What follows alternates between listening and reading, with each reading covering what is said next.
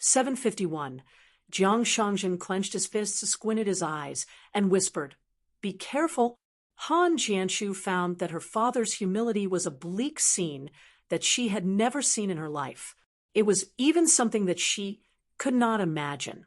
Han Jianshu's soul suddenly shook, almost showing signs of losing her Taoist heart. It was the ripple of sword chi caused by the trembling of the willow leaf that woke her up. She swallowed a mouthful of blood and suddenly reached out to grab a willow leaf. She did not hesitate to affect her soul and the life item of the 5 elements, and then used the secret technique of the sect to lock the famous willow leaf flying sword. Han Jianshu actually risked her life to stop Jiang Shangjin from using the sword. Even if she could only hold on for a moment, Han Jianshu did not hesitate. In the instant that Han Yushu showed his weakness and begged for mercy, he made a Taoist bow and revealed his true trump card. It was a trump card, which was the mountain-guarding formation of the blessed land of the 3 mountains. It was the true form of the 5 mountains that had been hanging in the ancestral hall of the Wan Yao sect for thousands of years. And according to her father, the history of this painting could only be longer than that of the Wan Yao sect. When the founder of the Wan Yao sect was just a young woodcutter, he accidentally broke a layer of tottering restriction and inadvertently entered the blessed land of the 3 mountains that was unknown in the history of the world. In the ancestral mountain where he would establish the sect in the future, he inadvertently found this painting scroll of the immortal weapon grade. From then on, he set foot on the road of cultivation. In the blessed land of the 3 mountains, which could be rated as a superior blessed land, he could summon the wind and rain. On the way up, he constantly absorbed the spiritual chi of heaven and earth, so that he gathered nearly half of the spiritual chi of the blessed land in his body. But for some reason, the founder still failed in his closed-door training. As an ascendant realm cultivator, his vigorous Taoist will and countless spiritual chi returned to the blessed land. As for who had the boldness, strength, and spirit to draw the 5 mountains and 9 rivers on the painting scroll, the signature was an untraceable name, Mr. Marquis of the 3 mountains and 9 rivers. Outside the world of the painting scroll, Han Jianshu was facing the gate of Taiping Mountain with his back facing the 2 sides of the battlefield in the distance. But there was a strange phenomenon over there. The world was turned upside down, as if a painting of thousands of miles of mountains and rivers was casually folded, causing Han Yushu and the strange sword immortal to lose their figures. It was as if they fell into a blessed land, isolated from the world, and disappeared without a trace. This made Han Jianshu truly felt a kind of fear. How dangerous and unimaginable the battle between immortals and sword immortals of the land. Her father, almost in the blessed land of the 3 mountains, could be counted on one hand. Friends and visitors, the number of Taoist skills, the number of Taoist Tao that could be counted. And no outsiders knew it. Moreover, in the history of the Wan Yao sect, Han Yushu was a chi refinement warrior whose cultivation aptitude was second only to the founding ancestor. It seemed that he had never descended to travel the vast world. Jiang Shangjin sighed with emotion. This heaven and earth in the sleeve is very exciting. Even if I were in your father's shoes, I would have accidentally fallen into the heaven in the pot. It seems that Master Han has been hiding at the bottom of the pond for so many years as a 1,000-year-old tortoise. He has learned many superior Taoist skills. This time, he is willing to show up. Sure enough, he has come prepared. This ancestral painting scroll of the 5 mountains real shape painting is supposed to be used to deal with other hostile immortals.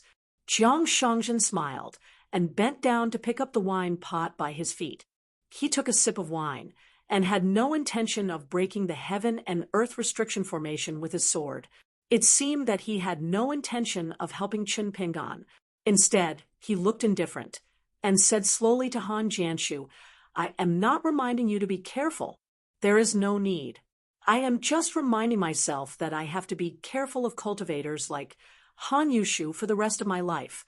Now, There is also the future Han Jianshu. I need to apologize to you. I have underestimated you before. Just wait. After this incident, I will use half of the patience I had when I returned your embroidered shoes to play with your Wanyao sect. Even without many old people, it is still not easy to establish a foothold in the Tongye continent. Han Jianshu only held on to the willow leaf tightly. The flying sword that was being circulated by the sword chi had his flesh and bones exposed. It was a tragic sight. If the sword really wants to leave, can you catch it? Jiang Shangzhen's thoughts moved slightly. He took back a willow leaf and suspended it in front of him. He extended his finger and flicked it gently. He seemed to dislike the flying sword that was stained with Sister Jianshu's blood. Han Jianshu tried to communicate with his father using the telepathy secret technique. Unfortunately, it was futile. He really dragged the sword immortal into the Five Mountains real shape painting. However, Han Jianshu could not help but have doubts. His father was a patient person. Why would he fight to the death for a sword immortal that was close to Taiping Mountain? Jiang Shangzhen suddenly turned his head and said, "Yang Pu, you are a scholar. Teach me something even scarier." Yang Pu's expression was awkward. He really thought about it carefully. Then he said seriously, "Since we already have a grudge, I will use my weapon to beat him up when I have the chance." Jiang Shangzhen joked, "Not bad. You grew up in the mountains?" Yang Pu was honest and nodded. "When I was young, I was kidnapped and taken to the mountains. I stayed in the thieves' den for half a month and learned a few crude words." Jiang Shangzhen was surprised. "Not bad. One who survives a great disaster is bound to have good fortune in the future. I am the best example. Brother Yang Pu, in the future, be a gentleman and a sage. When the time comes, don't be arrogant and look down on me and Mountain Lord Chen." Yang Pu said helplessly, "Old sect master Jiang, you must be joking. Other than being a sage, the rest are unimaginable." If not for today's brainless encounter that made Yang Pu feel like he was dreaming, he would not have believed that old sect master Jiang was such an interesting person. He was humorous and approachable. Jiang Shangzhen smiled helplessly. It was probably because he had said too much nonsense. It was rare for him to say a few words of truth, but no one believed him. He was not as good as Mountain Lord Qin. This was probably the reason why Qin Pingan was the Mountain Lord, and he was just a consecrator. At least he could be the chief consecrator, right? Anyway, the Tongye continent was in such a foul state. With Wei Ying in the Jade sect, nothing would go wrong. This brat was a smiling tiger, and he was vicious and merciless to begin with. He was more like a combination of himself and Old Sun. To be honest, Jiang Shangzhen was not unwilling to give up his position to Wei Ying. It was definitely not what the outside world imagined. Wei Ying took advantage of Jiang Shangzhen's closed-door cultivation to seize the position of the sect master. As for Jiang Shangzhen's dejection after coming out of closed-door cultivation, of course, it was Jiang Shangzhen's doing. Wei Ying was a very smart junior. Without needing to remind her, she already knew that she would take care of the Jiang family's Cloud Cave blessed land more in the future. Therefore, Jiang Shangzhen planned to find an excuse to follow Qin Pingan back to the Aquarius continent. Yang Pu's thoughts drifted away. When he was young in the bandits' lair on the mountain, other than being beaten and scolded, his life on the mountain was not bad. In the end, the bandits complained that he ate too much. No matter the fish, as long as it was served on the table, a stuffed ghost was better than a starved ghost. Especially for the first meal, the child almost tasted the flavor of the new year. Therefore, he only cared about chopsticks flying. In addition, his family was really poor and could not afford to pay, so they threw him back in a sack. An old bandit, after untying the rope, kicked the sack and joked with the child. He was so poor that he almost lost his life. How could he talk about scholarly achievements? After studying for a few days, he lost his mind. If he studied a few more books in the future, he would definitely become a high scholar. In the end, Yang Pu, who walked out of a rural school, became the top scholar at the age of 18. Even though he was studying in the academy, Yang Pu would occasionally think of the time on the mountain. He would be grateful to the old bandit who said a few unintentional words. Jiang Shangjin pointed at Han Jianshu. Yang Pu, when you become a gentleman of the academy in the future, don't be as smart as them. Yang Pu shook his head. I can't learn. Jiang Shangjin laughed. Then think more about it in the future. Take it as a warning. Yang Pu nodded. I will. Reading can dispel doubts. Using the past to understand the present. Using the distant to understand the near. Using the things in books to understand outsiders. Han Jianshu had already given up. She spat at Jiang Shangjin and said with a face full of disdain, How good can you be, Jiang Shangjin? The infamous heartless seed of the Jade Gui sect, the butcher of the Cloud Cave blessed land. Do you really think that you can change your appearance and become a hero just because you have great military achievements? Do you take a few words of praise to your face seriously? Do you need me to dispel old sect master Zhang's doubts? Jiang Shangjin rolled his eyes. He fanned his palm and slapped the fairy's spit on the face of an earth immortal. He said, You don't have to thank me, fellow Taoist. Jiang Shangjin flicked his finger and sent Han Jianshu flying, knocking her out completely. Actually, Jiang Shangjin was also very curious as to why Han Yushu suddenly turned hostile. Logically speaking, a fallen mountain that was not famous in the Aquarius continent, or the name Chinpingan, should not have aroused Han Yushu's killing intent, and would not stop until one of them was dead. In today's vast world, the news of Chinpingan becoming the last hidden official of the Great Wall of Sword Qi was not known to many cultivators except for the Confucian temple in the central continent. Firstly, the Great Wall of Sword Qi had long blocked the news. The people at the inverted hanging mountain and the cross-continent ferry only knew that the new hidden official of the Great Wall of Sword Qi was a young man that Chen Qingdu had high hopes for. Over the years, there would occasionally be rumors circulating on the peak of the mountain. They were all vague and beautiful words, such as a genius sword cultivator, outstanding talent, almost as good as Ning Yao, born out of the blue, educated and reasonable, good at planning, kind to people, and had shown himself a few times at the Spring Banner House on the inverted hanging mountain. Outstanding. In addition, the sword immortals from various continents who returned from the Great Wall of Sword. Qi either did not like to talk about the past with their friends in their hometown. Occasionally they would mention it, but without exception, they intentionally avoided the hidden official. They seemed to have a tacit understanding, or they had received some reminders from the Summer Palace at the Great Wall of Sword Qi. The only more accurate explanation was from the local great sword immortal Lu Ji of the Great Wall of Sword Qi. She said that the young hidden official and the eldest sword immortal got along very well and could be considered as half a direct disciple. Moreover, the hidden official was not a foreigner, but a member of the Great Wall of Sword Qi. Not knowing that Chinpingan was the hidden official of the Great Wall of Sword Qi, Han Yushu had no reason to act like a reckless old man who did not care about his reputation and directly fight to the death. At the very least, even if Han Yushu knew that Chinpingan was the hidden official, there was no reason for him to shed all pretense of cordiality and risk the future of the Wan Yao sect. Even if he won, wouldn't the blessed land of the Three Mountains end up losing everything? Would he, Jiang Shangjin, be kind to the Wan Yao sect in the future? Actually, Jiang Shangjin had been calculating in his heart. As long as the moment passed, and Chinpingan still could not escape from the ancestral Five Mountains real shape painting, he would save him with his sword. As for whether it would wear down his cultivation and reduce his lifespan, he did not care. Moreover, there was no need to calculate the gains and losses. Living in the world was just a matter of being happy. It was not that Jiang Shangjin was like this today, but it had always been like this.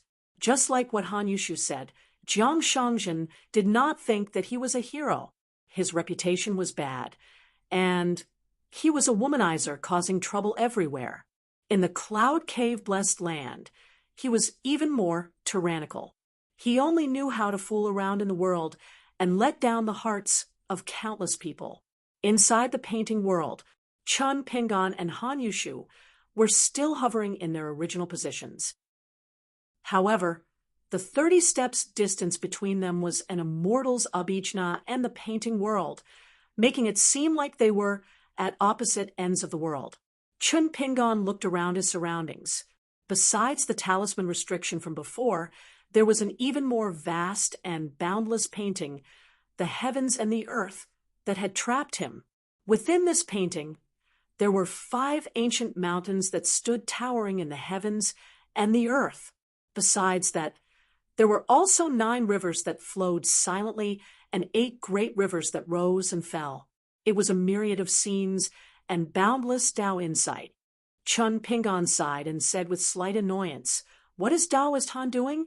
The Wan Yao sect's hospitality was already sincere enough.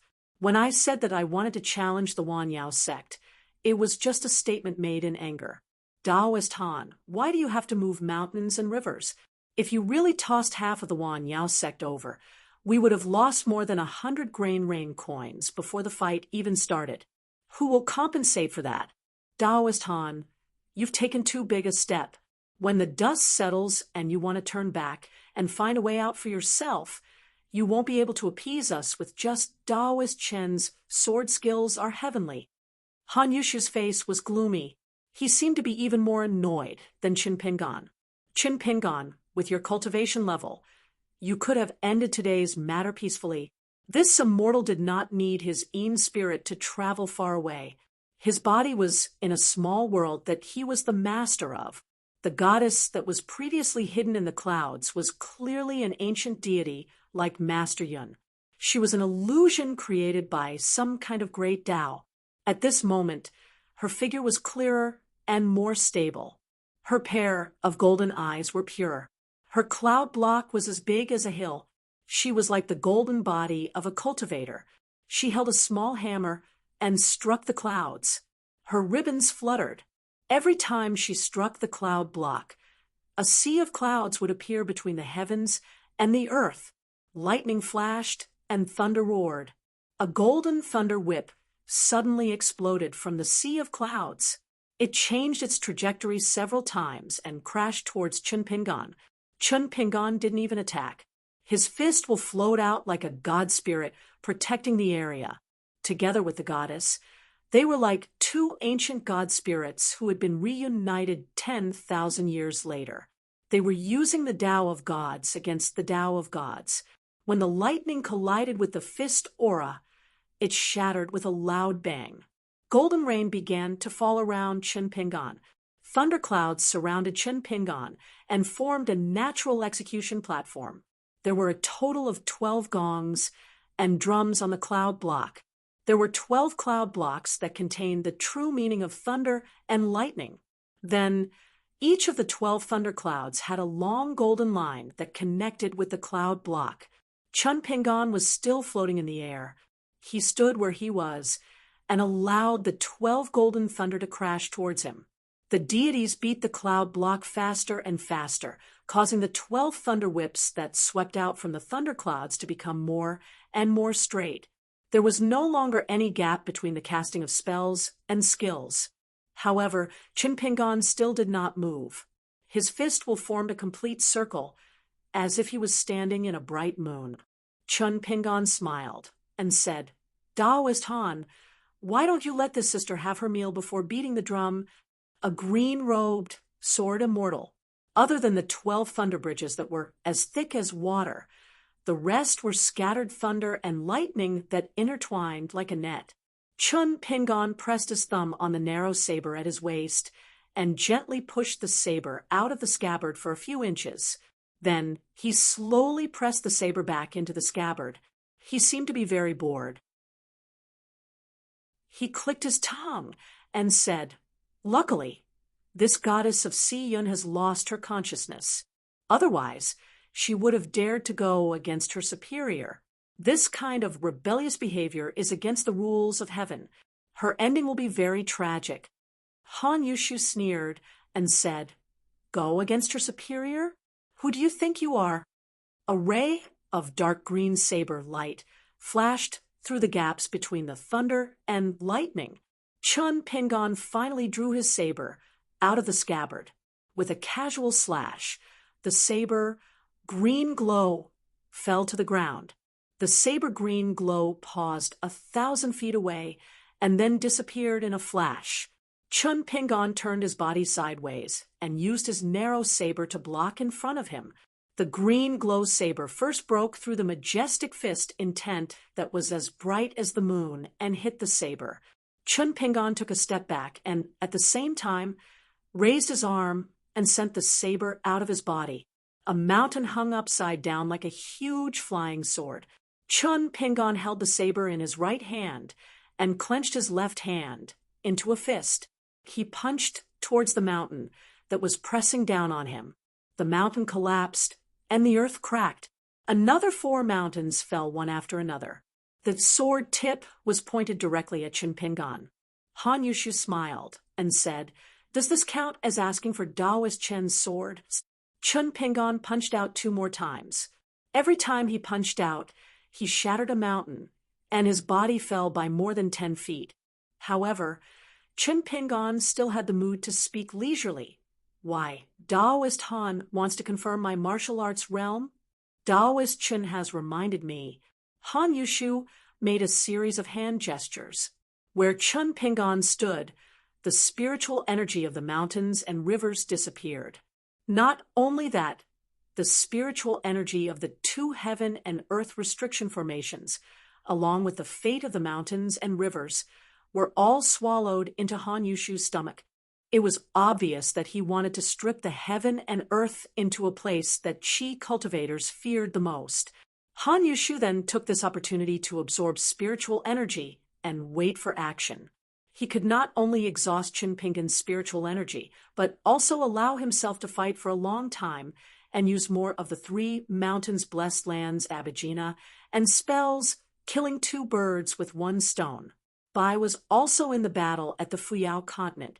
After the battle, many of the peak cultivators in the world had actually carefully analyzed and carefully reviewed the battle situation. In the end, they had no choice but to admit that when Hai's meticulous, stupid method was actually the best and only way to succeed. However, this kind of peak battle was extremely difficult to imitate. The threshold was too high. Even imitating 1 or 2 was extremely difficult. However, Han Yushu had the advantage of time, place, and people today. He could imitate and imitate. Of course, he did not have Wen Haizhou's great Tao of heaven and earth technique, but the young man in front of him was not for nothing. 1 5 mountains talisman, 5 mountains. When the second last mountain pressed down, Chun Pingon habitually punched out again. Unexpectedly, it only made the mountain shake slightly. In the next moment, his entire body was pressed down to the ground by a mountain. This mountain was extremely strange. It seemed to be able to take the initiative to pull in the momentum of the pressure. It did not give Chun Pingon a chance to escape with the shrinking ground mountain river. The man moved the mountain to follow. That young man's reaction was actually fast enough, but in the end, he could not escape. Han Yushu smiled slightly, being suppressed by an almost real Mount Tai. Whether it was a martial artist or a sword immortal, they were all suffering. Han Yushu used his sword technique to write a golden talisman on the mountain from afar. The cliff carved a list from the peak to the mountainside, and then to the foot of the mountain. On a line, there was a piece of the 3 mountains orthodox Tao formula written in golden characters. Han Yushu was continuously increasing the weight of the true meaning of the great Tao for this Mount Tai of the 5 mountains. Only the 3 mountains blessed land had the mountain technique Tao formula. If someone climbed the mountain to take a closer look, the thin golden line drawn by Han Yushu was actually a river flowing down from the peak of the mountain. Using a Mount Tai as the talisman paper, the immortal Han Yushu used the Three Mountains Tao formula as the secret scroll. After the talisman was completed, the talisman Mount Tai became even more majestic. Han Yushu smiled. "You shouldn't have told me your name, and let me know that you came from the Luopa Mountain, and that your name is Chun Pingon." The roots of the Mount Tai talisman had long been connected with the painting of mountains and rivers. Han Yushu frowned slightly. Why was that guy not moving? A martial arts grandmaster's physique was definitely not so. Papier-mâché. At the foot of Mount Tai, ripples rippled slightly. Someone stepped out of the door. It was Chun Pingon. This should be the Golden Book Tao formula passed down by the sect master of the Three Mountains Blessed Land. I kindly accept it. Han Yushu did not immediately put away the ancestral mountain talisman that consumed a lot of spiritual energy. He even allowed Chun Pingon to continue studying the contents of the Tao formula. He was worried that it was a life-saving smokescreen to make him remove the mountain talisman. As expected, that Chun Pingon started to become illusory. His figure started to sway slightly. Chun Pingon turned to look at Han Yushu. "Are you really determined to kill me?" Han Yushu smiled and nodded. "Otherwise." Chun Pingon looked back at the golden stream and sighed. He slowly rose with the wind. Imitating Han Yushu, he actually used his fingers to form a sword technique. From the foot of the mountain to the peak, he drew the second mountain talisman. However, compared to Han Yushu's talisman drawing, the stream of golden light was thick. When Chun Pingon first learned this talisman, it was crooked and unseemly. Moreover, the golden light of the Tao formula was as thin as a small ditch. However, Han Yushu's expression changed slightly when a talisman cultivator drew a talisman. It was actually very simple. It all depended on whether the talisman was successful or not. If it was not successful, it would be a mess of branches, a waste of spiritual energy and talisman paper. If it was successful, it would just be the finishing touch of the talisman. There was a difference in the quality of the talisman, and when that green-robed cultivator reached the peak of the mountain, he actually drew the extremely difficult Three Mountains talisman for him. Han Yushu's expression was uncertain. Before today, you must have come into contact with the side branches of the talisman of the Three Mountains. The person who taught you the talisman must be a talisman master. Chun Pingon looked at the sudden disappearance of the small golden ditch. He was already satisfied. He turned and nodded. "If I say it, I'm afraid I'll be scared out of my wits." "Oh, no, you should have guessed it. You guys like to hide behind the scenes and point fingers. Not only are your realms high, but you're also quite smart. Compared to Xinjiang Mountain and Qingfeng City, you're much harder to deal with. Yes, much harder to deal with. It's good that you're hard to deal with. Otherwise, wouldn't all the martial arts I've learned be useless?" Han Yushu still did not dare to put away the Three Mountains talisman. That guy simply turned around and continued to observe the details of the talisman. For the first time, Han Yushu was somewhat hesitant. Did he really have to exhaust the remnants of the ancient god's broken golden body? This ancient existence was the opportunity for Han Yushu to reach the Ascendant Realm in the future. If he killed this young man, the Three Mountains Blessed Land could forget about establishing a sect in the vast world. Han Yushu could actually accept this. How could the glory and disgrace of the Wan Yao sect compare to his own breakthrough and further progress? Now, the number of Ascendant Realm cultivators in the vast world had decreased by a lot after the war. Therefore, with each additional Ascendant Realm cultivator, the invisible fate of the great Tao would increase by a little. If he let the god, who was equivalent to half an Ascendant Realm cultivator, dissipate in exchange for the merit of killing Chun Pingon, Han Yushu was really unwilling and reluctant. How difficult was it for an immortal to ascend to the Ascendant Realm, where the great Tao was as unfettered as a boat, especially When the great Tao opportunity that could be easily obtained turned into a bleak hope, he was reduced to the same situation as ordinary immortal realm cultivators. Every time he went into seclusion, it was like walking through the gates of hell. Of course, it was even more torturous for Han Yushu's Tao heart. Chun Pingon clapped his hands and laughed. I understand. Fellow Taoist Han and that sneaky guy from Jinyang Mountain are the same kind of people. It can accommodate a martial artist from the mountain, Chun Pingon, but after all, it's still a Taoist field in a snail's shell. It's difficult to achieve anything. However, it may not be able to accommodate a Ritterni with the title of hidden official.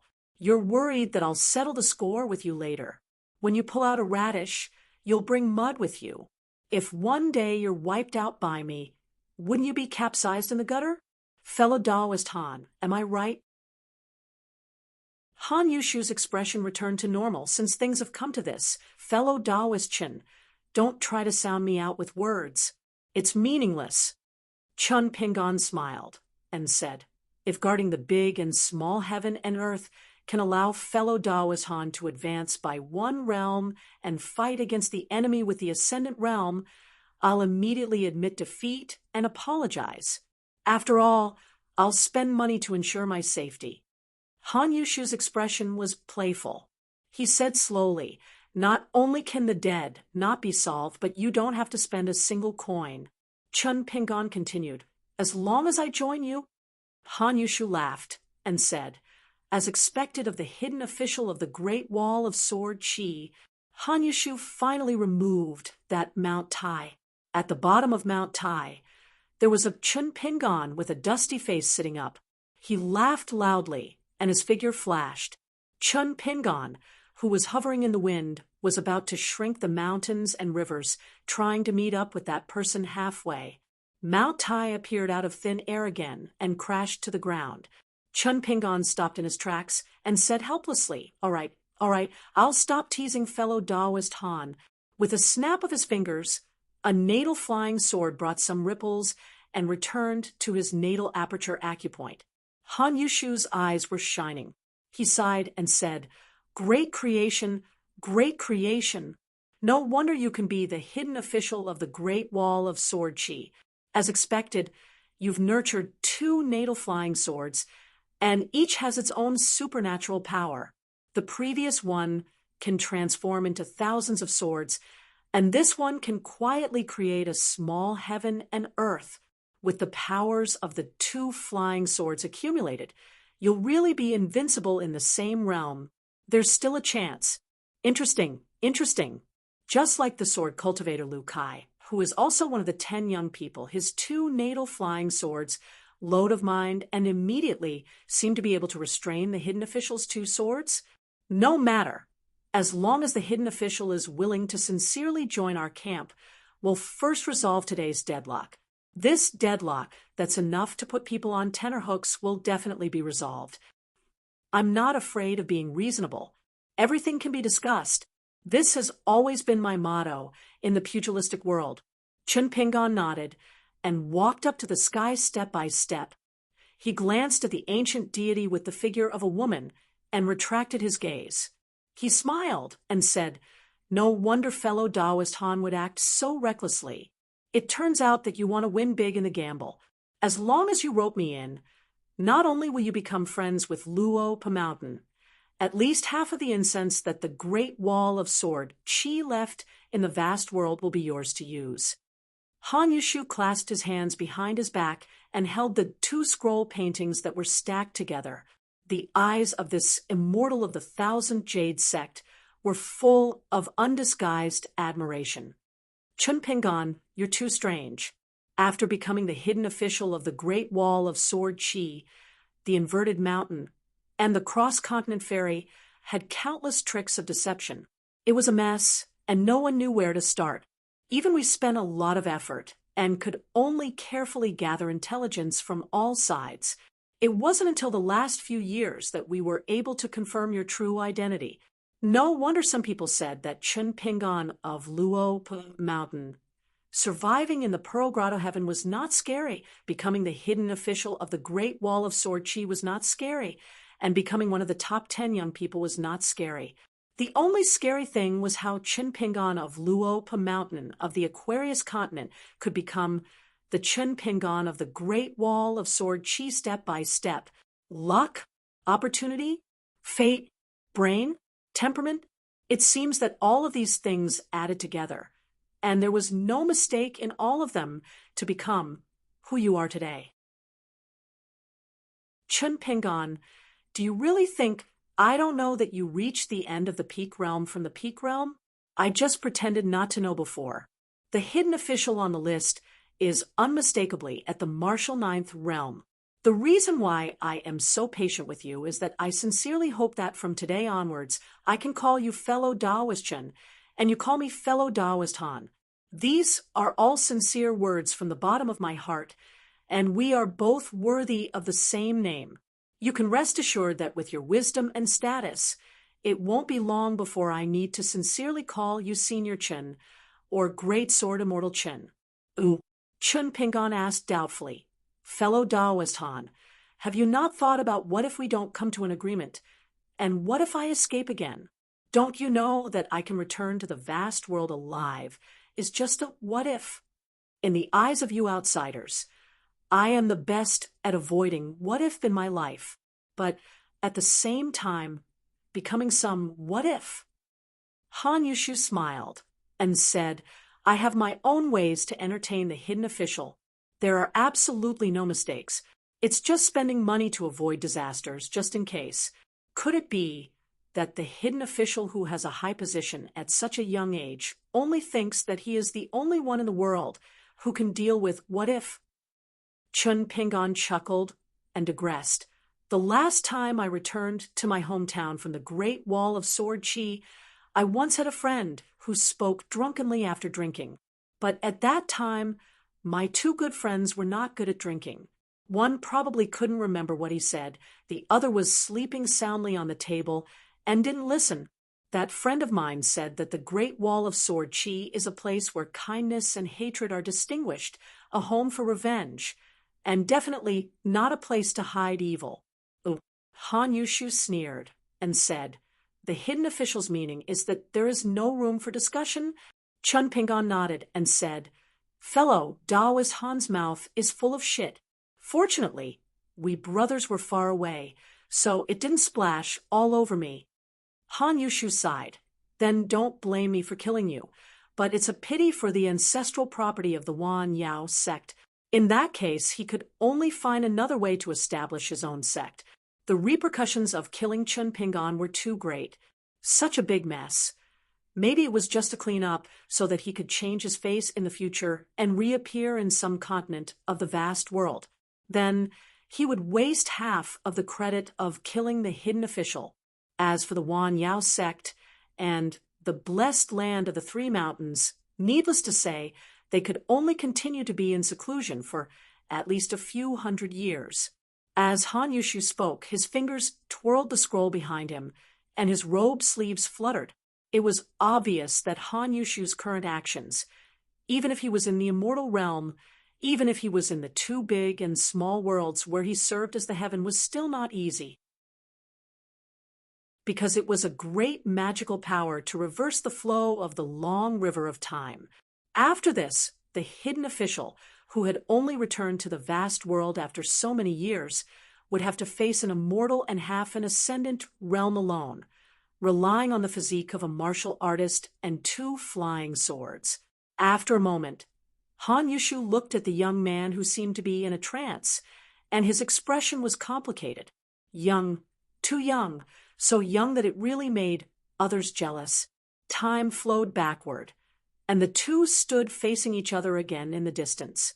The young man seemed to have sensed that something was wrong, and immediately reached out to cup water, gently shaking a ball of water in his palm. He lowered his head and focused, then suddenly looked up and said angrily, Han Yushu, you can actually change the long river of time? What did you do just now? What did you say? He was really cautious and noticed the accident so quickly. Han Yushu returned the look and said mockingly, "Guess?" Chun Pingon suddenly narrowed his eyes. "Fellow Taoist Han, do you mean that there's no room for discussion?" Han Yushu's mind was shaken. A papier-mâché immortal, nothing more. Chun Pingon shook his head and looked at the immortal with pity in his eyes. "Compared to Wenhai's careful methods, you're thousands of miles away. I'll take you to a good place." In the next moment, Han Yushu was also in the middle of the 2 layers of heaven and earth restriction. One layer was the small world of sword chi. Han Yushu could no longer care about being surprised, because in an instant, Han Yushu was returned the same look by this young man. A dignified immortal realm was actually forcibly pulled out of his mind and involuntarily dragged to the outside of a mountain peak. And Chun Pingon's mind that had been left here after his real body brought Han Yushu here, it seemed to have tricked someone and fled like a rainbow, as if it was being chased by a 14th realm cultivator, and could only run for its life, but still suffered a punch to the head and was thrown out of the heaven and earth. Han Yushu knew that things were not good. And then he felt as if the weight of the entire vast world was pressing down on him alone. He heard a majestic voice, like a great bell, resounding through heaven and earth, completely shattering Han Yushu's mind, and all the souls outside of it. The Jindan and Yuanying outside of heaven and earth were all turned into fine powder, and only a walking corpse's skin was left on his deathbed. The immortal Han Yushu only heard 4 words in his life: ant and stupid. In the world of the scroll, Chun Pingon, who was bleeding from all 7 orifices of his head, first tried his best to stabilize his mind, and then saw with his own eyes that in his flying sword Sparrow in the cage, the threads on Han Yushu's body were instantly torn and dissipated. Immortal Han Yushu's karma and fate were dissipated by a single punch from the being on the mountain peak. Seeing this, Chun Pingon was reassured that he could choose money over his life. Not bothering to wipe off the blood, he quickly reached out and grabbed the 2 scrolls that had slipped from Han Yushu's hands. Wiping his hands, he unfolded the scrolls, hundreds of feet apart. Chun Pingon followed the secret records and spells recorded in the archives of the Summer Palace, as well as the insights of the talisman that he had studied for many years on the city wall. In addition to the benefits of the 3 mountains talisman, he began to point out the mountains and rivers in a somewhat clumsy manner. At the same time, he began to operate his 2 natal items. On one hand, he was controlling the flow of the 5 mountains and rivers on behalf of fellow Taoist Han. On the other hand, he was seizing the spiritual chi of heaven and earth to replenish his natal items of the 5 elements. In the small world of the human body, all the natal chi residences and the mountains of the crown prince were like rain after a long drought. Finally, he could eat his fill without any worries. After all, this was the first time that Chun Pingon had used such a grand method. He was very flustered. Suddenly, he gently lifted his foot and steered one of the natal items that had burst out from Han Yushu's body to his side. It was the Dharma saber that had almost cut off his head. Chun Pingon immediately put it into his robe sleeve. Just as his hands were free, he had something else to do. With a stretch of his arm, he quickly put a talisman of the ancestral mountain that wanted to merge into the scrolls of mountains and rivers, like the Dharma saber. If fellow Taoist Han's companions wanted to deduce the cause of Han Yushu's death in the future, Chun Pingon would not mind if their minds were to crash into some ruins of heaven and earth. It would be like being in a battlefield where the great wall of sword chi and the fate of the desolate wilderness were entangled and confused. If they wanted to see Chun Pingon, who bore the real name, they might have to chat with the dragon god, Lu Fian, or even the sword immortal in the process of unraveling the cocoon. Oh, this immortal has a lot of money. He's so busy with magic treasures. Such a dazzling situation of picking up junk in the bundle shop was quite similar to the time when he'd stopped while he was ahead, when he sparred with Li Zhen in the past.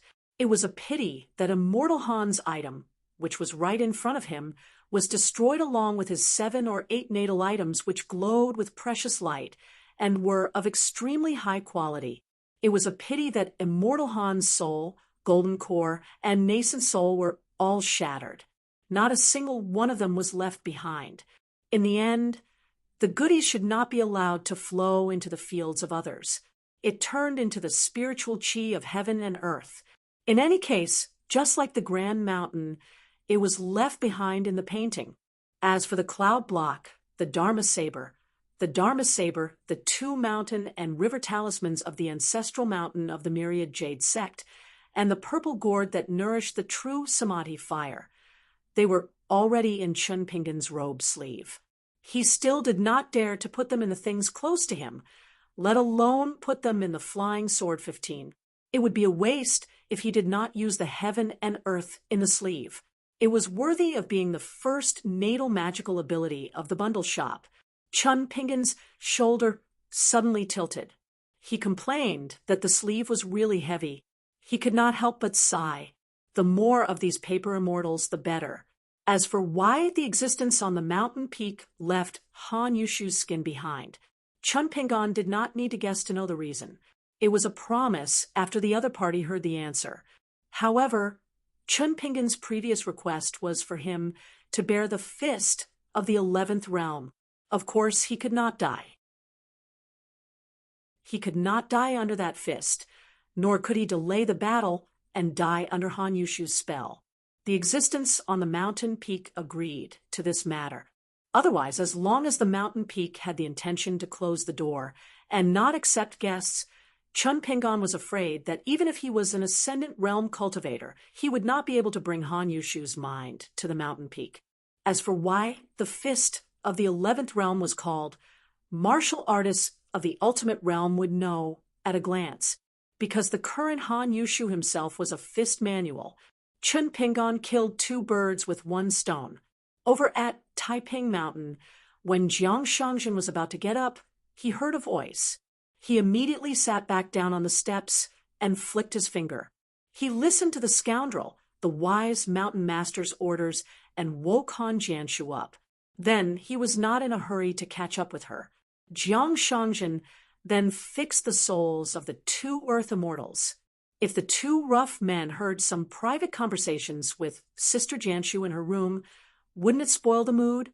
A moment later, Han Jianshu was not restrained and her movements were not hindered.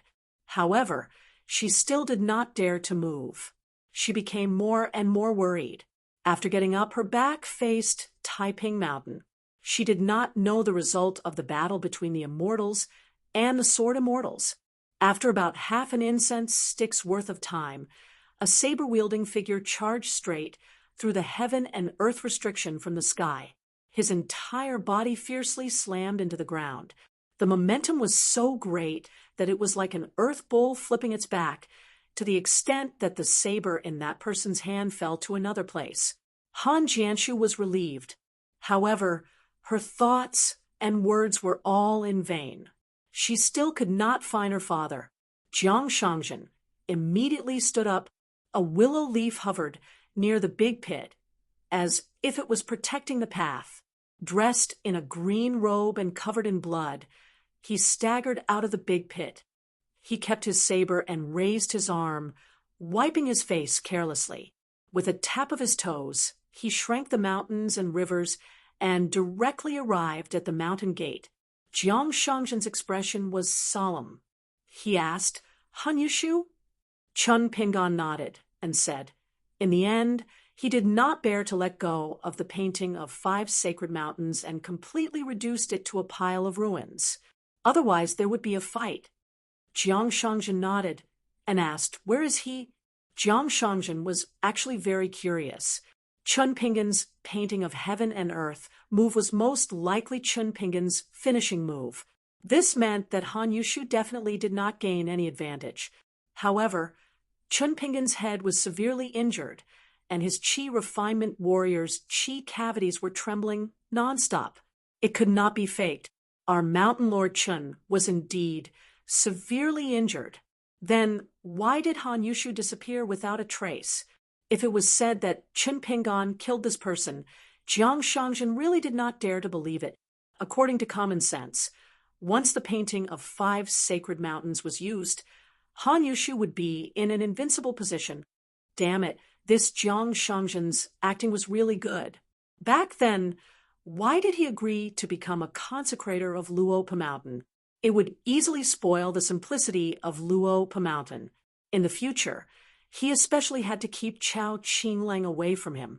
Chun Pingon turned his head and spat a mouthful of blood on the ground. Just as he was about to speak, he held his forehead and cursed. With a wave of his sleeves, a few talismans flew out of his sleeves and slowly revolved around Han Yushu. The mountains and rivers were hazy, causing Han Yushu to temporarily be unable to see or hear the scene and conversation at the mountain gate.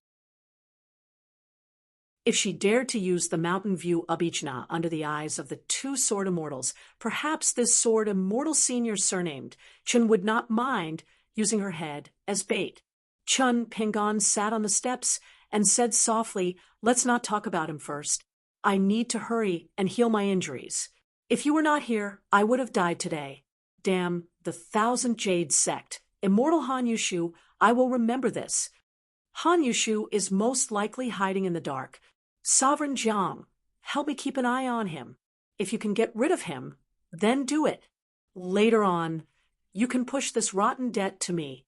He's already the Grand Master of the 1,000 Jade sect.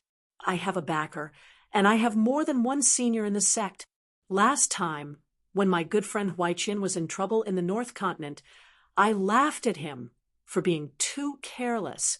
In the end, it was my turn this time. The ancestral hall almost had to light a natal lamp. Anyway, this matter is not over." Jiang Shangzhen was full of admiration. His master's words and expression were extremely similar to an immortal master of a large sect who had suffered grievances. Perhaps the young master had too many dealings with such people, so he imitated it vividly, especially the phrase "Master Taoist" hiding in it. It was the finishing touch. Jiang Shangzhen suddenly made a throat-slitting gesture and said softly, "How about—" Chun Pingon hesitated for a moment. Without even looking at Han Yushu, he shook his head and said, "There is no hurry. There is no rush to completely fall out with the 1,000 Jade sect. I will take responsibility for my own actions. I can't drag sect Master Jiang into this. Just wait, I have my own methods.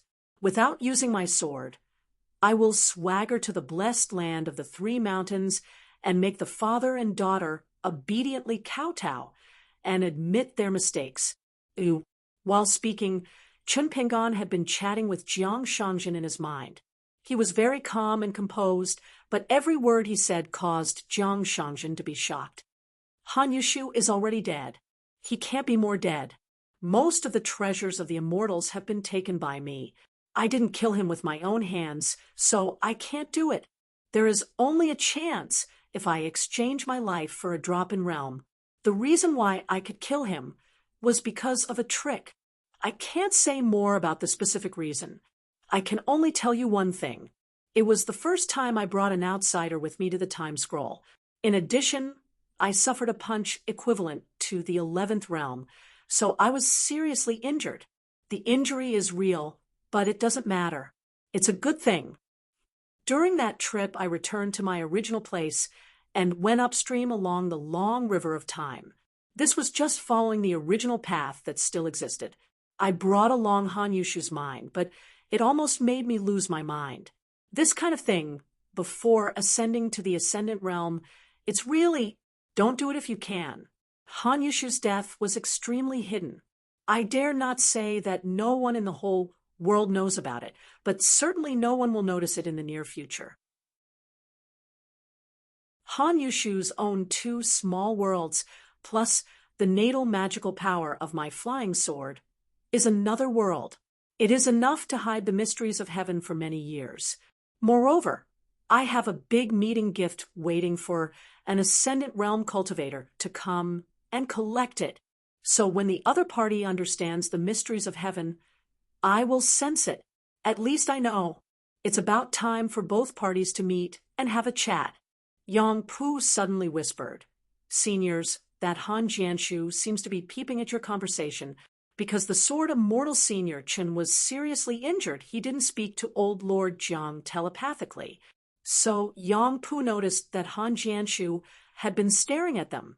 He could roughly guess the content of their conversation based on their lips. Chun Pingon immediately turned and stared at Han Jianshu. Jiang Shangjin didn't need Chun Pingon to say more. He cupped his fists towards somewhere in the sky and smiled. Sect Master Han, you're leaving? You're not bringing Sister Jianshu with you? A beautiful woman like her had fallen into the hands of a certain Jiang. Her reputation was worrying. Why don't you return to the Divine Seal Peak with me and Daoist Chen? It's a small misunderstanding. It's better to talk it out. While the two were chatting casually, they talked about the survival of the Wan Yao sect and the blessed land of the Three Mountains. Chun Pingon didn't think of such a scene in the past. Jiang Shangjin did, but he didn't expect it to happen so quickly. Han Jianshu said in a deep voice, I'll stay here and accompany old Lord Jiang to the Divine Seal Peak. It's fine. These words were obviously directed at Han Yushu.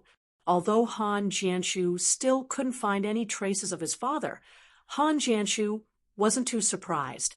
If he could find traces of an immortal, it meant that the two sword immortals on the platform would find his father even earlier. If Jiang Shangjin went crazy, who wouldn't he dare to kill? This was probably one of the reasons why his father showed mercy to the sword immortal of the Daoist sect. He was the biggest mad dog in the Tongyi continent. He dared to bite anyone. During the battle, Jiang Shangjin fought with imperial concubine Yuan Shou and the sword immortal minister who replaced the throne. There was also imperial concubine Chong Guang, the great demon who had been at odds with him for many years.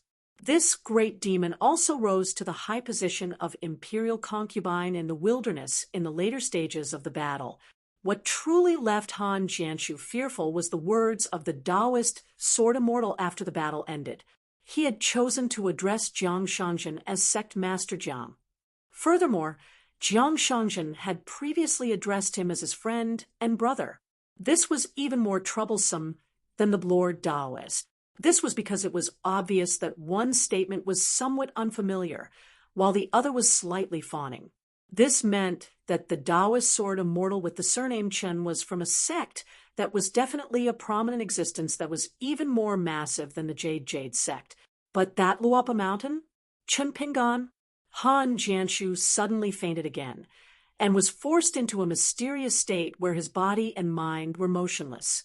Jiang Shangjin could slay an immortal's willow leaf, and his supernatural power wasn't only about killing, it was infinitely mysterious.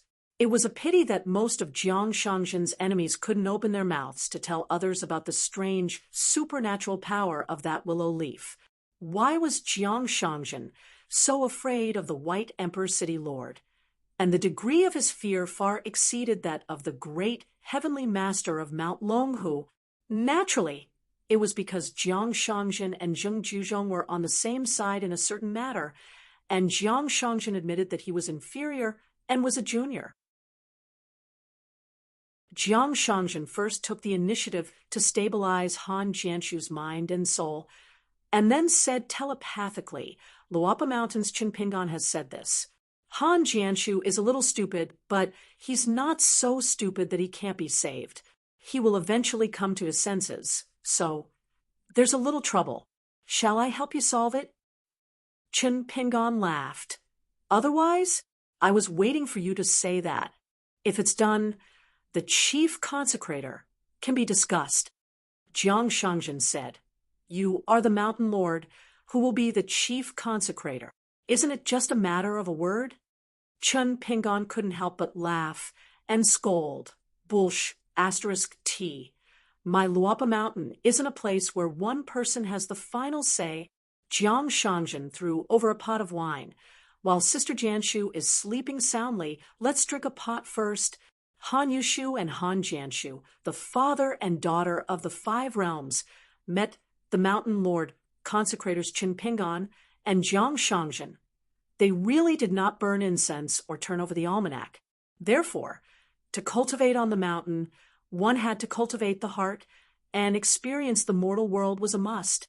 Chun Pingon suddenly said, "I have my reasons for killing Han Yushu. It's not as simple as the Thousand Jade sect encroaching on Mount Taiping." Jiang Shangjin laughed. "Are you treating me like an outsider? Are you hurting our feelings?" Chun Pingon reached out and patted Jiang Shangjin's arm, but didn't say anything.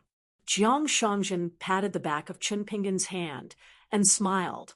"Does Jiang Shangjin need anyone's pity? That's too pitiful, not necessary." Chun Pingon nodded and started drinking. A willow leaf killed an immortal. Now, only a willow leaf was left. Jiang Shangjin purposely suppressed the bottleneck of the pure jade realm for many years in his early years, so as to prevent old man Sun from using the Boolsh *T reason of the capable ones doing more work. In terms of cultivation potential, Jiang Shangjin was really excellent. Otherwise, when he was young, he would have been seen as the future mountain lord of Joey Peak. Otherwise, why would there be so many people gloating when Jiang Shangjin didn't manage to take over Joey Peak? The reason was simple. If he didn't have the qualifications to take over Divine Seal Peak, what was the point of gloating? It was precisely because a cooked duck could fly away that Jiang Shangjin, who sat at the table holding chopsticks for many years, was worthy of being laughed at. Sun Yuan's methods of controlling people were excellent, but he only favored Jiang Shangjin, who was not a direct disciple, and even allowed the Cloud Cave Blessed Land to be separated from the vassal town. Even though Wei Ying succeeded as the sect lord, she was still respectful towards Jiang Shangjin. It wasn't just because Wei Ying still had a slim chance of winning against Jiang Shangjin. Wei Ying had always admired and envied Jiang Shangjin for everything he had done. For example, when Wei Ying was the sect master of the True Realm sect, the Chief Reverend Lu Laocheng was the first sect master of the True Realm sect. After Sun Yuan passed away, the only person who could make an immortal realm cultivator fear was Jiang Shangjin, the first sect master of the True Realm sect, who seemed to have gone on a tour at Book Slip Lake for a few years. Wei Ying was well aware that as long as Jiang Shangjin was still the Jade Gui sect's immortal master of the Jade Gui sect, even if he had to give up the position of the master of the Cloud Cave Blessed Land, no one in the Jade Gui sect of the Tongyi continent or the lower True Boundary sect of the Aquarius continent would dare to rebel against their superiors. They would not even dare to have such thoughts. From Lu Laocheng to Lu Jimao to Li Fuyao, they were all like this. There was only one reason why Wei Ying had no grudge against this. Wei Ying had long regarded the Ascendant Realm as her own. It was not ambition, but the truth. Jiang Shangjin's thoughts, words, and deeds, the demeanor of an immortal master, his means of earning money, spending habits, and the major decisions he made at every critical moment were all too elegant. At the most critical moment of the sect war, Jiang Shangjin used a secret of the Jade Gui sect that was not passed on to others. He violated a great taboo and forcefully ascended to the Ascendant Realm. His path was similar to that of the former sect master of the Tongyi sect. His ending was also similar. They both forcefully ascended to the Ascendant Realm and had to pay a great price. The cultivator's longevity bridge, which was originally abnormally stable, was completely cut off at the end of the bridge after the Ascendant Realm fell. However, cultivation after that was the same as walking on the broken road and wandering in place. It seemed that he was only a few steps away from the Ascendant Realm, but it was a natural moat that was difficult to cross in this lifetime.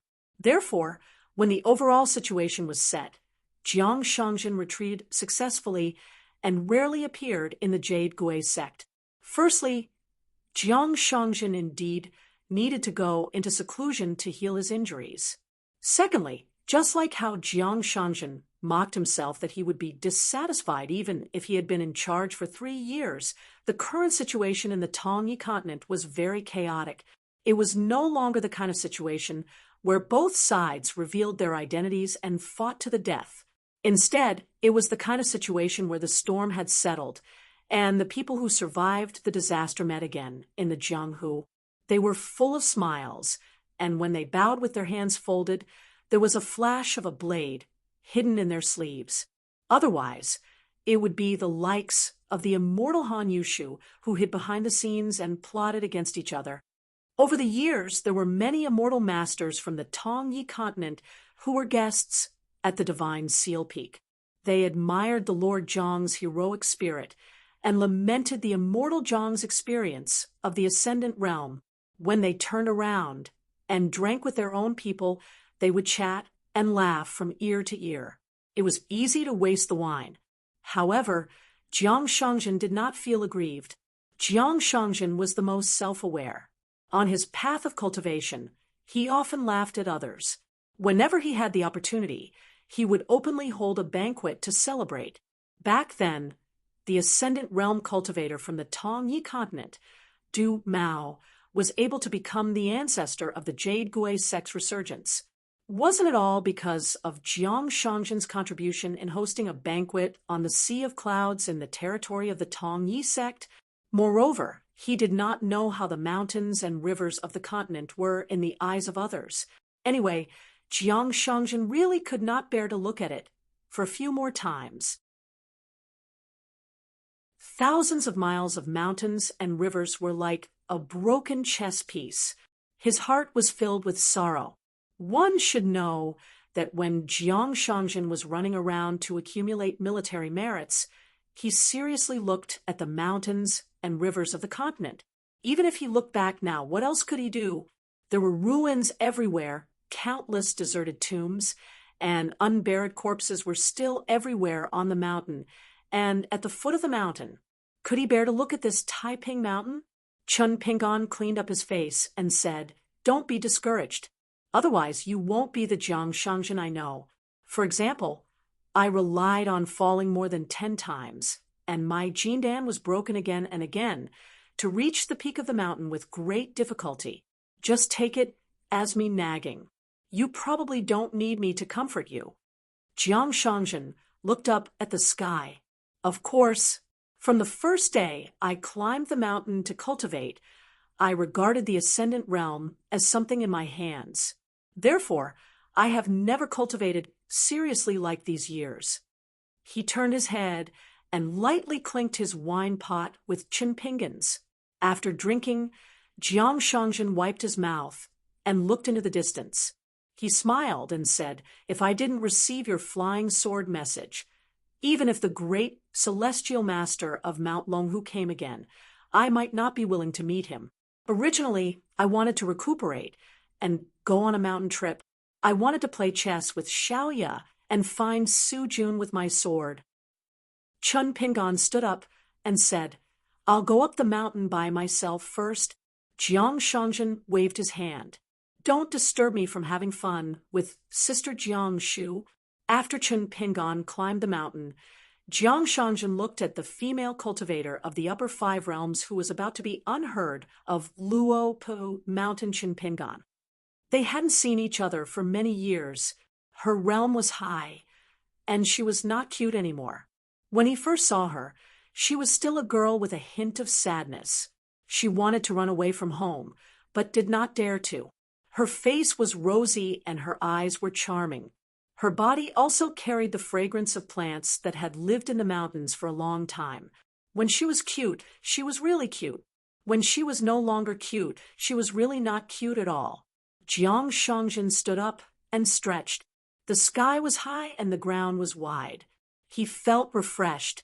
He walked to a Jindan earth immortal whose soul and body were separated. He turned his head and asked, "Yang Pu, do you know the origin of this guy?" Yang Pu shook his head and said, "I'm not sure. This person has always been hiding. I've never seen him before." Jiang Shangjin rubbed his chin.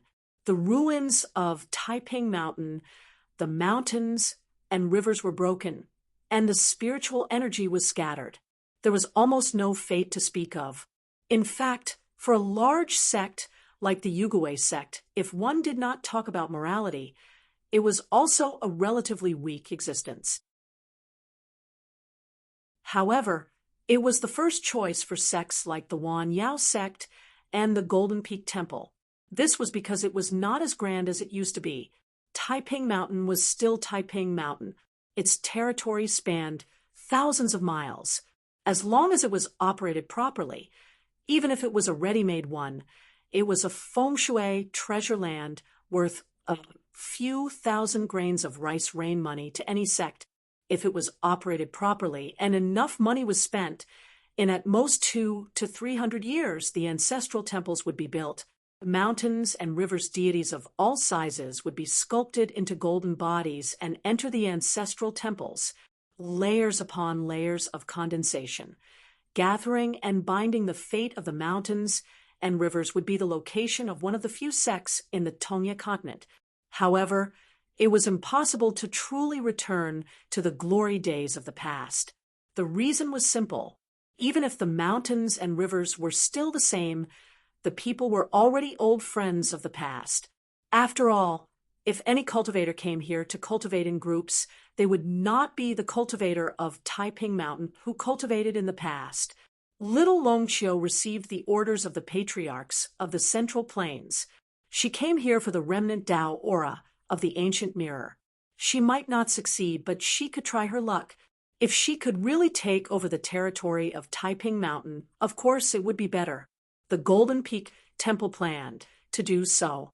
However, the guarding cultivator of the Golden Peak Temple was lucky today and did not meet Qin Pingan. Otherwise, there would be another door god now. Jiang Shangjin actually did not want to become enemies with Qin Pingan when he was in the lotus flower blessed land. That was why he returned to Hauran. He chose to take the initiative to retreat before the world. This was actually an extremely rare thing. At that time, Qin Pingan did not really know how difficult it was to deal with Jiang Shangjin. As for what happened later, he chose to stick to him shamelessly. It was also not just because Jiang Shangjin knew about the relationship between left and right and Qin Pingan. Among the cultivators on the mountain, Han Yushu was slightly better. He was actually very smart. However, for someone like Han Jianshu, even if he was in the Jade Raw realm, he still often knew the truth of a matter. He only stopped because he was afraid that Qin Pingan had a senior brother called Left and Right who was a great sword immortal. However, he would think a few steps less. He was like a chess player who only knew how to copy the rules. He was better than a bad chess player, but not much better. For example, he would not think about why Qin Pingan could become Left and Right's junior brother, and why a reclusive great sword immortal like Left and Right would be willing to use his unique method to favor his junior brother Qin Pingan. The world was complicated. One truth could cover up many truths. Just like Jiang Shangjin himself, did he only become a friend of the Grand Celestial Master of Mount Longhu, one of the Hauran Ten, because he became the sect master of Jade Gui's sect? Of course not. Before this, Jiang Shangjin had risked his life time and time again to fight with his sword.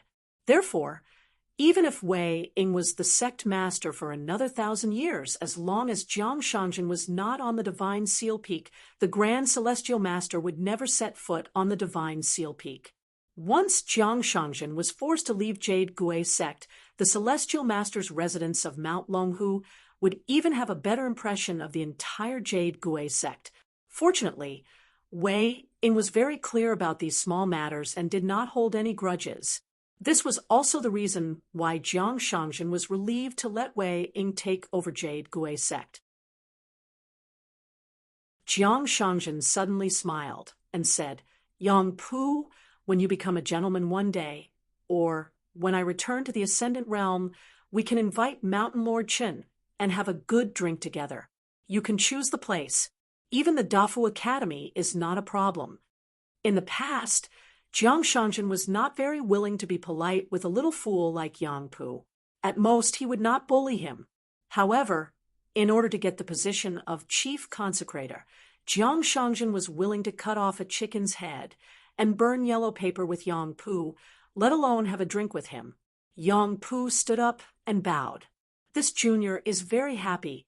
Who said he was a fool? Yang Pu was secretly happy to be able to get to know the old sect Master Jiang and sword immortal Mountain Lord Qin. Jiang Shangzhen sat back down on the steps. Probably because there was only one scholar beside him, he sighed with a rare, scholarly sentiment. Reading more doesn't let people see the world and sigh with emotion. Instead, it makes people understand and believe that it shouldn't be like this. This is what Mountain Lord Chen said to you before.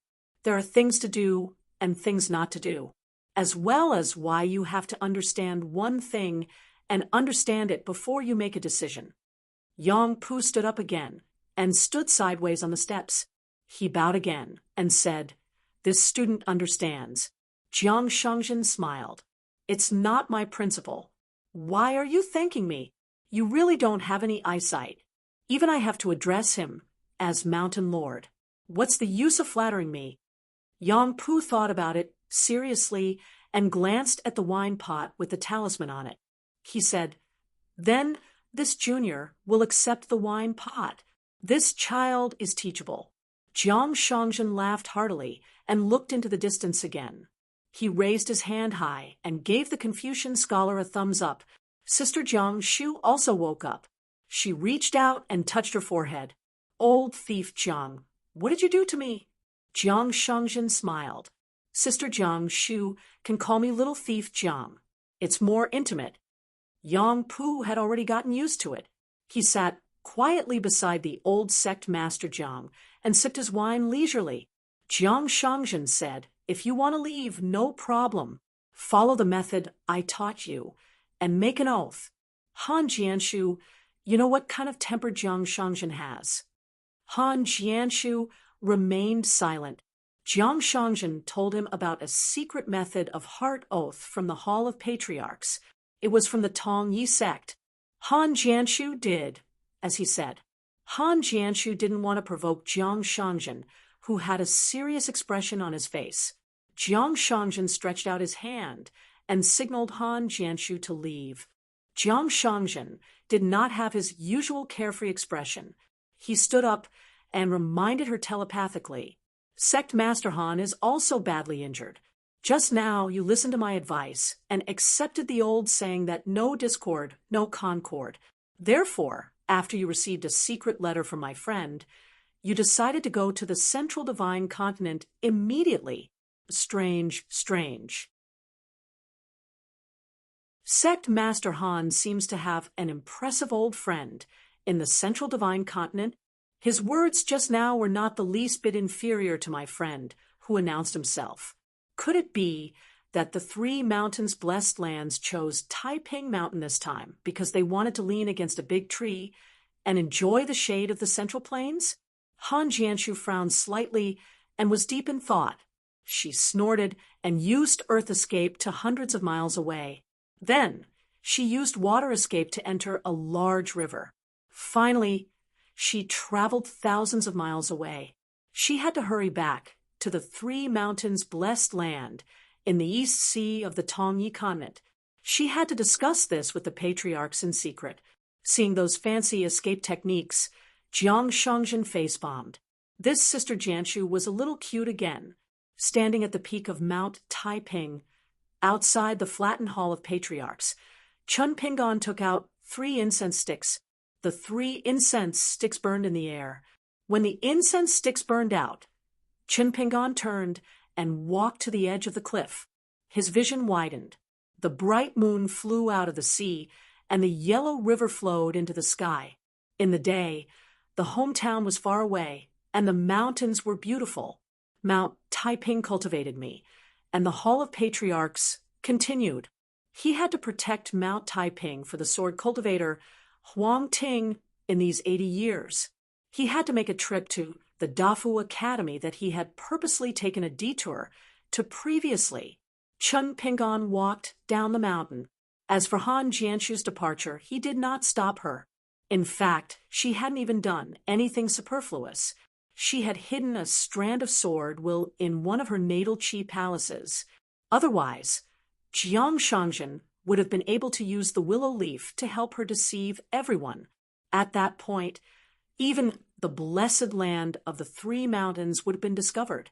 However, there was no need to do so to avoid alerting the enemy.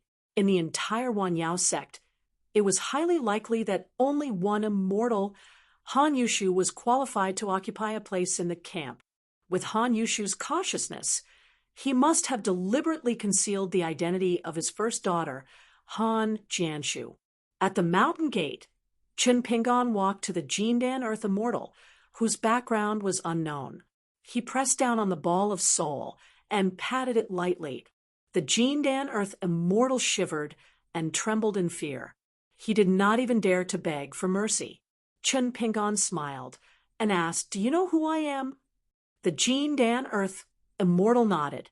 Chen Pingon, this senior had said it himself. How could he forget? Chen Pingon said, "Can you make yourself remember this name?" The Jindan Earth Immortal's face was bitter. Suddenly, he had a flash of inspiration and swore in his mind, "I can swear that I will never tell anyone about what happened today." In fact, after the soul was stripped out of its body, it stood here as a door guard. All he cared about was guarding this little bit of inspiration. He really did not see or hear anything else.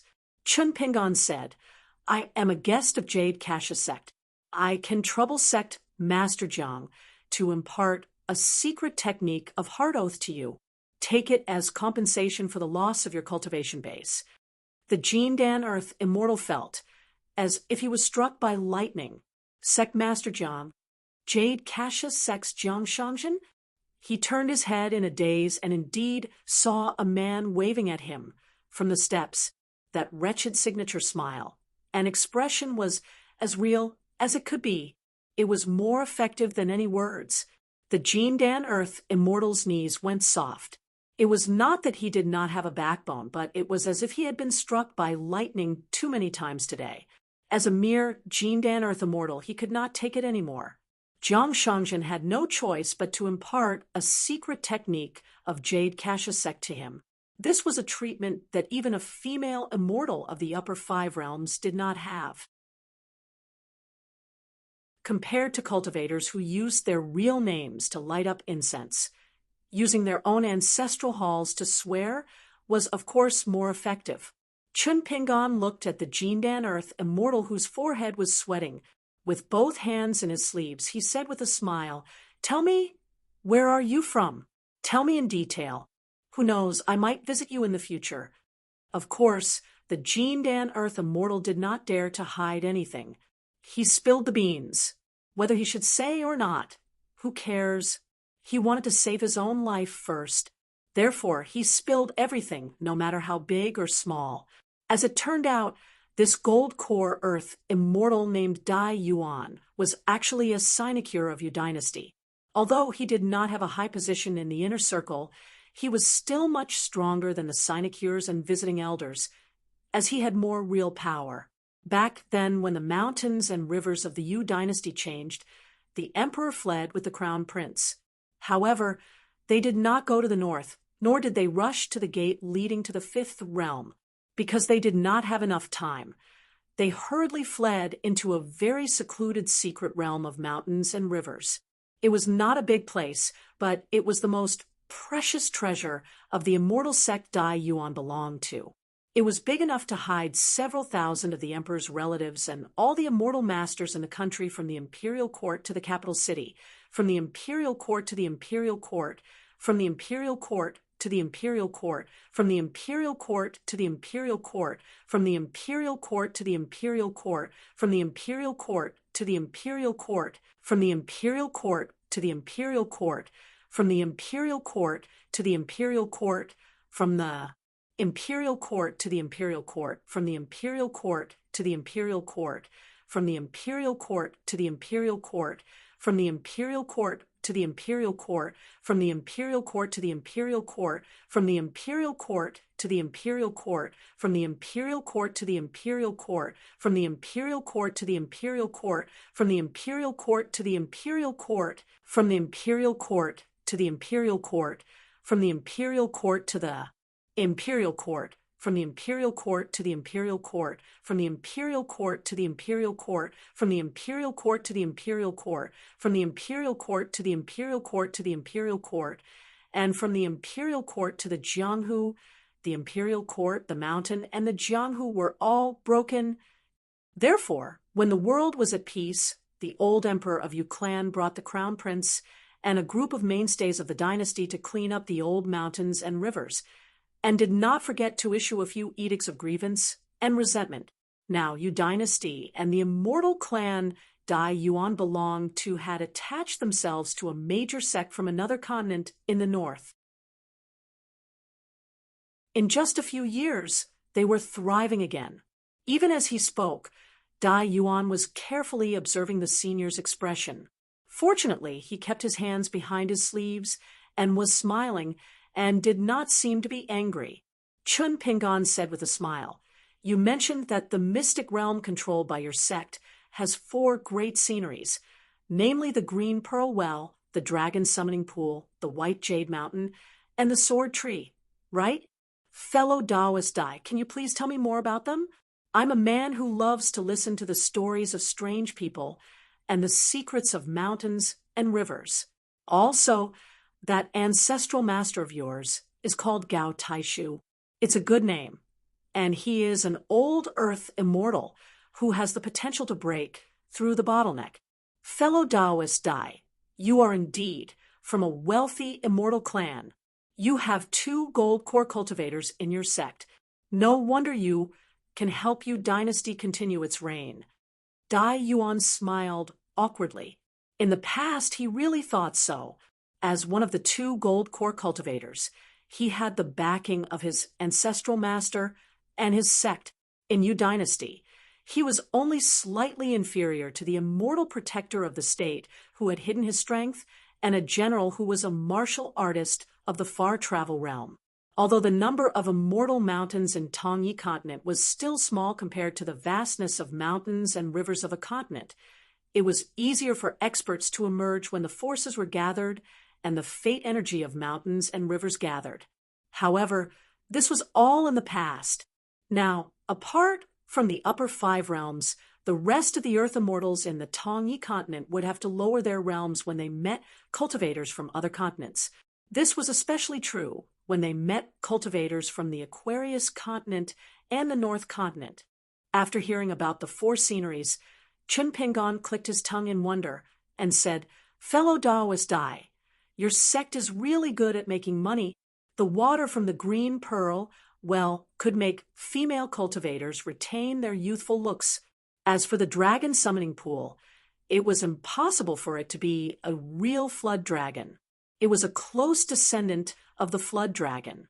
There were 36 caves of different sizes and a snow lake at the top of the mountain. The accumulated snow had not melted even after 1,000 years, although it was known as the White Jade Cave Paradise. It was actually not one of the 36 small cave paradises. Of course, it was a title given by Dai Yuan's sect. However, the mountain was indeed extraordinary. There was a half-real and half-fake palace made of white jade. Vermilion buildings shone brilliantly, and people came and went. Every 100 years, an opportunity would befall the world. It could be a heavenly material and earthly treasure, or a cultivation manual, which could be found by the direct disciples of the sect. In Dai Yuan's opinion, the sword system tree was the most ordinary one. In fact, a young nascent soul stage sword immortal was resting there after getting drunk and looking at the white jade cave while admiring the mountain. During this time, he casually hung his sword on the tree. Later, when the nascent soul stage sword immortal reached the upper 5 states and the patriarch Gao Wenshu received the mountain and mountain bulletin, he ordered people to erect a sword system stele under the tree. Chun Pingon asked, "Can the green pearl, really preserve a woman's youthful appearance?" Dai Yuan said in a low voice, "To tell you the truth, senior, it's pure nonsense. Every year, several hundred kilograms of snow was moved from the snow lake in the mountain city to fill up a well with water. Then, a few kinds of exotic flowers and herbs were secretly crushed and thrown into the well, making the water in the well more colorful. Then, a few famous female cultivators of the Jade Annals and every queen of the Yu dynasty were invited to put in a few good words for the Green Pearl Well. Chun Pingon nodded and agreed. Suddenly he asked, "The Yu dynasty is not close to here. The whole family of the old Dragon City is not a top sect. It's just one of the few big families in the old Dragon City. Daoist Dai. You have the guts to come all the way here to covet the Peace Mountain and wrestle with the Wan Yao sect and Lo Long Chiu?" Ooh, Dai Yuan immediately clarified. "This is Ancestral Master Gao's idea. I've been confused. It's just that I don't dare to disobey Ancestral Master's orders." Dai Yuan put his arm around Dai Yuan's shoulder and continued to explain patiently to the senior beside him. "As for the whole family of the old Dragon City, they have produced a very promising scholar with outstanding military achievements. Now, he has become a gentleman of the Lakeview Academy. He is also a righteous gentleman who will most likely come to our Tongyi continent and become the vice mountain leader of the academy. Actually, our sect and the emperor of the Yu dynasty have heard about it. The gentleman of the academy has always had a normal relationship with his family, but this kind of thing, we really don't dare to ignore it." Chun Pingon smiled. "It's really hard for you Tongyi continent cultivators. You actually have to go to the Aquarius continent to gather information." Dai Yuan sighed. "The Aquarius continent today is really something," Chun Pingon said. "All right, that's it. Daoist Dai. Just pretend that nothing happened today. Maybe I'll visit your mountain one day. Daoist Dai, you've said so much. I've benefited a lot." Dai Yuan bowed even lower and cupped his hands. "Senior, you're just an immortal who has descended to the mortal world to ask about the land. I'm really lucky to be able to help you." Chun Pingon patted the golden core cultivator's shoulder. "Daoist Dai, don't worry about returning home. You just have to remember not to say anything that you shouldn't say. Just find a random excuse to get away with it. As for Senior Long Chiu's nascent soul, I'll help you mediate. I won't let him bear any grudges against you." Dai Yuan's face was blank. Then his heart tightened. "Mediate for what? There's no need for that. I get along well with Little Dragon Chiu's nascent soul senior. When I have nothing to do, I'll watch the mirror's image." Chun Pingon glanced at the golden core cultivator. Dai Yuan immediately cupped his hands again. "Thank you, senior. I'm so grateful." Seeing that the senior's eyes were still unfriendly, Dai Yuan came to a sudden realization. With a guilty expression, he hurriedly took out an antique ink stick from his sleeve and offered it with both hands. "Please accept it, senior. It's a small token of my appreciation. I heard from the Yu family's perfected state protector that this item has a small origin. It's called Pine Tree Daoist Ink Under the Moon. Every night, a little Daoist will fly on the ancient ink stick and ask questions. The answer is Black Pine Tree Messenger, Ink Spirit Minister. It's an old item from the palace of a great dynasty in the Central Plains. It's said that the emperor only gave it to the young and handsome officials of the Hanlin Academy. Ooh. Chun Pingon took the ink stick and waved his hand. Dai Yuan pretended to be calm and left. He rode the wind and left. At first he was neither fast nor slow. Then he used all his strength to ride the wind, and soon his figure disappeared. Chun Pingon slightly increased the strength of his fingers and was about to crush the ink stick. However, Jiang Shangjin said, "If you don't want it, you can sell it to me." Chun Pingon smiled and stopped what he was doing. The ancient ink slipped into his sleeve. Jiang Shangjin was more considerate. He sensed Chun Pingon's mental fatigue and stood up. "Little Long Chiu, this nascent soul stage big shot, I'll help you deal with him." Chun Pingon nodded. When Jiang Shangjin did things, he would only be more thorough than him. He walked back to the steps of the mountain gate and sat down. Chun Pingon now somewhat understood where Cui Dong's second dream came from. Yang Pu hesitated for a moment and picked up the empty wine pot. He stood up and said goodbye. "Mountain Lord Chun, I plan to return to the academy." Chun Pingon immediately gathered his thoughts and stood up to cup his fists. "Forgive me for not seeing you off." After Chen Pingon stopped, he handed the ancient ink stick to Yang Pu and smiled. You can't be biased. Yang Pu lowered his head and looked at the wine pot in his hand, and then at the ink stick in Mountain Lord Chen's hand. He kept it in his sleeve and bowed again. After watching Yang Pu leave, Jiang Shangzhen also solved the problem. Jiang Shangzhen threw a piece of black stone to Chen Pingon and said, "Don't underestimate this thing.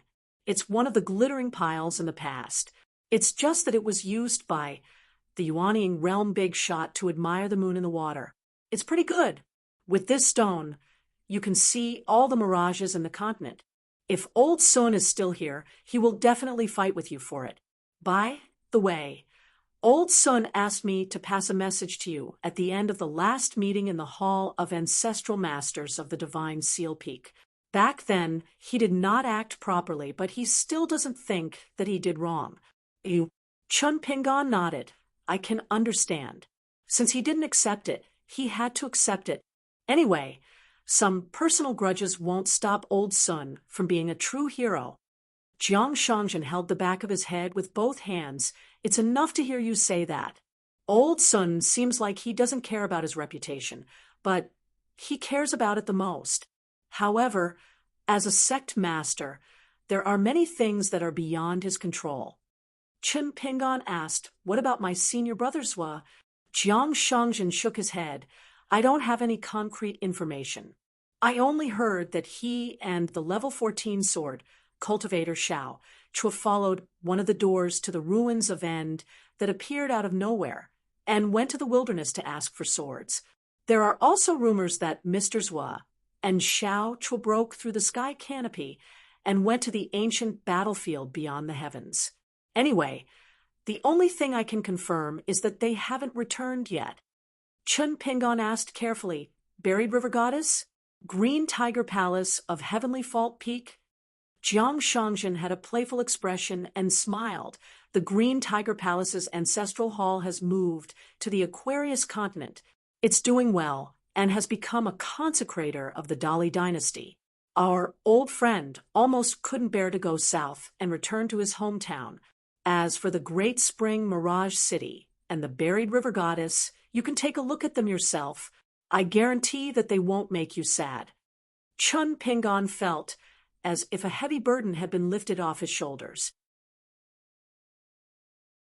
Jiang Shangzhen guessed Chen Pingon's thoughts and said, "As for that one Haizhou, he went ashore in your hometown, the Aquarius continent, and then he disappeared." Jiang Shangzhen's expression had never been so serious before. "It's scary. I can't see it clearly, but it still makes me feel scared. When the Aquarius continent's formation was activated, it gathered and shrouded an area. No one knew what happened inside. Anyway, this is the biggest taboo in the Confucian Temple. Only the Talisman Yuxian and the great heavenly master know the truth. Even I, the old sect master of the Jade Medallion sect, don't have the right to know." Chen Pingon pressed his forehead with a painful expression. There were 3 dreams in the creation cave. In one of the dreams, someone opened the sky first, and someone else ascended to the sky.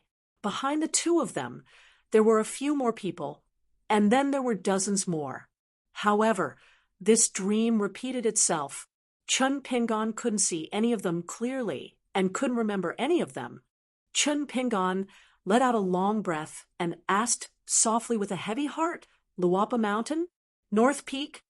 Jiang Shangzhen said, "Don't worry, the mountains and rivers are still intact. Otherwise, I wouldn't have the mood to hide in the God's Seal Peak. I would have gone to your hometown." Chen Pingon placed the back of his hand on his forehead and sat back down on the steps. Jiang Shangzhen smiled faintly and asked, after he sat down, "Do you know a lady called Qiyu? She has a round face and wears cotton-padded clothes and cloth shoes. She looks cute, has a good temper, and speaks honestly. Qiyu is probably the only good lady from the demon race who was sincerely accepted by the vast world. She's very good. I don't know if I'll have the chance to meet her again, but I'm looking forward to it." Presently, this was something that was universally acknowledged in the world. Two large batches of genius cultivators that were rarely seen in 1,000 years had sprung up like bamboo shoots after the rain, and they belonged to the profoundness of the times and were blessed by the heavens. Not only had they survived the great battle, they had both broken through and obtained extremely great, fortuitous encounters. When the fighting broke out, the two heavens involved even more heavens.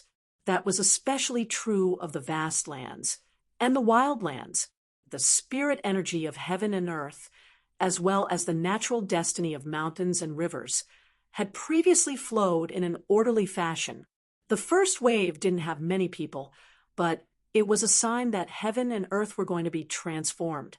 The most typical example was the 10 most junior cultivators and the 10 most reserve cultivators.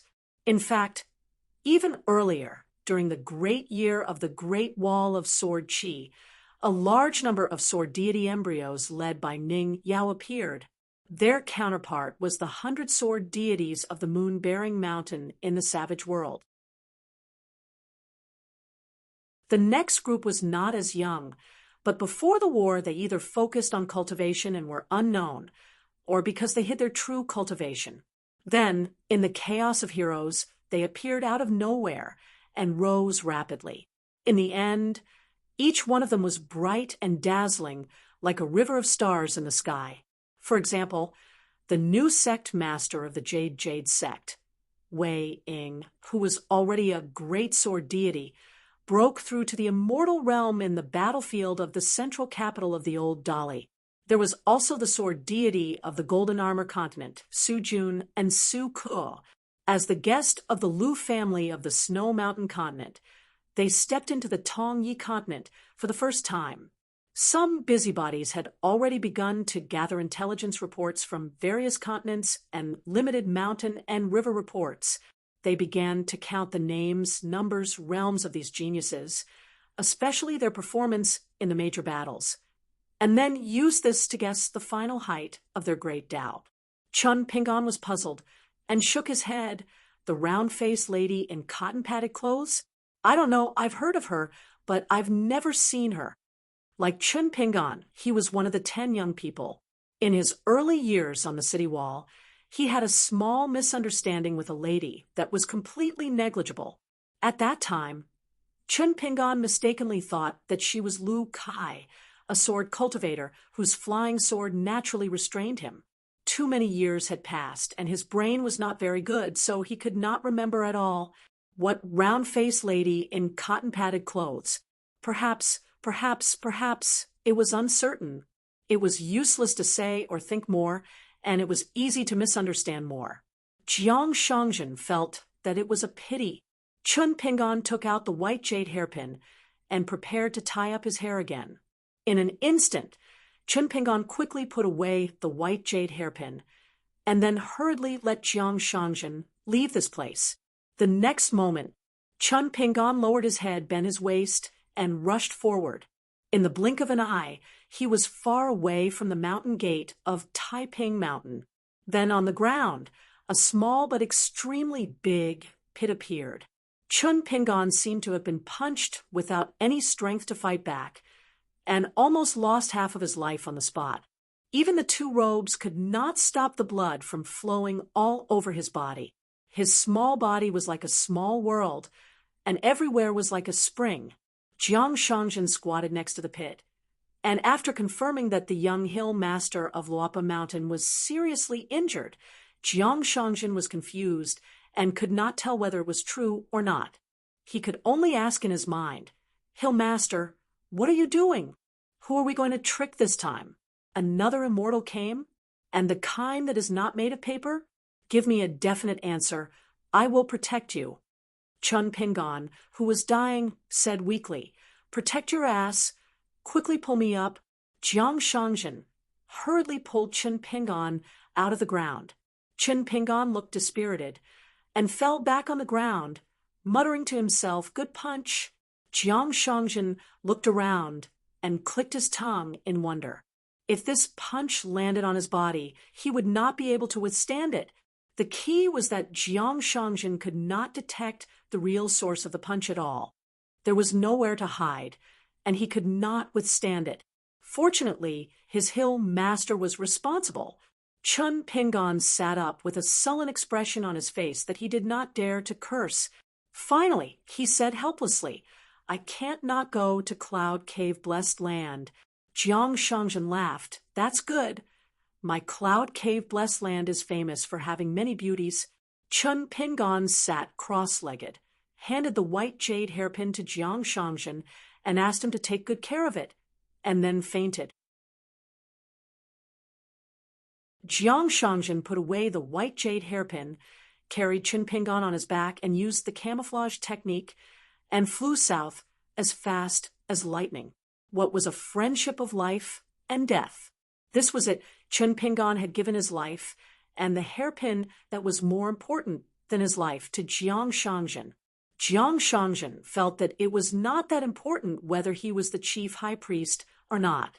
The young hill master behind him had been feeling uneasy, but in the end, when he repeatedly murmured a girl's name in his dream, he gradually calmed down. Jiang Shangzhen suddenly stopped and turned his head to look. A young man in white, who was bleeding from his 7 orifices, did not wipe it. With the cultivation of the immortal realm, he forced himself to travel across continents with the means of the ascendant realm. He was already at the end of his rope, so when he bumped into him, he could not stabilize his mind and body at all. Jiang Shangzhen almost stabbed the exhausted guy to death with a willow leaf. However, after seeing the man's face clearly, Jiang Shangzhen smiled. What an audacious man, who didn't care about his life. The young man's footsteps staggered as he rushed forward. In the end, Jiang Shangzhen reached out and held his shoulder. The young man in white put his hands on his waist and gasped for breath. He raised his head and raised his hand, indicating that Jiang Shangzhen should not speak and disturb his master's rest. The young man in white smiled brightly, but his face was full of tears. With a hoarse voice, he said, "Let me carry master home."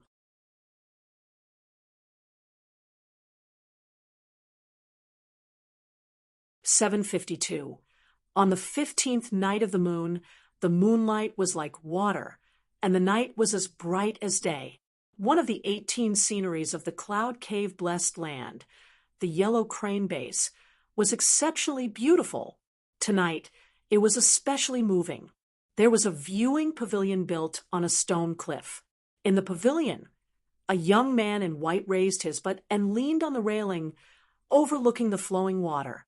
The river was vast and calm. Outside the yellow crane base was a river named Lucien Cave. It was formed by the confluence of 3 rivers and 18 streams, including the Lotus Pond River and Gaian Stream. After passing by the Jinshan Temple upstream of the yellow crane base, the water suddenly calmed down and became quiet. Coming to see the yellow crane base was like a girl who married into a rich family from the countryside. She could not help but be virtuous. There was once an ancient sword, Celestial, who got drunk in this pavilion. There was a story about how he killed mosquitoes on the river. The young man in white lowered his head and muttered, "Everyone's heart is like flowing water, so the moon in the water is like a boat." Jiang Shangzhen took off his boots and sat down, leaning against the pillar of the pavilion. He held a wine cup in his hand. The cup was brewed with celestial wine named Moonlight Wine. Jiang Shangzhen gently shook the wine cup and smiled. Dongshan's words are like the words of a celestial. The white-clothed youth was none other than Cui Dongshan. Sensing the unusual phenomenon of the sword offering ceremony at Peace Mountain, he immediately set off from the old site of the southern peak and risked his life to travel across continents. It was indeed rare for an immortal to end up in such a state just for the sake of traveling. As the owner of the Cloud Cave Blessed Land, Jiang Shangzhen still used the camouflage spell when he traveled around his blessed land. He wore a white jade crown, a yellow belt, a green robe, and a pair of cloud shoes. It was a completely different style from the poor scholar in green robe who went to the inn outside Here Town at the border of the Great Spring. Chun Pingon was already in a heavily guarded private residence of the Jiang family on the Yunding Peak. He slept deeply for almost 10 years and had yet to wake up. Cui Dongshan sat alone at the door of the house and guarded for 3 days and 3 nights. Jiang Shangjin could not stand it anymore and passed the white jade hairpin to Cui Dongshan. When Cui Dongshan saw the children from the Great Wall of Sword Qi, he came back to his senses and gradually regained his former demeanor. Today, at dusk, Jiang Shangjin suggested that they visit Huang Heji to drink wine and admire the moon. Cui Dongshan brought a few children who were willing to go out to relax. Jiang Shangjin was really rich and overbearing, but his brain was also flooded with water. He actually spent a lot of money to make Huang Heji close its doors and refuse guests today. After the Jiang family's disciples who were in charge of Huang Heji received the Guyu money, they would join hands with the family's guests to close a mountain path from Jade Medallion sect to Huang Heji. They would also stop all the banished immortals who specially came to Huang Heji to enjoy the scenery. The 18 sceneries of the Cloud Cave Blessed Land were located at the edge of the mountain and river boundary. The Jiang family spent a lot of immortal money to hire the mechanical masters of the Kanyu family and the Mahist family to work together to create an interconnected array formation of mountains and rivers, making it convenient for the banished immortals to visit along the way. For example, Huang Heji was the hub that connected the Yunding Peak and Mount Laojun. This caused most of the immortal masters who came to travel to visit the 18 sceneries in one go. The 18 sceneries of the Cloud Cave was also famous for squandering money. As long as one had money in one's pocket, they would not have to worry about not having a place to spend it. Previously, Jiang Shangjin gave each of the 4 children a fasting jade token that was equivalent to a customs clearance document. Not only could they visit Mount Laojun casually, but the children also had the first-class fasting jade token of the Blessed Land. They could also pick up any inkstone from Yanxi Mountain. It was a special stone used to make the Water Dragon Inkstone, one of the 10 famous immortal inkstones of Howren. As long as the cultivators of the upper 5 realms did not use the magical power of heaven and earth in the sleeve, they could not break the prohibition even if they used things that were close to them, let alone carrying a wicker basket or a sack up the mountain. Mount Laojun was huge. The Jiang family had been mining it for thousands of years, but it was still far from being exhausted. Among the 4 children, Naelin's jade token was immediately in high spirits when the little girl heard about it. However, she was too embarrassed to ask Cui Dongshan and Zhou Fei to borrow things that were close to them. She just asked Yao Xiaoyan and Cheng Chaolu to prepare their belongings and go to Mount Laojun to plunder the land. They must return with a full load. As for Bai Xian, forget it. Therefore, after leaving Yunming Peak and arriving at Yellow Heji, Nailin Yuji was not in the mood to stroll around. He directly asked Zhou Fei for the location of the array gate that led to Mount Laojun. Then he hastily led his men and rushed there. At that time, Cui Dongshan was very emotional. This little girl who only cared about money was very congenial with Luopa Mountain. She was not afraid of acclimatization. Jiang Shangjin raised the wine cup to Cui Dongshan and smiled. The mountains and rivers are broken, but the moon is still round. I am honored to invite you to enjoy this moon and drink this wine together. Cui Dongshan sat back on the bench and picked up the wine pot and a white porcelain wine cup. He murmured and poured a cup of wine for Jiang Shangjin. The sun and moon swam in the cup. Then he raised the wine cup high and drank a cup of wine with Jiang Shangjin with a smile. Cui Dongshan snorted as if he had been struck by lightning. His eyes rolled back and his whole body trembled uncontrollably. Jiang Shang almost thought that someone had poisoned the wine. Cui Dongshan burped and said casually, "Wei Ying is too similar to you. The first few decades or centuries were fine. It was a good thing for your sect. With his temperament and skills, he can guarantee the prosperity of Jade Gui's sect. However, there is a big problem here. If Wei Ying wants to be himself in the future, he can only choose to kill Jiang Shangjin."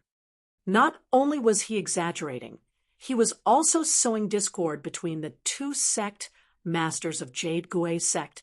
However, Jiang Shangjin understood Cui Dongshan's meaning. Jade Gui sect was Wei Ying's Jade Gui sect after all. Wei Ying was ambitious and had high aspirations. He would definitely not be willing to be the second Jiang Shangjin. It was very likely that in the future, the foundation of Jade Gui's sect, the strategy, and the method of accumulating incense on the mountain would be deliberately opposite of Jiang Shangjin's. The imprints of Jiang Shangjin and Sun Yuan, the two sect masters, would be wiped out by Wei Ying one by one. In the end, Jade Gui sect would only be Wei Ying's Jade Gui sect. Then, after more than 100 years, Jiang Shangjin's situation in Jade Gui sect would become more and more awkward. The situation of the Jiang clan and the blessed land of Cloud Cave would only become more and more subtle day by day.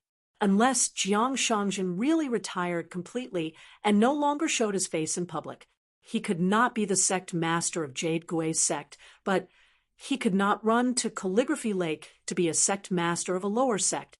With Jiang Shangjin's temper, he would definitely not stay in Cloud Cave Blessed Land. The only way out was to wander around and be a wild crane. It was not that Wei Ying would be hostile to Jiang Shangjin, who had the best military exploits in Tongya continent, but the situation of the people around her, and the sect would force Wei Ying to constantly take over Jiang Shangjin's position. In fact, this completely predictable situation was Jiang Shangjin's own fault. Jiang Shangjin abdicated too early and too fast. He could have waited until Wei Ying reached the Ascendant Realm. At that time, Wei Ying would succeed to the position of suzerain, which was a matter of course. Jiang Shangjin would also support a large number of trusted subordinates, such as those young people of Jade Gui sect who were still willing to worship Jiang Shangjin as a god. When these young geniuses grew up one by one, the Hall of Ancestral Masters of the Divine Seal Peak would almost all be Jiang Shangjin's followers. In the following 1,000 years, Jiang Shangjin would be a veritable suzerain and the leader of the immortals on the continent. Jiang Shangjin smiled and said, "I am originally a transitional sect master, not to mention the cultivators on the continent. Even those cultivators with sect pedigrees in my own sect can't remember me. For a few years." Cui Dongshan raised his head and said with a faint smile, "Is Consecrated Zhou a person who belittles himself? How come I didn't know this before?" Jiang Shangjin leaned against the pavilion pillar and crossed his legs. He took a sip of the moonlight wine in his cup and said, "In the end, I'm still lazy. What others want but can't get, I'll throw it away like a pair of worn-out shoes. If I knew how to do things that should be taken for granted, I wouldn't be Jiang Shangjin." Cui Dongshan also didn't want to talk about the affairs of Jade Gui sect. After all, it was someone else's family business.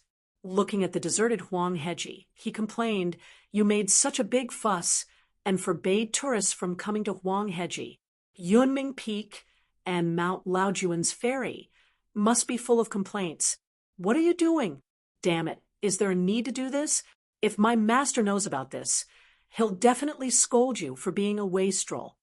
Jiang Shangjin smiled and said, "I honestly paid for my own family with the identity of a banished, immortal tourist. I also spent a lot of money on the Cloud Cave's blessed land, the Jiang family's snow. It's double the market price. I haven't asked for money from my family for a long time. It's been stored there and hasn't been touched. Every year, the dividends and interest are rolling in the account book. It's not a small amount now.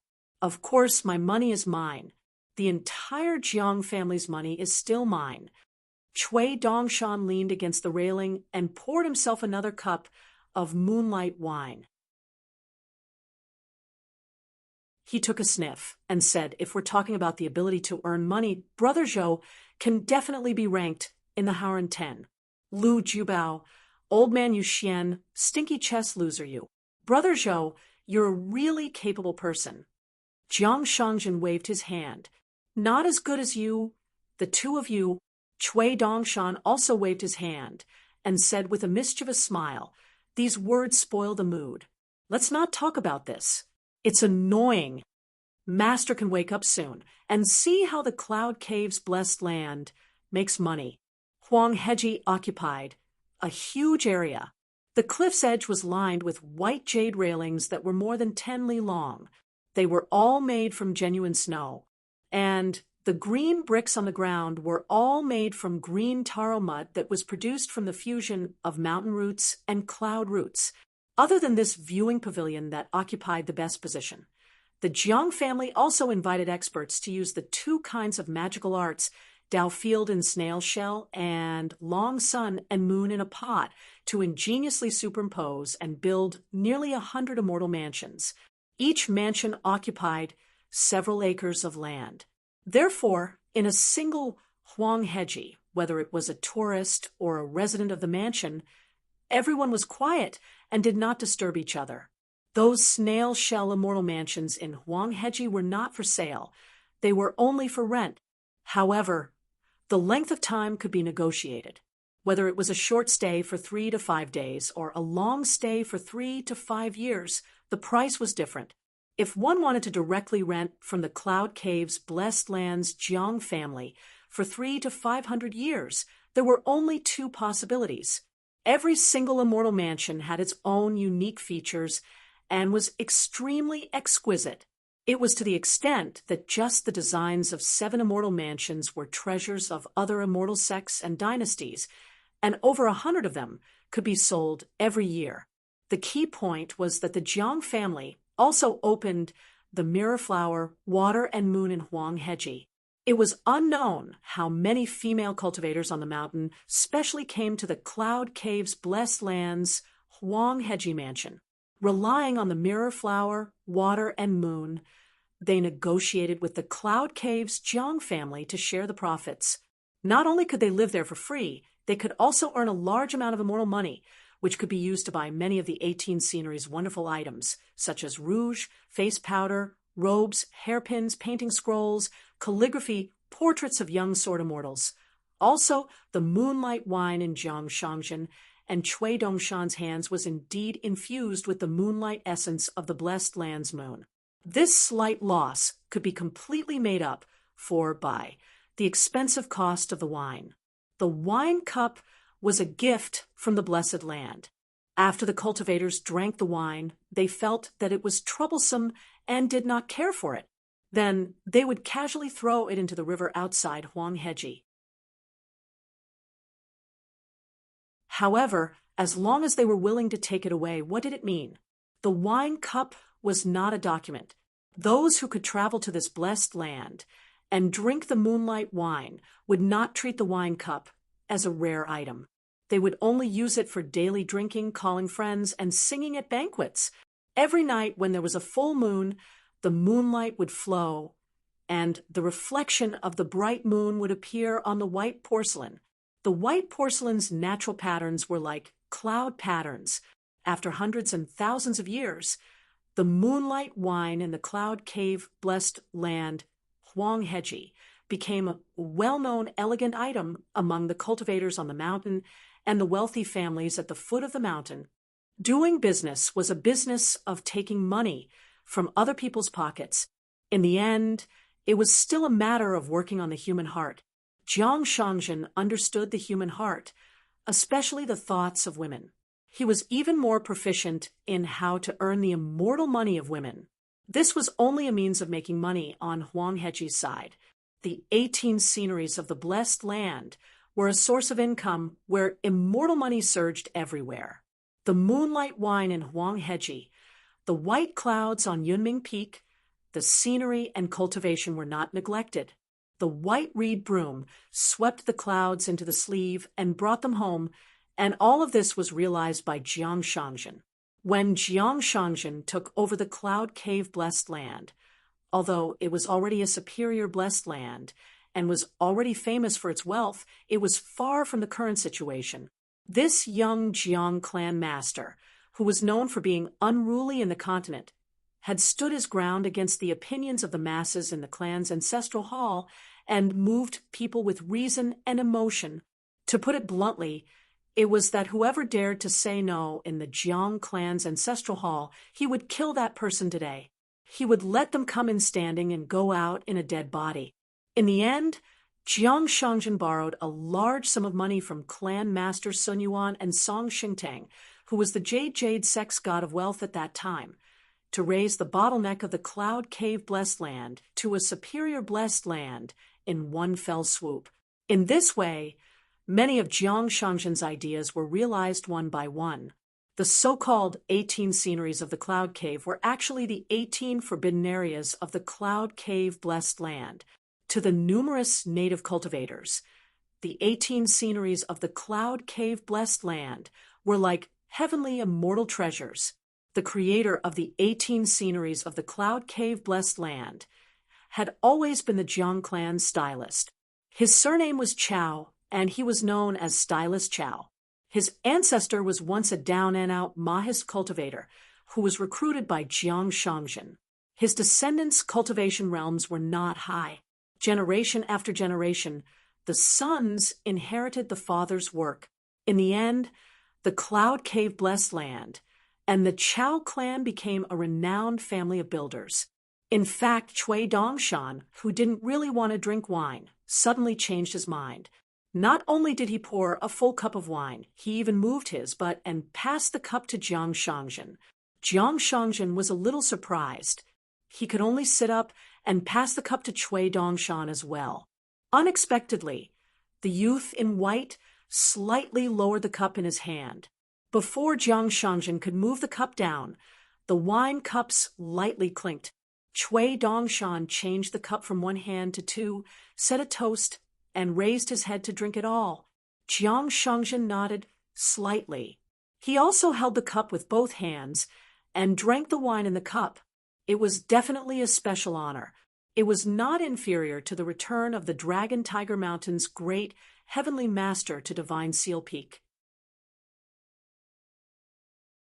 When had Cui Dongshan, or half of the embroidered tiger Cui Dong, ever deliberately lowered his status to an outsider at the wine table? Jiang Shangjin was very clear that it wasn't because of how Jiang Shangjin turned the tide in the Tongyi continent that he won Cui Dongshan's toast. To be honest, in terms of merit, who in the world could compare to the embroidered tiger, the Dragon Tiger Mountain's great heavenly master, White Emperor cities Zhengjuzhong, Mellow Scholar Chen Chunan, and even Bai Yi couldn't compare to the Dali Cui Dong. Therefore, it was his identity as a consecrator of Luopa Mountain and his friendship with Qin Pingon that allowed the young mountain lord's disciple Cui Dongshan to drink with Zhou Fei. Cui Dongshan casually threw the porcelain cup into the river and turned his head to look at the moon in the water. The white-clothed youth leaned against the railing again and lifted the wine pot. The wine poured into the water and muttered with a smile, not afraid of the deep water. Old Long Pan called the fairy to drink wine. The fairy despised me for being too young. I despised the fairy for being too tall. I poured snowflakes for 30,000 years, begging the master for money to buy the mountain. The master blamed me for being useless. I blamed the master for being too busy. Jiang Shangjin imitated him and threw away the wine pot and cup. He clapped his hands and praised, "Good poetry. When I return, I'll have someone carve it on the cliff. It should be passed down through the ages." Cui Dongshan turned his head. Jiang Shangjin asked tentatively, "Have you flattered him?" Cui Dongshan asked back, "Brother Zhou, what do you think?" Jiang Shangjin laughed loudly. He mistook the Cloud Cave Blessed Land for Luopa Mountain. Cui Dongshan said without reason that Han Jianshu, Dai Yuan, and the others must have returned to their own mountains. They must be experts that are admired by many. Jiang Shangjin nodded and said, "Of course, Han Jianshu will have many men's heartfelt admiration. Perhaps just a casual glance from her can make some young men toss and turn in bed, unable to sleep at night. Dai Yuan must also be an unrivaled earth immortal grandmaster in the eyes of many cultivators." Cui Dongshan asked again, "The drunk man under the sword tree is Lu Fang. Are you sure he went to the green netherworld?" Jiang Shangjin was a little embarrassed and nodded. This guy is troubled by love. He can't get rid of the knot in his heart no matter what. Ooh, Cui Dongshan said. This friend of yours is different from the Wind Snow Temple's Wei Jin and the Wind Thunder Garden's Li Tuanjing. Actually, he can learn from the Green Netherworld's Year Palace Removal Wu Shuang descends. Jiang Shangjin said helplessly, I told him about this. In the end, he thought for a long time and said, how could I bear to part with her? He almost angered me to death. Cui Dongshan knew the inside story and was gloating. Just as he was about to say something, Jiang Shangjin hurriedly cupped his fists and begged, don't mention the past. It spoils the mood. It's easy to get upset. Cui Dongshan said, if Han Yushu's one Yao sect did not meet my teacher, he would have taken advantage of the situation, and even had the chance to become the second Jade Gui sect. Then he could wait patiently for Jade Gui's sect to make a mistake. For example, he could make a mistake similar to Tong Yi sect. Even if the Tong Yi sect that is on the verge of collapse could recover, Wan Yao sect would at least be able to fight for second place. Jiang Shangjin hesitated for a moment. When he first met Chen Pingan at Taiping Mountain, Jiang Shangjin was in a difficult position. His words were reserved, as if he was unwilling to talk about the current situation in Tong Yi continent. It was because the Aquarius continent and North continent had a very deep and good relationship. Most of them were very legitimate. The cultivators of these two continents spared no effort in infiltrating Tong Yi continent from other continents. The sword cultivators of North continent had a deep relationship with the Great Wall of Sword Qi. Chen Pingan was also a hidden official for many years. The Aquarius continent was also Chen Pingan's hometown. During the war, the mountains and rivers of these two continents were connected to form one continent. It was enough to shock the eyes and ears of the two continents. Now that they had gone south to Tong Yi continent, it was inevitable that they would be arrogant. Cui Dongshan laughed. You are very curious why Cui Dong wants to protect Tong Yi sect in the dark and not let the other continent's internal and external forces divide it up like a hungry tiger pouncing on a sheep. Jiang Shangjin nodded, and then shook his head. If he wants to support a force like a hub to go south for the Aquarius continent and use it to restrict the local sects like Jade Gui sect, I am not surprised at all. What I am really curious about is look at that Imperial Tutors plan. It is obvious that he wants Tong Yi sect to have a chance to return to its peak within 1,000 years and become a continent second only to Jade Gui sect. Oh, one Tong Yi continent was extremely tragic. Jade Gui sect's ascendant realm Sun Yuan, Jade Gui sect's ancestral hall, god of fortune Song Xingtang, Jade Pure realm female cultivator Lu Huamao, Tong Yi sect's sect master, great sword celestial Fu Lingqing, Taiping Mountain's old heavenly lord, mountain lord heavenly lord Song Mao, Fui sect's sect master Ji Hai. They were all ancient people. After a long time, they had become pages of an ancient calendar. The most outstanding and powerful cultivators of the upper 5 realms had all died in battle, and there were many followers who had generously sacrificed themselves.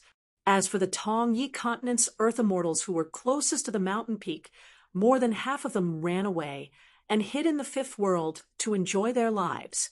Now that there were cultivators from other continents infiltrating Tong Yi continent, the key was that Tong Yi continent had no power and no reason to show any toughness. The huge Tong Yi continent had a bad reputation, and it had become the laughingstock of the entire world.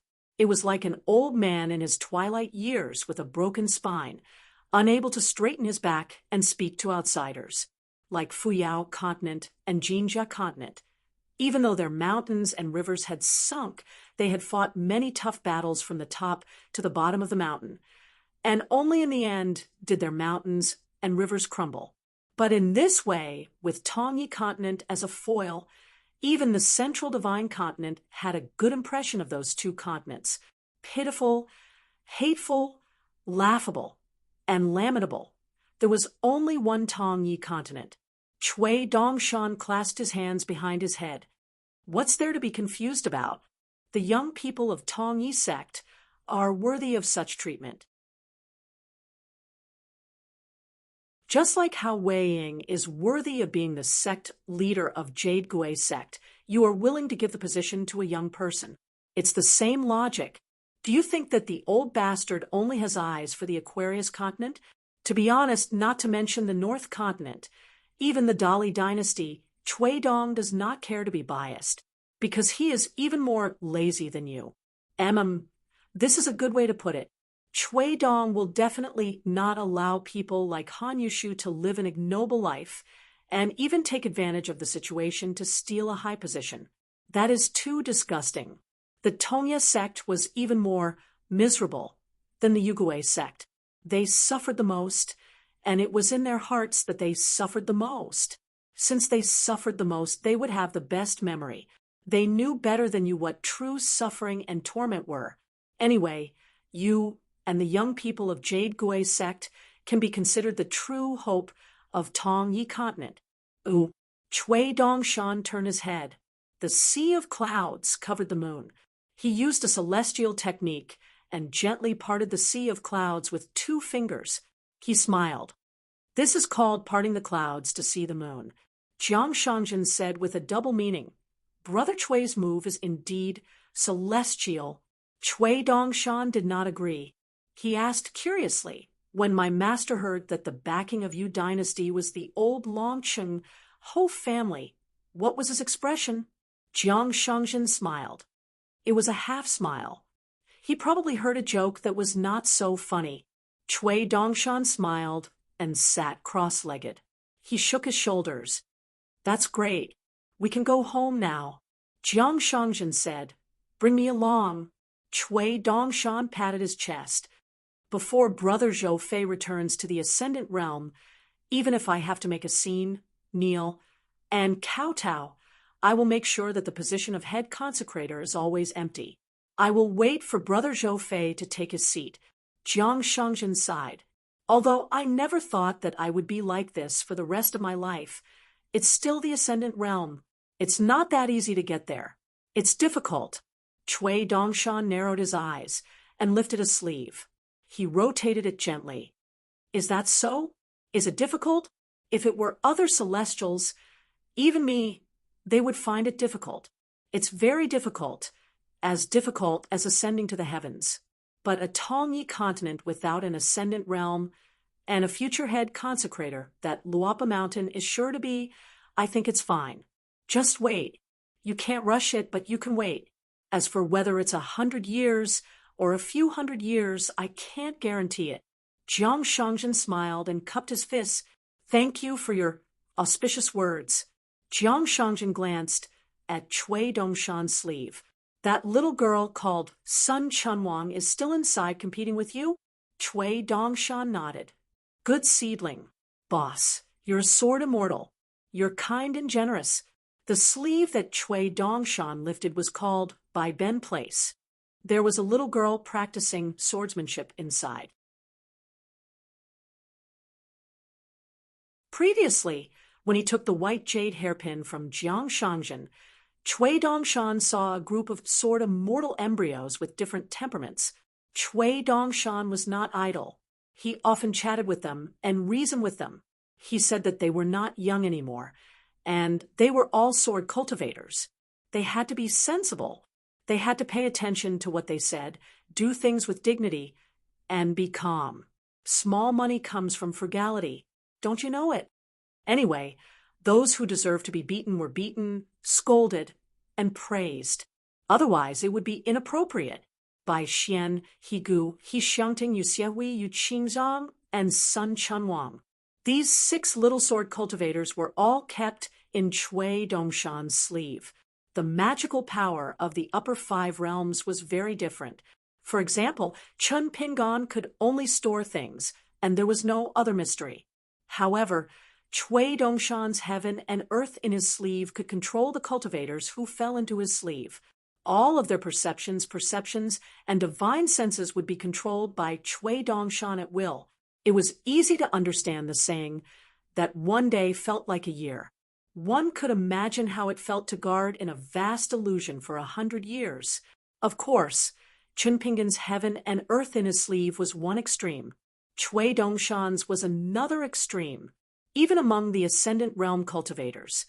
Except for Zheng Juzhong of White Emperor City, no one was as powerful as Chui Dongshan's heaven and earth in his sleeve.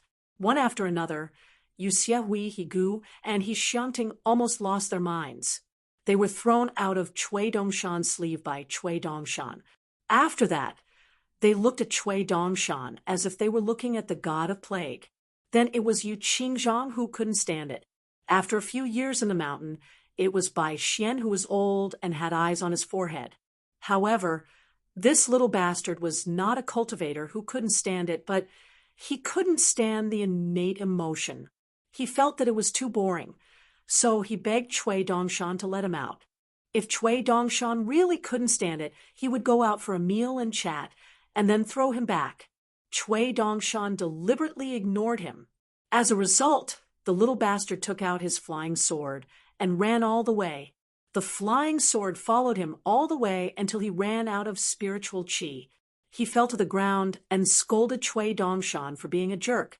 He didn't let Chui Dongshan see Master Hidden Official later, or he would make Chui Dongshan, a stupid student, suffer the consequences. So Chui Dongshan was very considerate. He first threw Bai Xian out of his sleeve and then suddenly grabbed him back. The kid was also able to judge the situation and was flexible. He began to flatter Chui Dongshan. When he found that it didn't seem to work, he began to say good things about Master Hidden Official. Chui Dongshan listened to him and then released the little bastard from his sleeve. He touched Bai Xian's head and smiled to remind the kid, who didn't even dare, to put his hands behind his back that he should be obedient in the future. Bai Xian had a sincere face and shouted that he must. However, Chui Dongshan was surprised. He said that such a loud voice would scare people to death. He was full of energy and could still practice the sword, so he threw Bai Xian back. He also found that the kid was most afraid of the female ghost with a pale face and bleeding eyes. So he let Bai Xian wander around dozens of places. Chui Dongshan said, "Illusions are born from the heart, and realms are created by the heart." In the world of fish, insects, flowers, and birds, there was a world of its own. It was a gloomy, haunted house. In the end, when Bai Xian finally saw the light of day again, the kid grabbed the sleeve of the crazy Master Chui and began to cry out loud. The last one was a little girl with an ordinary appearance, Sun Chun Wang. She actually really concentrated on cultivating in the mountain and river in the sleeve. Moreover, she was very disciplined. She seemed to be sleeping but not sleeping. She nurtured the flying sword. Then she would get up on time every day to take a walk. She talked to herself and scribbled with her fingers. Finally, she would sit back on time and nurture the flying sword again. It was as if she was determined to continue like this until the end of time. Anyway, she would never open her mouth to beg Chui Dongshan for mercy. In addition, there were Chung Chaolu, Nailan Yufan, and Yao Xiaoyan, a little chef who would be in high spirits when talking about Master Chow, a little accountant, and a little muddlehead. Chui Dongshan found them pleasing to the eye, so he did not teach them a lesson.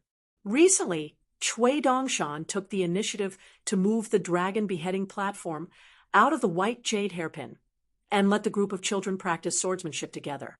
Occasionally, he would personally supervise them.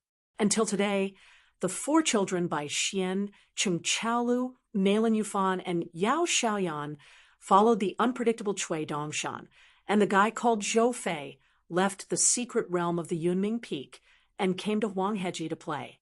Then, when they heard that they could move stones at will in Mount Laojuan's Inkstone Mountain, they ran to try their luck and make a fortune.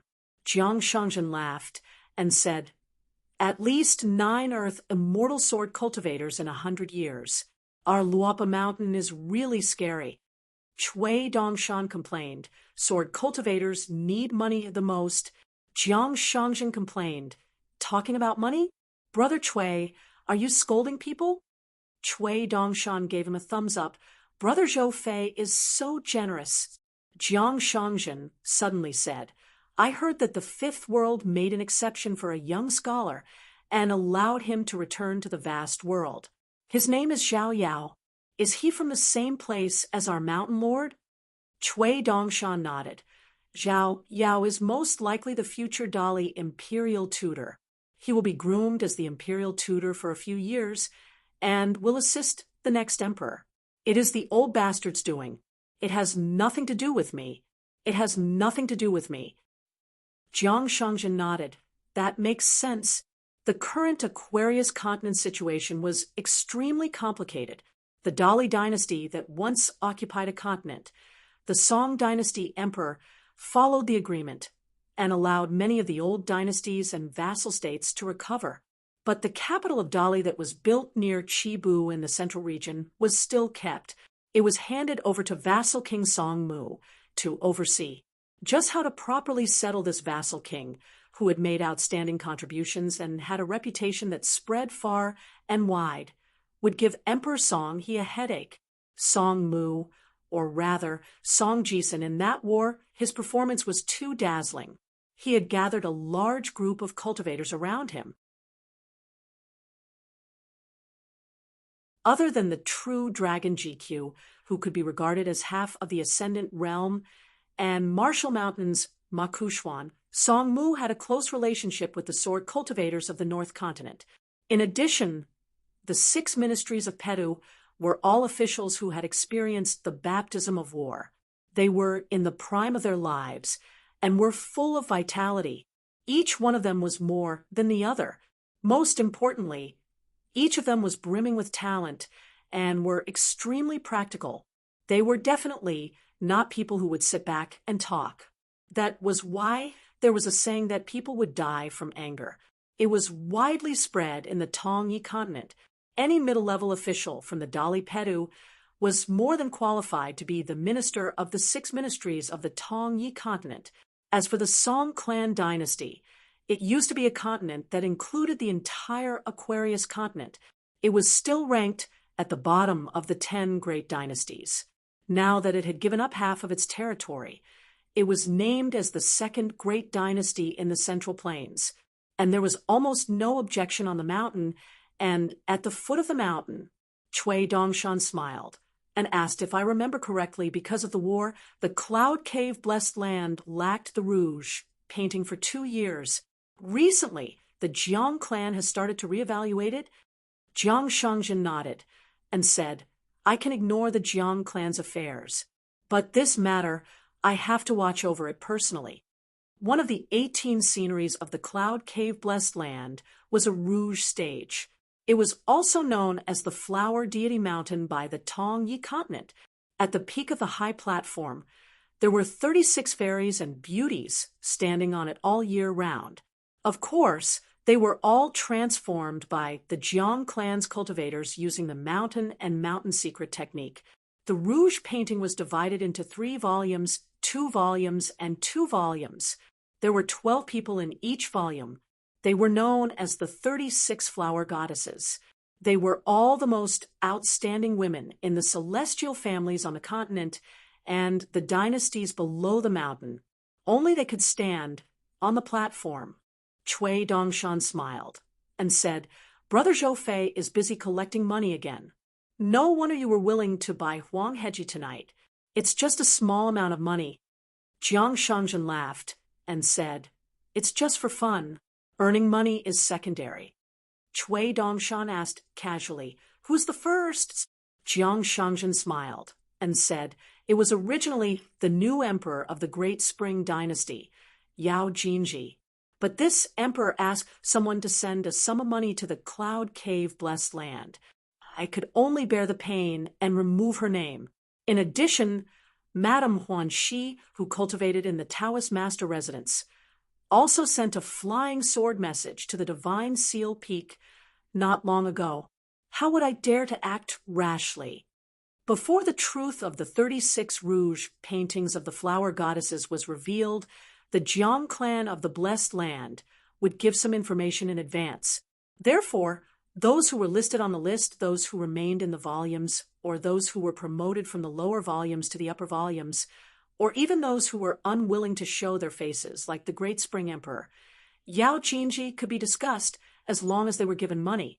Apart from this, there were also many celestial masters who admired certain fairies. They could also give money to the Jiang clan. This was because there were more than 100 flower baskets placed at the Rouge Mountain. Each flower basket would be pasted with the name of a beauty candidate. Every celestial master would personally throw money into the flower basket or ask someone to send money to the Cloud Cave Blessed Land. The amount of money in the flower basket would be obvious at a glance. It was said that when the old sect master Sun Yuan was still alive, he would take the initiative to find Jiang Shangzhen every time the Rouge platform was selected. Those fairies who were admired by Sun Yuan had to be listed on the list. There was no room for discussion. After all, the catoptric deflection was Sun Yuan's greatest interest. Back then, even though he was separated by a continent, the images of the fairies from the Aquarius continent were very blurry, but the old sect master still often waited for them to show up and threw money without blinking. It was no wonder that old Sun often pointed at Jiang Shangzhen's nose and scolded him in front of everyone in the ancestral hall. If you spent half of your money on cultivation, you would have been in the ascendant realm long ago. The most exaggerated selection in history was when a female cultivator's flower basket was piled up with a small mountain of money converted from summer money to grain rain money. That woman was known as Huang Yiyun by the cultivators of the Tong Yi continent. Her real name was Yi Yunyun, and she was an extremely beautiful female martial artist. However, she didn't get listed in the list in the end. It seemed that Yi Yunyun had personally found Jiang Shangzhen. At that time, the Jiang clan master, who had just reached the unpolished jade realm, had a bloody nose and a swollen face. He grimaced in pain for a few days and scolded old Sun for being a good-for-nothing. Why did he have to take the blame for the trouble he caused? Cui Dongshan sighed. The Great Spring Dynasty, the buried river god Yao Jinji, it's a pity that Pei Qian should still be on her way home, so she can't be the first to know the news. My little senior brother will be remembered by eldest senior sister again. When they left the Lotus Blossom Blessed Land, it was Pei Qian who accompanied her husband on the entire journey back home. Pei Qian's last flying sword message to the cloud-covering mountain came from the Yu family of the Central Plains. Pei Qian had most likely chosen the route of the Pure Jade continent and the North continent, so she returned to the Loapa mountain later. Otherwise, if she went directly to the Immortal Fairy in the easternmost part of the Central Plains and took the old Dragon City's treasure-swallowing Whale Fairy, she could directly reach the southern peak boundary of the Aquarius continent. Now, she should be near the capital of Dali. Jiang Shangzhen had a particularly deep impression of Pei Qian. Back then, he had experienced the power of that charcoal girl at the Loapa mountain. In a battle of the Great Tao, he had wholeheartedly lost and admitted defeat. Cui Dongshan turned his head to look at the faraway Mount Laojun. Who would have thought that the cultivators of a continent could only travel to the Cloud Cave Blessed Land in the future to see the old scenery of the Taiping Mountain and the Fuyao sect again? Jiang Shangzhen nodded and said softly, "Flowers bloom when you plant them with the intention, and willows grow when you plant them without the intention." I never thought that Jiang Shangzhen, would actually accomplish such a great thing just by focusing on earning money. On the Mount Laojun, other than the Vassal Yen Mountain, the most famous thing was actually a painting of the mountains and rivers of the Tongyi continent. The Cloud Cave Blessed Land had chosen the most beautiful mountains and rivers of a continent and immortal residences. Tourists would be immersed in it and experience it. Moreover, it was like a saint overseeing a small world. As long as one was a cultivator of the middle 5 realms, they could casually shrink the mountains and rivers and enjoy the scenery. Of course, the mountain and river restrictions of each family would not appear in the mountain and river painting. Some secluded immortals who wanted to make a name for themselves did not have enough foundation to occupy a place in the mountain and river diagram. In order to attract potential cultivators, or to make friends with the incense on the mountain, they would take the initiative to take out the immortal's diagram of their own mountain and ask the Jiang family to help make a hot copy and place it in the diagram so that the cultivators of the continent would know their name. The two of them were speechless. In early spring, the moon was bright in the sky. The moon was white, the mountains were cold, and the water was cold. The two of them were enjoying the blooming of spring flowers. Jiang Shangzhen said, "Chenpingan should be waking up soon." Cui Dongshan nodded. "There's no hurry. We've waited for so many years. 1 or 2 more days won't make a difference." Jiang Shangzhen raised his eyes and looked at the mountain and river gate of the yellow hedgy boundary. He smiled and said, "The little money grubber and the others have returned. It seems like they didn't gain much." Cui Dongshan glanced in that direction and said, "Why don't you try my husband instead? I'll empty the entire Inkstone Mountain for you. As long as my husband has nothing to do, he can cultivate there." Jiang Shangzhen quickly waved his hand and said, "I don't dare, I don't dare." The group of children returned to Yellow Hedgie. Na Lan Yuji was a small bookkeeper and a little money grubber. At this moment, he was still not satisfied with using his hands to touch the white jade wall. Seeing that there were no outsiders around, he simply stood on his tiptoes and used his face as a rag. He wiped here and there, muttering about money and how it was all spent by the snow. Bai Xian, who had his hands behind his back, rolled his eyes. The little fatty Ching Chaolu was rewarded with a famous nickname by Cui Dongshan, the invincible little divine fist. Cui Dongshan also said that as long as he learned martial arts from his husband, your Master Chow, he would be able to reach a higher level. He would also reward Cheng Chaolu with a more prestigious name. Na Lan Yuji's fengtsuan item was immediately filled with inkstones. Yao Xiaoyan and Cheng Chaolu also carried a bag each. A piece of inkstone that was mined from Mount Laojuan's Crown Prince's Mountain was difficult for immortals to predict. Only extremely experienced inkstone craftsmen from blessed lands could estimate the quality of the material. As for those inkstones that could be seen with the naked eye, naturally they would not be randomly scattered on the mountain. In fact, the matter of climbing the mountain to pick up inkstones was originally for the traveling immortal masters to enjoy themselves. In the little girl's fengtsuan object, in addition to the large and small stones and slates that have not been cut to determine the quality of the stone, there are also a few seals and many fans. They were all stolen from her sister. Nalan didn't dare to take too much of the Jade Archive. She only took less than half of it. She planned to do business with Cui Dongshan. This guy looked filthy rich and liked to claim that he was Master Chow's proudest disciple. He seemed to respect his teacher and would probably be very willing to spend money. However, she could not take everything out. She had to say that she only had one seal that she had painstakingly bought with a lot of money. After selling it at a high price, she would talk about it a few days later. Oh, she accidentally found a folding fan and sold it to him. She said that it was the treasure of the Yen family's shop in her hometown. In the end, she would take everything out and simply let him buy it. Anyway, she would not sell it alone. In the end, she would give him a family friendship price. If Cui Dongshan did not agree, then forget it. If he did not want to buy it, then so be it.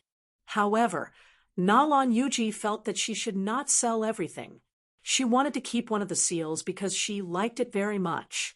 The words on the side of the seal, 1,000 credits is not as good as $800. Sincerity is no match for evil. The seal words on the seal, earning money is not easy, cultivation is very difficult. On a mountain, a group of cultivators left a snail shell mansion.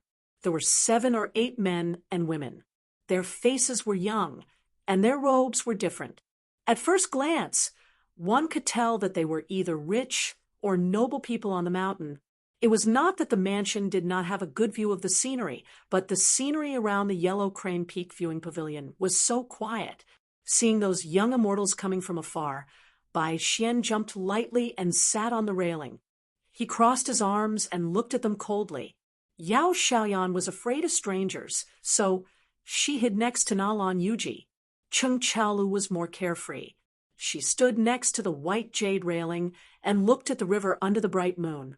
The little fatty felt that if Master Chow was here right now, everyone would have a steaming hot pot.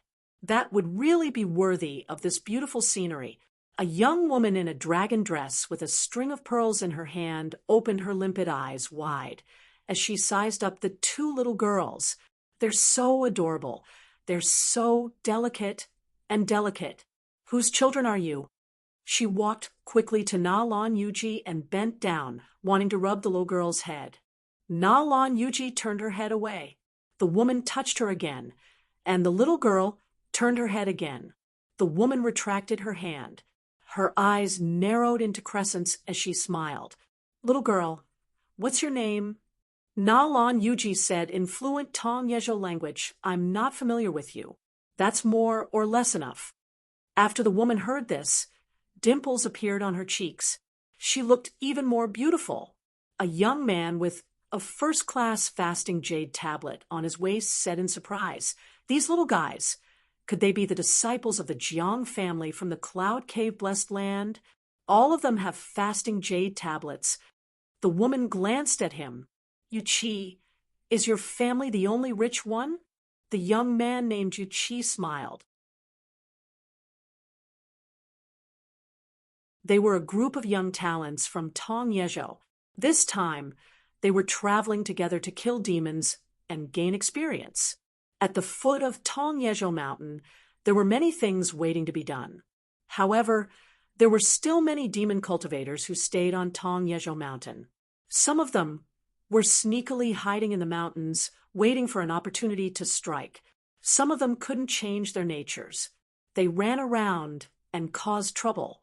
However, there were very few Earth immortals among these demon survivors. The great demons of the upper 5 realms, Nascent Soul and Golden Core demons, had either died in the war or fled back to the wasteland through the entrance of the ultimate on the sea. Some couldn't escape in time and were killed by the surviving cultivators of Tong Yezhou Mountain and the nobles of Mount Longhu's celestial master residence. In addition, the Tong Yezhou Mountain was constantly infiltrated by cultivators from other continents. For example, the Ho family of Old Dragon City, which was allied with the Yu Dynasty, and Sword Immortal Su Jun, who was guarding the mountain crossing. He was one of the people who spoke to the Tong Yezhou Mountain's god of wealth. No matter why these people came to Tong Yezhou Mountain, they were not careless about killing demons. Therefore, the Tong Yezhou Mountain was still very peaceful. The elders of the various families were more at ease with the juniors traveling together and going down the mountain to gain experience. At the pavilion, Cui Dongshan looked at the group of youngsters and could not help but laugh. He turned his head to look at Jiang Shangzhen. Look, it's all because of your jade medallion sex in action that these fellow seniors have turned into dragons upon encountering a storm. All of them don't even care about you, old sect Master Jiang. Jiang Shangzhen laughed and said, Well said, well said. It's better than being scolded for being a dog in the manger. The immortal sects of the Northern Lands, Golden Peak, Monastery, Heavenly Fault Peak, Green Tiger Palace, Little Dragon Show, and a few in the central and southern regions were now seen as potential sections. On the surface, the Tong Yezhou Mountain was dominated by the Jade sect. It was destined that there would not be any changes in the next 1,000 years. The Tong Yezhou Mountain, which had a terrible reputation, had tactfully sealed itself off. Other than that, some of the immortal sects that were originally deeply rooted and powerful had their vitality greatly damaged. Even the ancestral hall's incense had been wiped out. Therefore, the Golden Peak Monastery of the Northern Mountains joined forces with the great immortal White Dragon Cave of the Central Region and the Cloud Cottage of Mount Poo in the south. The three parties worked together to propose a grand mountain and mountain alliance. They advanced and retreated together. Currently, many of the disputes between the native cultivators of the Tong Yezo Mountain and the foreign cultivators of the Aquarius continent and the North Continent would be mediated by two great cultivators who vaguely became the monarch of the mountain and the prime minister of the mountain of a continent. As for the owner of the Cloud Cottage of Mount Poo, it was Yi Yunyun, a woman who was purely a martial artist. Because she liked to wear yellow clothes, she had the reputation of Yellow Clothes Yun. However, this martial artist was obsessed with martial arts and didn't care about worldly affairs. As a result, she didn't care that the Cloud Cottage had become more than half a place for cultivation. During the war, she left her mountain alone. It was obvious that she was determined to die. She rushed to the Great Spring Dynasty and didn't plan to return to the Cloud Cottage. However, for some reason, the Mirage City was still standing. It became the biggest strange thing at the foot of the Tong Yezo Mountain. The demon race's army and horses surrounded the capital of the Great Spring Dynasty from the beginning to the end, but didn't attack, because the Grand Alliance was held at the Peach Leaf Crossing in the territory of the Great Spring Dynasty. It was also called the Peach Leaf Alliance. Chui Dongshan clicked his tongue and said, "Poor brother Zhou Fei." Jiang Shangzhen sat cross-legged with his hands in his sleeves. Who said it wasn't? Fortunately, the fairies in the rouge painting can comfort me. The local cultivators of the Tong Yi continent had long been dissatisfied with the attitude of the Jade sect's Divine Seal Peak in many important matters. In addition, the location of the Jade sect's lower sect was Calligraphy Lake in the Aquarius continent and had a close relationship with the Song clan. Wei Ying was even promoted from the position of the true Realm sect master. Therefore, the local cultivators of the Tong Yi continent felt that Jiang Shangzhen and Wei Ying were too selfish and unsightly. They wanted to rely on both sides, but they didn't. They had been exchanging the loss of the Tong Yi continent's interests for the Jade sect's interests. The simplest reason was that Jiang Shangzhen had a good relationship with the current great Celestial Master. If he allied with the Celestial Master Mansion of the Dragon Tiger Mountain, Jiang Shangzhen would show more strength and resist the encroachment of the cultivators of the Aquarius continent and the North Continent to the south. He would strictly prohibit the cross-continent ferries from landing on the shore. How could the current Tong Yi continent be held back by outsiders? How could they allow outsiders to occupy high positions and implicate their own cultivators to be inferior to others? Chui Dongshan looked worried. Don't get into a conflict over there. If that happens, brother Zhou Fei will be in trouble. It was as if Chui Dongshan had casually smeared his face with yellow mud. Jiang Shangzhen's face was full of helplessness. What the hell was this? Not to mention a group of tourists. Even if the disciples of the Jiang clan or the direct disciples of the Divine Seal Peak dared to provoke the sort of mortal embryos who were temporarily the Mountain Master's unofficial disciples, Jiang Shangzhen wouldn't mind serving them according to the family rules. Fortunately, there was no conflict. The woman from Mount Poo's Cloud Cottage had a very good impression of the two young ladies and waved them goodbye. Naylan Yuji hesitated for a moment and waved his hand as a return of the greeting. However, the only child in the group of immortal masters looked up at Bai Xian, who was sitting on the railing, and asked, "What are you looking at?" Bai Xian ignored him. The child turned his head as he walked, staring at Bai Xian, and said, "It's just a few fasting tablets. What are you showing off for?" Bai Xian still didn't say anything. He just picked up the fasting tablet, shook his head, and sighed softly. The child stopped and said with a smile, "What's your name?" Let's be friends. Bai Xian put down the tablet and yawned, still ignoring his peer. The woman turned her head and said, Lindsay, don't cause trouble. You should control your temper. Have you forgotten the trouble you caused in the capital of the Great Spring? Aren't you afraid of being punished by your master when you return to the White Dragon Cave? The woman shifted her line of sight to the young man named Yu Qi and complained, You don't care about Lindsay either? Yu Qi said helplessly, Miss Yi, you can call him Lindsay as you like. But according to the seniority in my family, Lindsay is my martial uncle. The child, nicknamed Lindsay, twitched the corner of his mouth and no longer cared about the mute sitting on the railing. He just looked at Nailan Yuji and Yao Xiaoyan. He smiled and raised his hands, making a gesture of pinching cheeks. Bai Xian jumped up and crossed his fingers. Nailan Yuji quickly turned her head and said, It's fine. Don't mess around. Master Chow isn't here. The child sneered and left in large strides, but his steps weren't fast, and he still fell behind the crowd. He turned his head and opened his mouth to speak, but no sound came out. It wasn't anything from his heart. He opened his mouth slightly and said 2 words with a smile. Coward. Bai Xian stepped on the railing and said angrily, So annoying, because Master Chow had warned them not to reveal their identity as sword cultivators. He wasn't like Cheng Chaolu, the little lackey of the hidden official, who would pester the hidden official to teach him fist techniques every day. Bai Xian had secretly sworn that in this vast world he would learn from the hidden official. As long as he fought with someone, he wouldn't lose a single battle. If he could use his flying sword, Bai Xian would have beaten that bastard until he cried for his parents. The little fatty, Cheng Chaolu, suddenly stepped forward.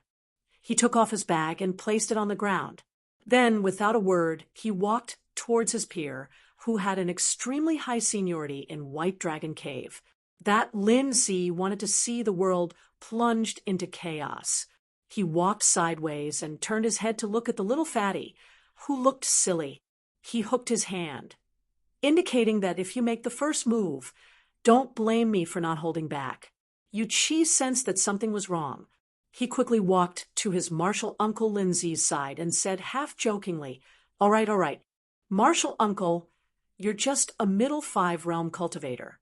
Why are you competing with these children? Lindsay glanced at the 2 girls and smiled. They're just grotto-dwelling realm cultivators. While Yu Qi was talking to Lin, amiably, he spoke to the little fatty telepathically. Go back. Don't cause trouble. Otherwise, when your sex elders come, you won't be able to bear the consequences. In the pavilion, Cui Dongshan held back his laughter and clicked his tongue in wonder. White Dragon Cave's cultivators are quite unreasonable. Jiang Shangjin extended a finger and rubbed his temples. My head hurts. The White Dragon Cave's ancestral master is only a nascent soul. However, the current White Dragon Cave's cultivators did indeed have the qualifications to do as they pleased in Tongya continent. It was not because of their cultivation level, but because of their influence. Jiang Shangjin asked, Aren't you going to do anything about it? Cui Dongshan shook his head. I'll take care of it. It's time for these sword immortal embryos to know what they're capable of. It's not good to think too highly of themselves or underestimate themselves. When they reach Luapa Mountain in the future, unless their cultivation level is higher, they'll be able to leave the mountain for training. Otherwise, there won't be many opportunities to fight on the mountain. Even without Huang Heji's incident today, I would have let them fight with outsiders in other parts of Cloud Cave-blessed land. Since Cui Dongshan had said so, Jiang Shangjin continued to watch the show. If this matter caused him to be recorded in the Mountain Lord's account book and lose his position as head consecrator, Jiang Shangjin would definitely beat the crap out of the White Dragon Cave's ancestral master. Cui Dongshan focused his gaze and suddenly asked, Have you ever wondered why I was able to open the mountain restriction on the white jade hairpin? Jiang Shangjin nodded. Naturally, it's because Chun Pingon left behind clues. I'm guessing that you're the only one who can open it. Chui Dongshan asked again. Then have you ever thought that my husband's sword immortal sacrifice at Taiping Mountain was really just a romantic sword immortal or an impulsive decision? Jiang Shangjin smiled. Lu Ji, Qi Tingji, Lu Jinglong, Xie Songhua, Song Pin, and all the other sword immortals know that the hidden official has returned to the vast world. Chui Dongshan turned his head and said with a shocked expression, Brother Zhou Fei's brain sure is sharp. Jiang Shangjin cupped his fists. You flatter me. We're all from the same family after all. On the other side, Cheng Chaolu took a deep breath and chanted a few fist formulas in her heart. 1,000 stances, 10,000 punches. One stance, what was it again? Forget it, let's fight first. The little fatty stomped heavily on the ground, and his fists moved like a snake. He then stomped on the ground and jumped up high. He raised his arm, and his strength was full. His strength was like a thunderclap, and he struck out like a whip. The young white dragon cave cultivator with a jade-like face was punched in the head, causing his head to tilt to the side. In the blink of an eye, he smashed into the ground with a bang. Finally, his upturned legs slumped to the ground. However, he fainted on the spot after taking a punch from the child. Cheng Chaolu rushed forward and arched her legs slightly. She kicked the man's forehead and suddenly exerted force. The young man slid dozens of feet away and slammed into the white jade railing. Cheng Chaolu continued running forward. She suddenly tilted her body and dodged an immortal arcane artifact that resembled an immortal binding rope. She pressed 2 fingers together and gently tapped the ground. With a flip of her body, she dodged another spell that restrained her. The little fatty was as agile as a leopard in the forest. He arched his back and continued running towards the young man, who was already foaming at the mouth and twitching on the ground. In the end, he kicked Yuqi's head. The back of his head slammed into the white jade railing several times with a clang. The little fatty was only focused on this one person. He was very one-track minded and did not care about the rest. As for the kid named Lindsay Ling, it was boring to hit him. Moreover, it was easy for him to be unreasonable. Master Chow had said that after learning boxing, one must be aware of the light and heavy punches. Cheng Chaolu was really afraid that with one punch, she would cripple or kill that muddle-headed kid. This was the advantage of sword cultivators, especially sword immortal embryos. Among cultivators, sword cultivators and military cultivators were the best at nourishing the spirit and strengthening the body. Therefore, sword cultivators did not summon their flying swords, and military cultivators did not use their spells and abilities. They were very much like pure martial artists. Chui Dongshan was stunned. The little fatty's temper is not bad. Even I have misjudged him? Jiang Shangjin nodded and said, Indeed, he doesn't usually look like one. Chui Dongshan said regretfully, Among this group of people, there are still those who are willing to be reasonable. Otherwise, today's results would have been better. Bai Xian and the rest would have had a chance to draw their swords. What a pity! The Mount Pu cloud cottage of the Tongya continent was similar to the thunder god temple of the snowy continent. They were both fist types that could be famous in their own continents. Yi Yunyun and the martial sage Wu Chang, who carried a bamboo sword and a wooden spear on his back, were both living martial artists. They were both named as the top 10 grandmasters in the history of the Tongya continent. They were fully deserving of the title of martial sage. However, Wu Chang was not interested in establishing a sect. He was even less interested in passing down the legacy of the fist type than Yi Yunyun. He did not even take in a single disciple. Moreover, whenever Wu Chang made a move, it was extremely heavy. A martial artist of the Tongya continent fought him in a Wenquan. In the end, the martial artist was severely injured and died in less than 10 years. Wu Chang only suffered minor injuries. During that battle, Wu Chang had coincidentally left his hometown and was in the central divine continent. He originally planned to ask when Quan Pei Cup, but the mountains and rivers of his hometown collapsed too quickly. Wu Chong could not make it in time. He could only go to the South Pasua continent alone and kill many demons on the battlefield. A delicate youth wearing a green robe and a white jade belt flashed and stood beside the little fatty. He reached out and grabbed Chung Chaolu's shoulder. He smiled in a clumsy Tongya continent accent and said, "That's enough. Otherwise, this kick will really hurt the foundation of the great Tao of others." Chung Chaolu retracted his fist and silently retreated to Naren's jade archive. Bai Xian squatted on the railing and slapped the little fatty's head. He smiled and said, "Little lackey, you're half as elegant as me now." Chung Chaolu smiled foolishly and scratched his head. It was his first time fighting after learning martial arts, so it was quite embarrassing. Jiang Shangzhen glanced at the delicate youth's footsteps. Interesting. It's that Wu Chong stance walking. He probably took in a disciple from outside the village. He's a very young golden body realm cultivator. Chui Dongshan curled his lips. That's considered young? If he met my even younger senior sister, wouldn't that brat bounce 3 times on the ground with one punch? Jiang Shangzhen smiled and said, "Brother Chui, if you say that, we won't be able to continue this conversation." Chui Dongshan stood up. "This fight definitely won't be able to continue. I'll go clean it up. Brother Zhou, stay here and drink." The child from White Dragon Cave, who was nicknamed Lindsay, had a livid expression. He stood beside the delicate youth and stared at Chung Chaolu. He gritted his teeth and said, "Tell me your name." Chung Chaolu thought for a moment and answered in a methodical manner, "I just got a nickname in the pugilistic world, Invincible Little Divine Fist." Lindsay was so angry that his eyes turned red. He was about to take out an offensive natal item when the delicate youth reached out and pressed down on his shoulder. He was intimidated, and his spirit chi was forcefully suppressed. The youth smiled and said, "Lindsay, there's always someone better than you. So when you're outside, you can't be too willful." The child said angrily, "Guobaimu, Yu Chi is about to be beaten to death. Why are you siding with an outsider?"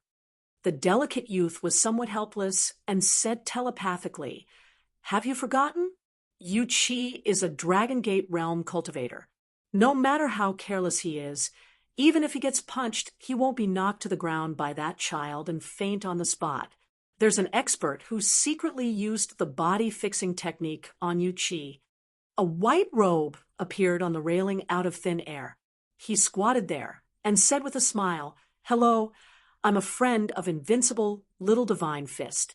If you want to beat, scold, or kill, come at me." When Chui Dongshan appeared and squatted on the railing, Bai Xian, who was originally sitting there, quickly slid down to the ground. Guobaimu faced the white-robed youth and cupped his fists. Junior Guobaimu greets Senior Immortal Master. Chui Dongshan wiped his face with his sleeve and was a little worried. The other side had such a clever kid. How could he add fuel to the fire?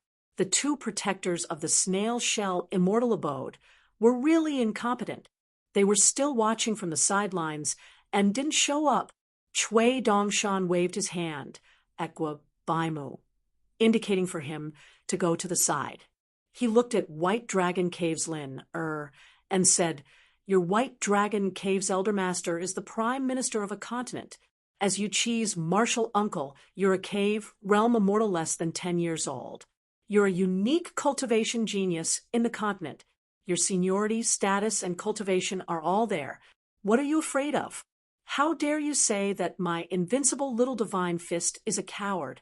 Why don't I help you pick someone, and you 2 can spar?" Bai Xian's eyes lit up. He stretched out his hand and pressed Chung Chaolu's big head. He gently pushed it away and strode forward.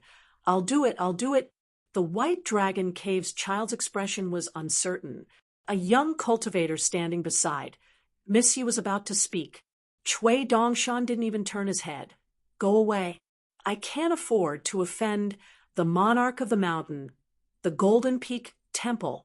I can only pick on the soft persimmon of the White Dragon Cave. At this moment, two elders in the Yellow Crane Base, immortal abode, finally couldn't hold themselves back and arrived together with the wind. One was the chief consecrator of the Golden Peak Temple, Nascent Soul Realm. The other was a martial artist of the Cattail Fan Cloud Cottage, Far Travel Realm, and one of Yi Yunyun's direct disciples.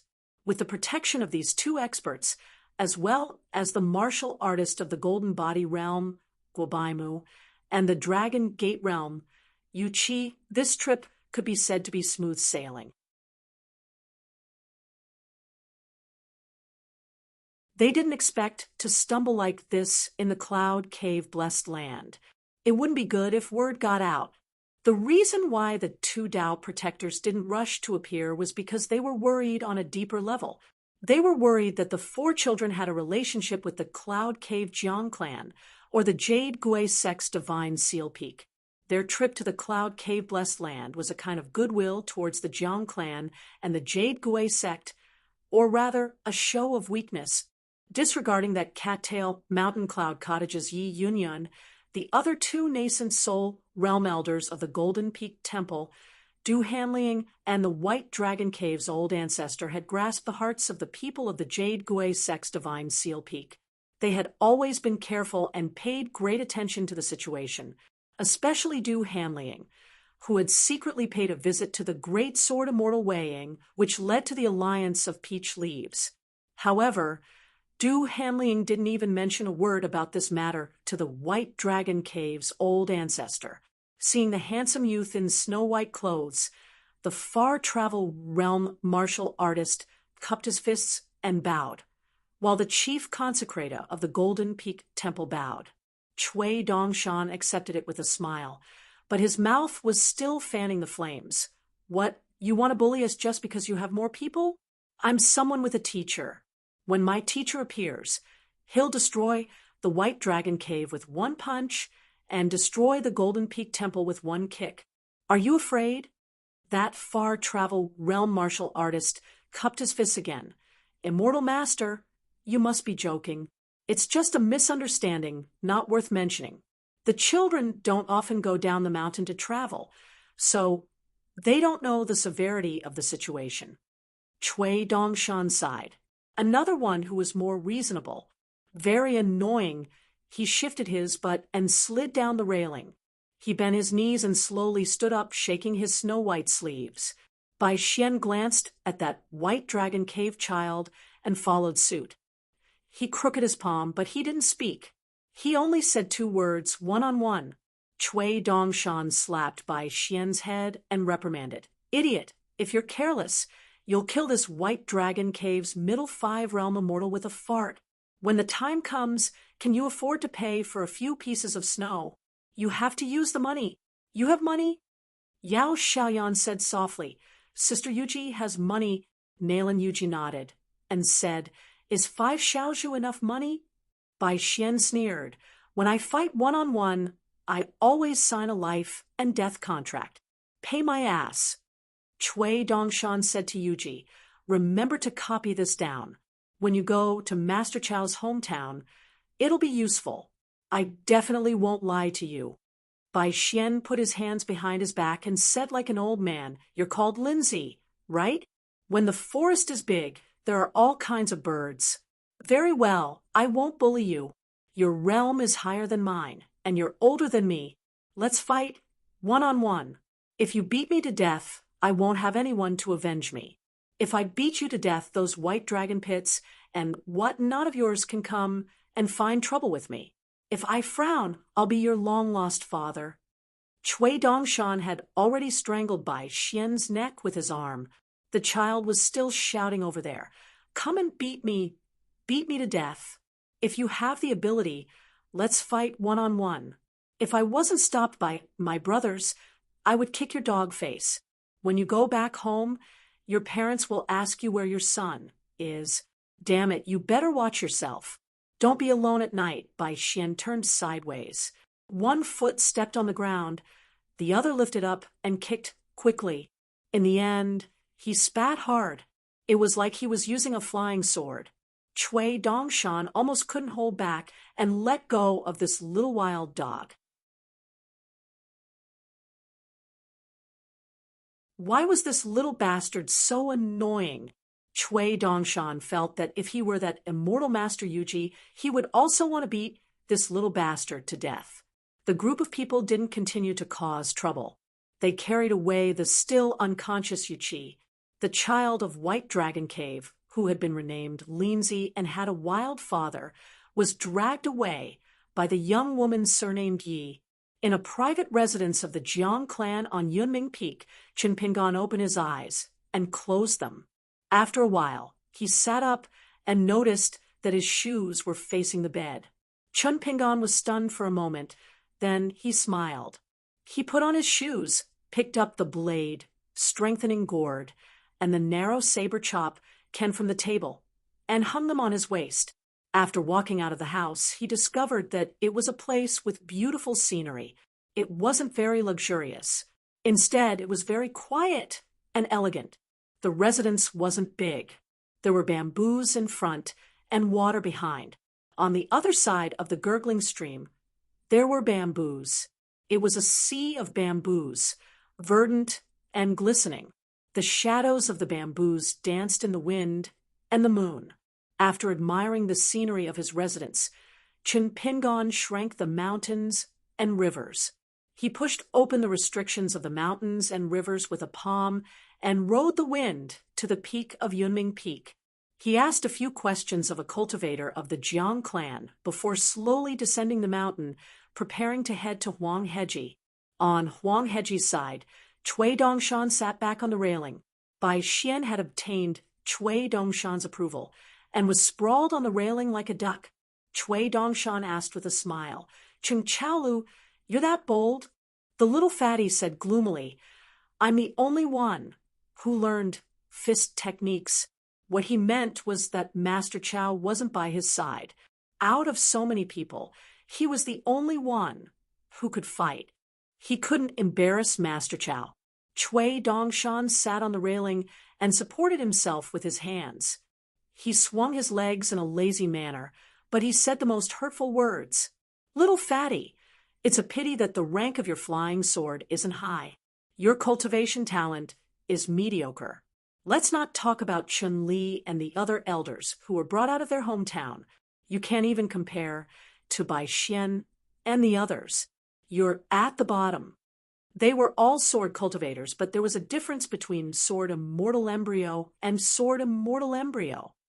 There was a difference between heaven and earth, but within the sword immortal embryo, there would be a difference of superiority and inferiority. It could be the difference between heaven and earth. The sword immortal embryo of the Great Wall of Sword Chi was roughly at the Aurus core stage and had a chance of reaching the nascent soul stage. If one's luck was better, such as not dying prematurely or dying on the battlefield, they would be sword cultivators of the upper 5 realms. Simply put, they had a chance of becoming a jade-level sword cultivator. This vast world's Aurus core and nascent soul sword cultivators could be called sword immortals. In terms of sword cultivators, Tong Yi continent was only slightly better than Aquarius continent, and was about the same as Snow White continent. Chung Chaolu was gloomy. He lowered his head and said, "When I was training with Master Chow in private, Master Chow said that for the cultivators in the world, as well as us sword cultivators, talent can really be used as food. If you have good talent, you can have a lot of rice. One bowl can be 2 or 3 bowls of other people's. This is called the ancestor bestowing food to you. But if you don't have a lot of rice, you won't starve to death. If you want to eat more and grow taller, you have to be more hardworking than others and give yourself special treatment." Master Chow also said if other people with good talent are still working hard what to do, don't be afraid, because there are ways. Chui Dongshan smiled. "What ways? Tell me." Chung Chaolu raised his head, shook his head. He was happy. "It's an exclusive mental cultivation method that Master Chow imparted to me. I won't say.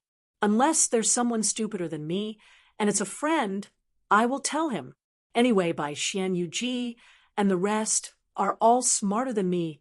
Why should I nag about this? Master Chow said before, if a person's ability is not great, if the logic in his mouth is too great, it will annoy others. So there's no need to rush. I'll leave it for now. Cui Dongshan nodded.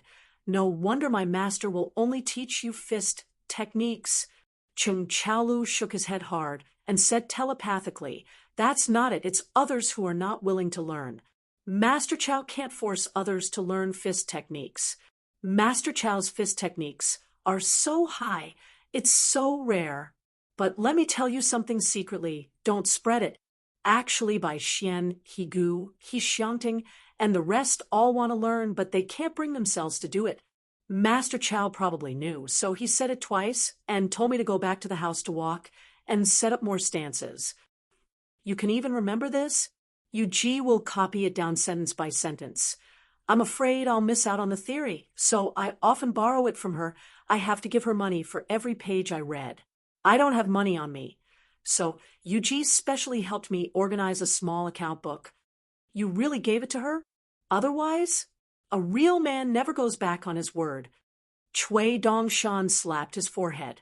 Yuji, this little money grubber, would probably be Pei Qian's little follower in the future, and the kind that would be very loyal.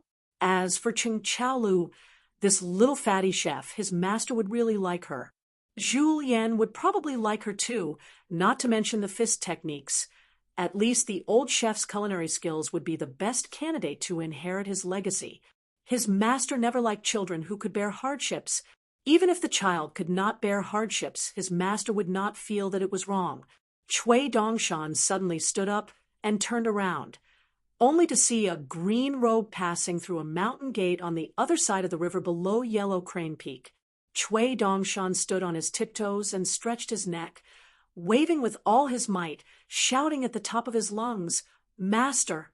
Master! Here, here! The green robe turned into a rainbow, rushing straight to the peak of Yellow Crane Peak, like a sword cutting the river. The originally calm river surface was surging up and down. In the blink of an eye, the man landed on the white jade railing, smiling warmly. He stretched out his hand and gently pressed on the head of the youth in white. The student was still a youth, but the master was already taller and more slender, so he needed to bend down slightly to talk to the student. He did not say anything. Jiang Shangzhen slowly walked over. Chen Pingan jumped down from the railing.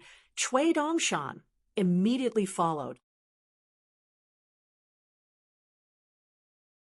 Bai Xian chuckled. This big white goose was obviously more of a lackey than Chung Chaolu at the hidden official's side. Bai Xian suddenly felt that something was wrong. If Chen Pingan knew about today's matter, he estimated that he would not be any better than Chung Chaolu. Bai Xian tiptoed and was about to sneak away, but Chen Pingan stretched out his hand and gently pressed on his head. Chen Pingan asked, "What happened?" Nailin Yufan and Yao Xiaoyan, the two girls, immediately felt that someone was supporting them. Even Yao Xiaoyan, who had a soft temperament, was somewhat indignant. It was a late unhappiness. Bai Xian hurriedly reminded the little fatty at the side. A man should take responsibility for his own actions. Chung Chaolu, show some martial spirit.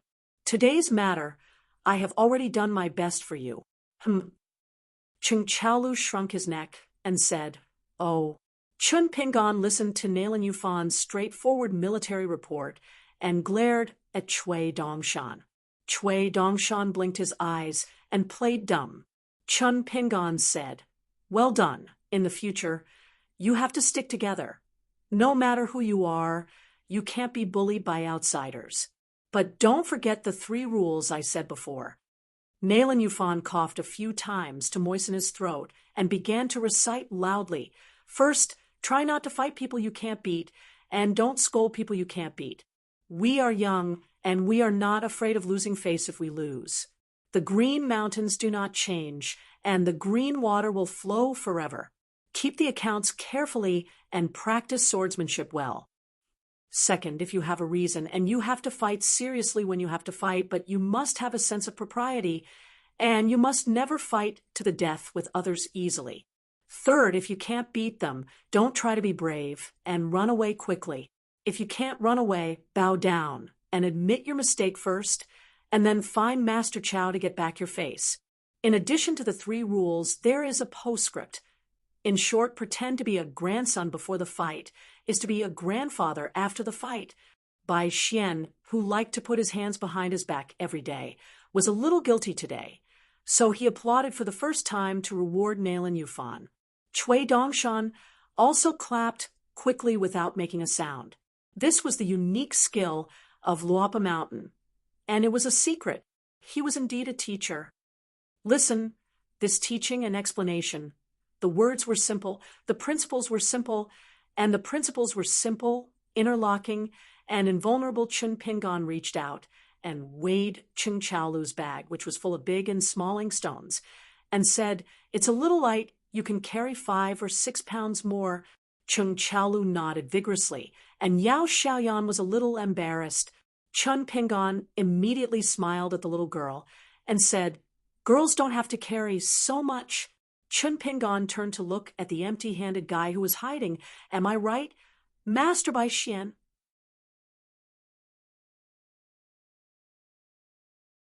Bai Xian said with a cheeky smile, "Young master, it's young master." On Chun Pingon's side, Bai Xian had always been very heroic. This little rascal was not stingy, and immediately grabbed Cui Dongshan by the neck and pulled him back. Let's go to the pavilion to talk." Bai Xian immediately wailed, "Master Chow, save me." Chun Pingon stopped Cui Dongshan and glanced at Huang Heji's snail shell dojo and smiled at Chung Chaolu and the other children. "Go back to Yunming Peak first." The children swaggered out of Huang Heji and went to the Riverside Ferry and then to the opposite bank to return to Yunming Peak. Bai Xian, who was listless, immediately put his hands behind his back when he could not see Cui Dongshan, and cursed, saying that the White Dragon Cave bastard would suffer from his sword sooner or later. On Huang Heji's side, Jiang Shangjin quickly left, saying that he was going to Mount Laojun, and that there was a fairy sister he was familiar with there, so he gave a pavilion to the teacher and student. Cui Dongshan snapped his fingers, and a golden lightning pool flashed, isolating the world. After Chun Pingon sat down, he asked softly, "Why are you here? Did you happen to be in Tongyi continent?" Cui Dongshan pecked on rice like a chicken and nodded vigorously. "Teacher, don't you think it's a coincidence?" Chun Pingon was skeptical, and after a moment of silence, he looked around and said softly, "Seeing you, I feel like I'm dreaming again." Cui Dongshan sat upright and grinned. "It's true. It's absolutely true. There's no what if." Chun Pingon nodded and looked at the spring river bright moon night, and a smile gradually appeared on his face. Dream after dream, when the heart is in the right place, the mind is not in the right place. In the misty world, life and death is fleeting, real and illusory, but seeing the bright moon above Huang Heji's head, one could not help but be speechless, and silently look at the moon in the middle of the river. Returning to self-reflection, I went out of the river and laughed. Only then did I know that I have a pearl shining through the mountains and rivers, not afraid of a big dream, planting the Tao tree in my heart for 10,000 years. Chun Pingon took off his boots and sat cross-legged. He waved at Cui Dongshan and then turned to look at the river outside the pavilion. Cui Dongshan moved to sit beside teacher and looked into the distance together. Chun Pingon patted Cui Dongshan's shoulder lightly and asked, "Are you okay?" Cui Dongshan nodded and smiled. "Very good. Seeing teacher, it's even better." Chun Pingon lightly clenched his fist and knocked on his chest and asked his student, "Are you okay?" Cui Dongshan still nodded. "I'm okay. How about teacher?" Chun Pingon nodded. "I'm okay." Chun Pingon placed his hands on his knees. Over at Luopa Mountain, Cui Dongshan laughed. "That's even better. Otherwise, how would I dare to be the first to see teacher, to be scolded and beaten?" After a moment of silence, Cui Dongshan laughed. "Tell teacher something fun?" Chun Pingon laughed. "Tell me Cui Dongshan held back his laughter. There's a female martial artist called Zheng Qian. She's at the peak of the mountain and has made a name for herself in the Central Plains and Aquarius continent. That year, after the war ended, there was an endless stream of people who went to seek her out. Then I met a hero who went to seek her out. That brother was only at the 7th level, and he swore to me that there was no pressure at all in beating her.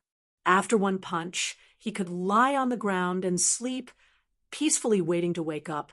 He just had to ask her for compensation for his medical expenses. Chun Pingan's face was puzzled, shocked, and then his eyes were full of laughter, and finally some sadness. Chun Pingan said helplessly, "No wonder someone was willing to fight 4 rounds with Chao Ci." Cui Dongshan grunted, because she felt that since teacher had lost 3 rounds as the first disciple, she had to lose 1 more round, or else she would be punished. So even though she knew she couldn't win, she still fought. Chun Pingan raised a hand and scratched his head. "So that's how it is." After a moment of silence, Chun Pingan smiled. "Then wouldn't I have to beat Chao Ci 7 times in a row? As for whether it works, I have to try. Looks like I'll have to make a trip to the Central Plains." Ew. Cui Dongshan turned his head. Hey, why was this sister eavesdropping on my conversation with teacher? Chun Pingan turned and saw a girl in yellow standing beside Jiang Shangzhen. She had just arrived and, logically speaking, should not have heard him. But with Jiang Shangzhen and Cui Dongshan around, it was hard to say. Chun Pingan glanced at Cui Dongshan. Cui Dongshan immediately raised his hands. In all honesty, as expected, she smiled. "I didn't listen much, just the last sentence. You have to beat Chao Ci 7 times in a row. That's admirable. I didn't mean to eavesdrop, but when you spoke, your martial arts aura was a little scary, so I couldn't help myself." She clasped her hands. "So I'll apologize to you first." The girl was extremely beautiful, even more slender and elegant than a pavilion. When she stood beside Jiang Shangzhen, they were a good match. Chun Pingan put on his boots, stood up, and smiled. "It's illegal to boast." The girl outside the pavilion was the owner of Mount Pu's Cloud Cottage, the ultimate martial artist Yi Yunyun. She was one of the 10 grandmasters in the history of martial arts in Tongya continent, and the second in martial arts today. With the majestic fist intent of a grandmaster and her yellow clothes, it was easy to recognize her. Yi Yunyun's eyes sparkled, and she asked, "Can I spar with you?" Chun Pingan waved his hand. "No need. I can see that Cloud Cottage has a good reputation." What kind of logic was this? Yi Yunyun asked doubtfully. "Isn't it a reason to practice martial arts in the same realm? It's a rare opportunity. Although you're a senior, shouldn't you cherish it a little? Now, in Tongya continent, Wu Kuang hasn't returned, and I'm the only 10th realm martial artist." Yi Yunyun was the youngest martial artist in the vast world, other than Chao Ci, although it was very likely that Zheng Qian or one of the direct disciples of the Thunder God Temple's Pei Osyang would replace her position soon. Yi Yunyun was the youngest, but Yi Yunyun was still the youngest. So, since the other party didn't deny that they were in the same realm, they must be both 10th realm martial artists. Chun Pingan looked calm. Jiang Shangzhen and Cui Dongshan both had strange expressions. Yi Yunyun became more and more confused. "Senior, did you not travel to Tongya continent for Mount Pu's Cloud Cottage?" Almost every ultimate martial artist traveled across continents to spar with someone in the same realm, and there were very few exceptions.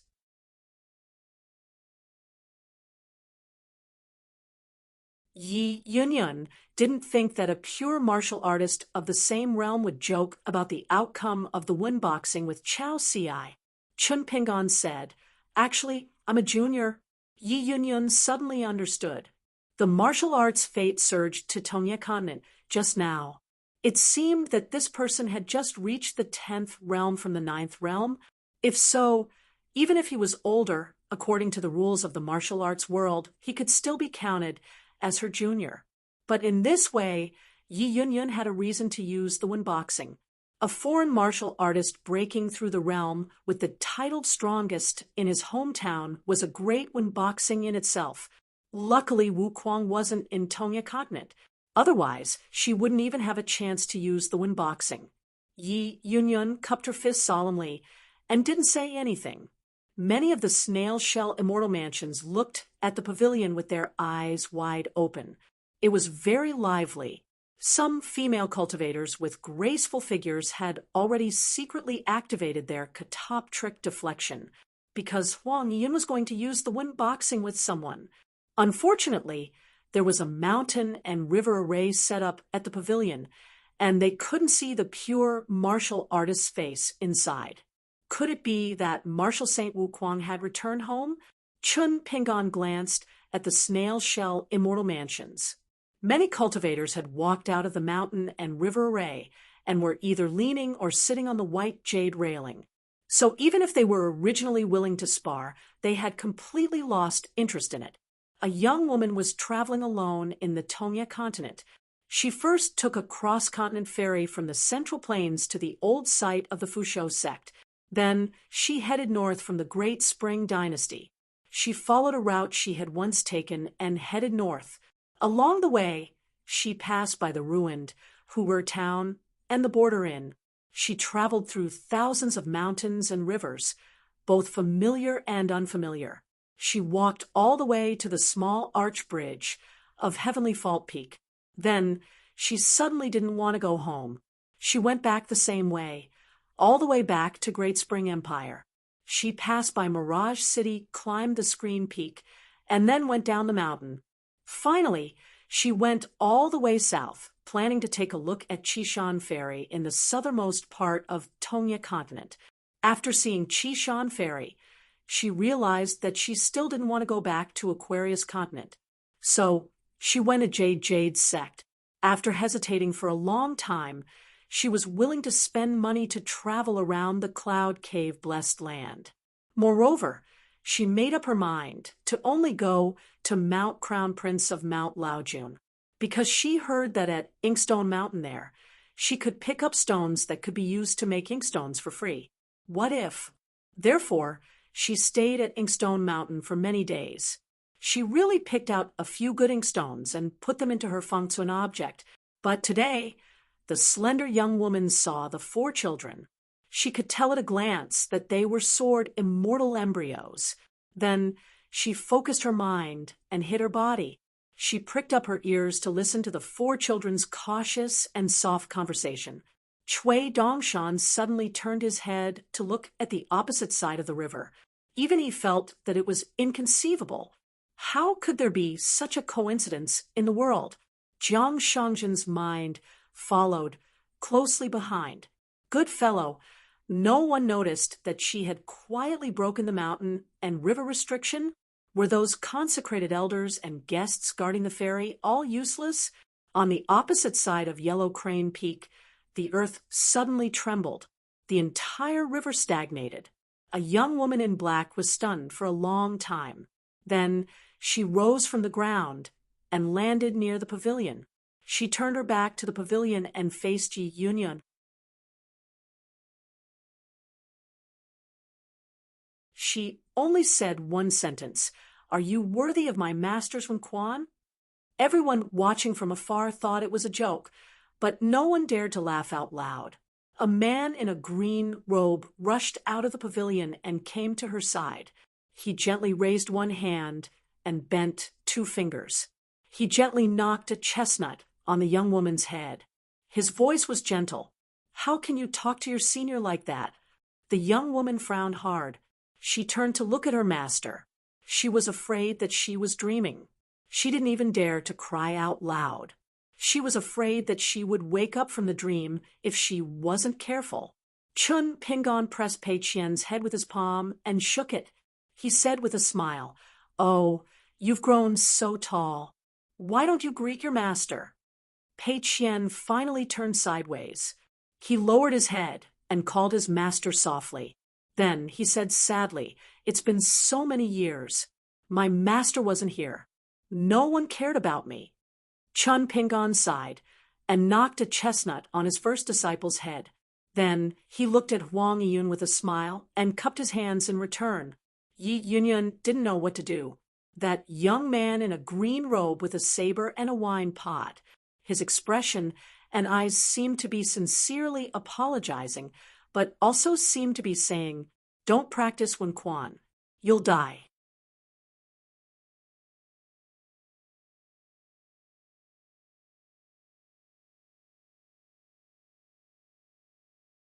"753. Cui Dongshan and Jiang Shangzhen looked at each other. One said, "Fellow Taoist Jiang, you're the host, so you should be in charge of cleaning things up." The other said, "Fellow Taoist Cui, don't give up. You can't just disappear like that." Once the two ultimate martial artists completely let go of their hands and feet and exchanged punches, and were unwilling to move to another place to compete with their fists and feet skills, one punch overturned a pavilion and rolled it into the river. One kick shattered a large area of white jade railings. It was really hard to say whether half of the treasure bowl of Huang Heji would be left behind. Fortunately, Chun Pingon said to Jiang Shangzhen, "Let's go back to Yunxian Peak first." Then Chun Pingon cupped his fists towards Huang Yiyun again. "Junior Chow M.O., I'll ask Senior for advice later." Yi Yunyun felt as if the weight of heaven and earth had suddenly lightened. She cupped her fists in return. Jiang Shangzhen immediately cupped his fists and apologized to the young mountain master. In fact, he had taken Yi Yunyun from Mount Laojun without permission to Huang Heji today, because he had some selfish motives. If the 18 sceneries of Cloud Cave became 17 sceneries, Jiang Shangzhen could only accept it. Anyway, there were still 7 or 8 alternate scenic spots in the Blessed Land. However, the disciples and guests of the Jiang clan who were in charge of Huang Heji would inevitably make a scene at the Jiang clan's ancestral hall. Pei Qian also cupped his fists and said to Yi Yunyun, "Junior Jing Qian, I've offended you today. If there's a chance in the future, I'll visit Senior Yi at Cloud Herb Hall." Yi Yunyun nodded. Chun Pingon left Huang Heji with Pei Qian and Cui Dongshan. Teacher, master, student, disciple. It was a coincidence that the three of them gathered in a foreign land. Master seemed to be thinking about something. Pei Qian followed him all the way without saying anything. Cui Dongshan was counting his fingers and muttering something. Chun Pingon walked down Huang Heji and stopped at the riverside ferry. He suddenly said, "I've thought about it. The Luo Pa Mountain sect will be located in Tongya continent. However, I still need to go to Mount Laojuan's mountain river diagram for the specific location." Cui Dongshan raised his sleeves and shouted, "Teacher, you're wise and far-sighted. You have great achievements. Not only would Luo Pa Mountain be promoted from an immortal mountain to a sect, it would also become a lower sect. This meant that Mr. had already made up his mind. When he returned to his hometown, he would no longer deliberately hide the heritage of Luo Pa Mountain. Not only that, he also wanted to create a sect that would shock the 3 eastern continents of the world, the North Continent, the Aquarius Continent, and the Tongya Continent. Chun Pingon said helplessly, "Forget it. Calm down." Cui Dongshan's current behavior was quite similar to the Ascendant Realm extraterrestrial demon in the prison of the Great Wall of Sword Chi.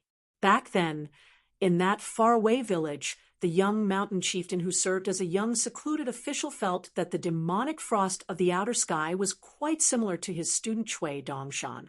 This was probably the biggest difference between a tourist returning home or not. Cui Dongshan immediately shut his mouth. Luo Pa Mountain was not a sect now. It was not famous in the Aquarius continent. However, this young mountain chieftain who had not truly returned home was already thinking of creating a lower sect. It was definitely not an easy task to make any mountain in the world a sect. To build a lower sect was already as difficult as ascending to heaven. Especially to build a lower sect across continents, it was naturally more difficult than ascending to heaven. Firstly, it was difficult to obtain the approval of the Central Plains Confucian Temple, which required the consumption of the sect's merit. Secondly, it was difficult to conform to the local customs.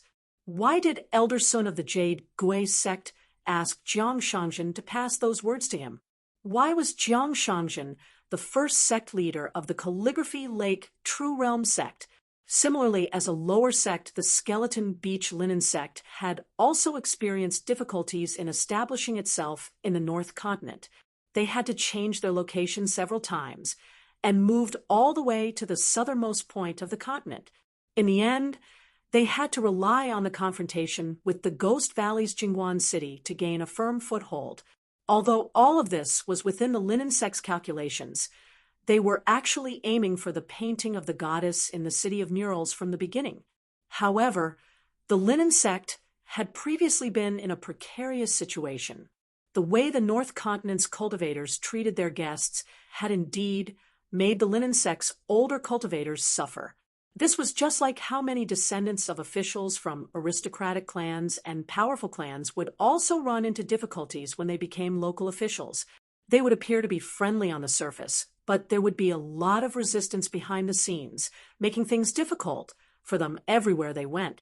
In the past, the first district magistrate in the history of the Pearl Paradise, Wu Yuan, had still been ostracized by the great clans of Fortune Street and Peach Leaf Alley together as the disciple of the imperial tutor and the son-in-law of a powerful clan.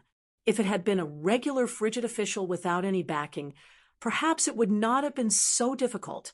This involved far too many ways of the world and conflicts in the officialdom. It involved the arm wrestling between the four great clans and the Song clan. As a result, Wu Yuan had been ostracized and her promotion was slow. In the end, she left quietly and was transferred to the foot of the Zhongyue mountain of the old Zhuang Empire to take up the position of governor. Afterwards, Yuan Zhengding and Chao Gingxin, the two descendants of the Pillar of Upper Kingdom, instead had much smoother careers in the Dragon Province. This was yet another example of how the predecessors in the officialdom planted a tree for the descendants to enjoy the shade. Pei Qian was in high spirits. She would do whatever her master said anyway. As long as her master was by her side, she did not have to worry about making mistakes. She did not have to worry about whether her punch was right or wrong. She did not have to think so much. As long as her master was here, she would be very at ease. She was fearless. Pei Qian subconsciously extended her hand to grab her master's sleeve. However, Pei Qian immediately stopped and pulled her hand back. Chun Pingon asked, if our Luapa Mountain doesn't have a single cultivator of the upper 5 realms, would the merit recorded in the imperial court of the Song clan, as well as the Cliff and Lakeview academies, be enough to make an exception and be promoted to a sect? Cui Dongshan hesitated slightly. Chun Pingon added, and the two of us aren't included. If he could not open the sky with a single strike and enter the 5th world, then he would have to follow the rules. In that case, he had no choice but to follow the rules. He needed to exchange merit for a pass. Since Zhao Yao could use this to return to the righteous world, then he, Chun Pingon, could also go to the new world. As for whether he could succeed with a single strike or not, that was not important. If the current Chun Pingon could reunite with his senior brother Zhua, he would definitely ask his senior brother to open a path for him after they finished chatting. If his senior brother was not willing to use his sword, then he would use his master. Every mountain has an immortal abode. Whether it can be promoted to a sect or not, it can have a cultivator of the upper 5 realms. It can't even be a consecrator or a guest. It must be a direct descendant of the sect.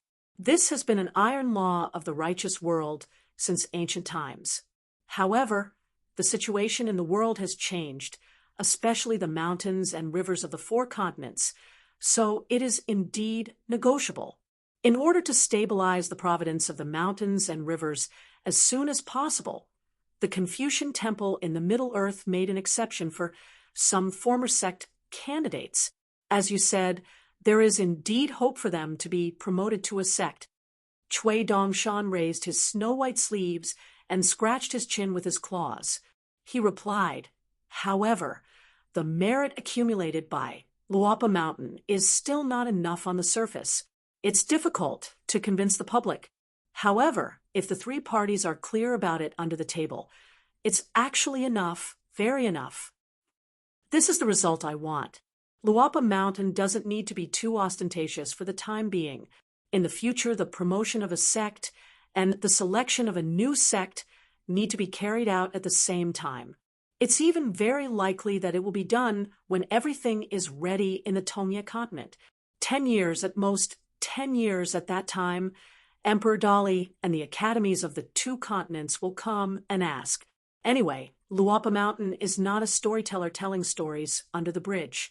Chun Pingon nodded slightly, and then asked in confusion, "As for your so-called very enough?" "What do you mean?" Chui Dongshan began to count with his fingers. Mi Yu of the pure jade realm and Chui Wei of the nascent soul realm, our two old sword immortals and great sword immortals, have actually made a lot of contributions. However, their identities were previously attached to the cloud-splitting mountain, and they did not reveal themselves. We will make a decision after you return to Luapa Mountain. Teacher Zhong Qiu was on the top of Xia Mountain. He not only killed the enemy with his fists, but also helped to devise strategies. He was very good. He also helped Luapa Mountain, Wind Snow Temple, and Lord of Xia accumulate a lot of incense offerings. Although Sui Yu has not been able to become a nascent soul realm sword cultivator, Dali still has some contributions. As long as she returns to the sect, it will be a big contribution that can be assigned to Luapa Mountain. Anyway, the third sect master of the True Realm sect is Lu Laocheng, an old friend of teacher. He will not be too calculative on this small matter. As for Lu Baixiang and Wei Xian, there is no need to reveal their identities for the time being. As for senior sister, she is even more amazing. On the battlefield of the Jinjia continent and the Aquarius continent, she killed countless enemies and earned more contributions than the two sword immortals. The oldest warrior of the North Continent, the martial king of the End Realm, coveted senior sister's martial arts aptitude. That shameless old boar poached her to our Luapa Mountain and almost knelt on the ground to beg senior sister to be her disciple. Pei Qian coughed softly. Chui Dongshan immediately changed the topic obediently. In addition, there is also Changming, the Taoist friend that teacher abducted from the Great Wall of Sword Qi. He also has a huge merit of mountains and rivers. The Song clan knows about this. Chun Pingon corrected him. What abduction? He is the Taoist that I invited sincerely for Luapa Mountain, Chui Dongshan whispered. Teacher, Changming is now the head of Luapa Mountain. Chun Pingon was stunned for a moment. Isn't Changming and Wei Wenlong overseeing the accounting room together? Because in Chun Pingon's original idea, Changming was born as the manifestation of the world's gold and copper coins. He was most suitable to be the god of wealth of a mountain. He was the most suitable to be Wei Wenlong's god of wealth. And in any mountain in the world, if an immortal master wanted to be the patriarch of discipline who could convince the masses, there were two conditions. One was to be very good at fighting, have a strong fist, and be qualified to be an evil person. The other was to be willing to be a lonely minister without a mountain and be the lone husband that was criticized. In Chun Pingon's impression, Changming smiled faintly every day, was gentle and virtuous, and had a very good temper. Of course, Chun Pingon was worried that it would be difficult for her to gain a foothold in Luapa Mountain. The most important thing was that Chun Pingon had a most important requirement for the patriarch of discipline of Luapa Mountain in his mind, deep in his heart. The other party had to have the courage to fight with him. The other party had to be able to say no to him, the mountain master who was often away from home, on some important matters. The other party had to be able to make him obediently admit his mistakes, even if he had to bite the bullet. Therefore, the position of the head of discipline of Luapa Mountain was the most important position in Chen Pingan's mind. Originally, according to Chen Pingan's original plan, the headmaster Zhong Qiu would be promoted from consecrator to the head of discipline of Luapa Mountain. Although his original plan had been disrupted, Chen Pingan did not reveal the slightest bit of emotion. Instead, he pondered slowly and carefully. Pei Qian suddenly said, "Master, I heard from old chef that it was little senior brother who recommended Changming to be the head of discipline." Chen Pingan laughed. "Then what do you think of the effect of Changming being the head of discipline?" Pei Qian nodded and said honestly, "Master, let's be honest. Anyway, I can't chat with her, but she should be a good head of discipline." Changming likes to be stubborn and not recognize her relatives, but she is reasonable and will not put on the posture of quarreling with others. She can hit the snake's weak point. One or two seemingly soft words can make people afraid. Changming smiles every day when she meets anyone. At first, I felt that she was very amiable, but after a long time, it is actually strange. Chen Pingan breathed a sigh of relief. "That's good." Chen Pingan narrowed his eyes. "Since it is a sect, our Luapa Mountain will need a cultivator of the upper 5 realms who can show up often. It can't be a consecrator, which is a bit troublesome. If it doesn't work, we will have to borrow someone from the Cloud Mountain." Chui Dongshan laughed. "Sure, let's get you to come." Anyway, he felt that being a consecrator was too distant, and he had already paved the way. From a consecrator of the Cloud Mountain to a direct descendant of the Luapa Mountain orthodoxy, it was more natural. Outsiders will habitually mistake it for Lordway of the Cloud Mountain. Miyu has been in the North Continent's Sparrow residence for many years. Every few months, he will send a flying sword message to the Cloud Mountain to ask if Mr. has returned and if he is home. If there is no news of the Mountain Lord, Mi Sword deity will have to settle down and spread his family there. Chen Pingan shook his head. "It better not be a sword cultivator. It's too scary." Chui Dongshan said in a low voice, "Both Xinjiang Mountain and Qingfeng City are now sections. Xinjiang Mountain even has a lower sect, which is located in the middle mountains where there are the most potential sword cultivators. It has been expanding aggressively over the years and is doing very well. The Su family of Qingfeng City also hopes to select a lower sect in the south. Now, they are helping to build connections in the capital city of Li Dynasty through their in-laws, the Yuan family of the Upper Pillar State."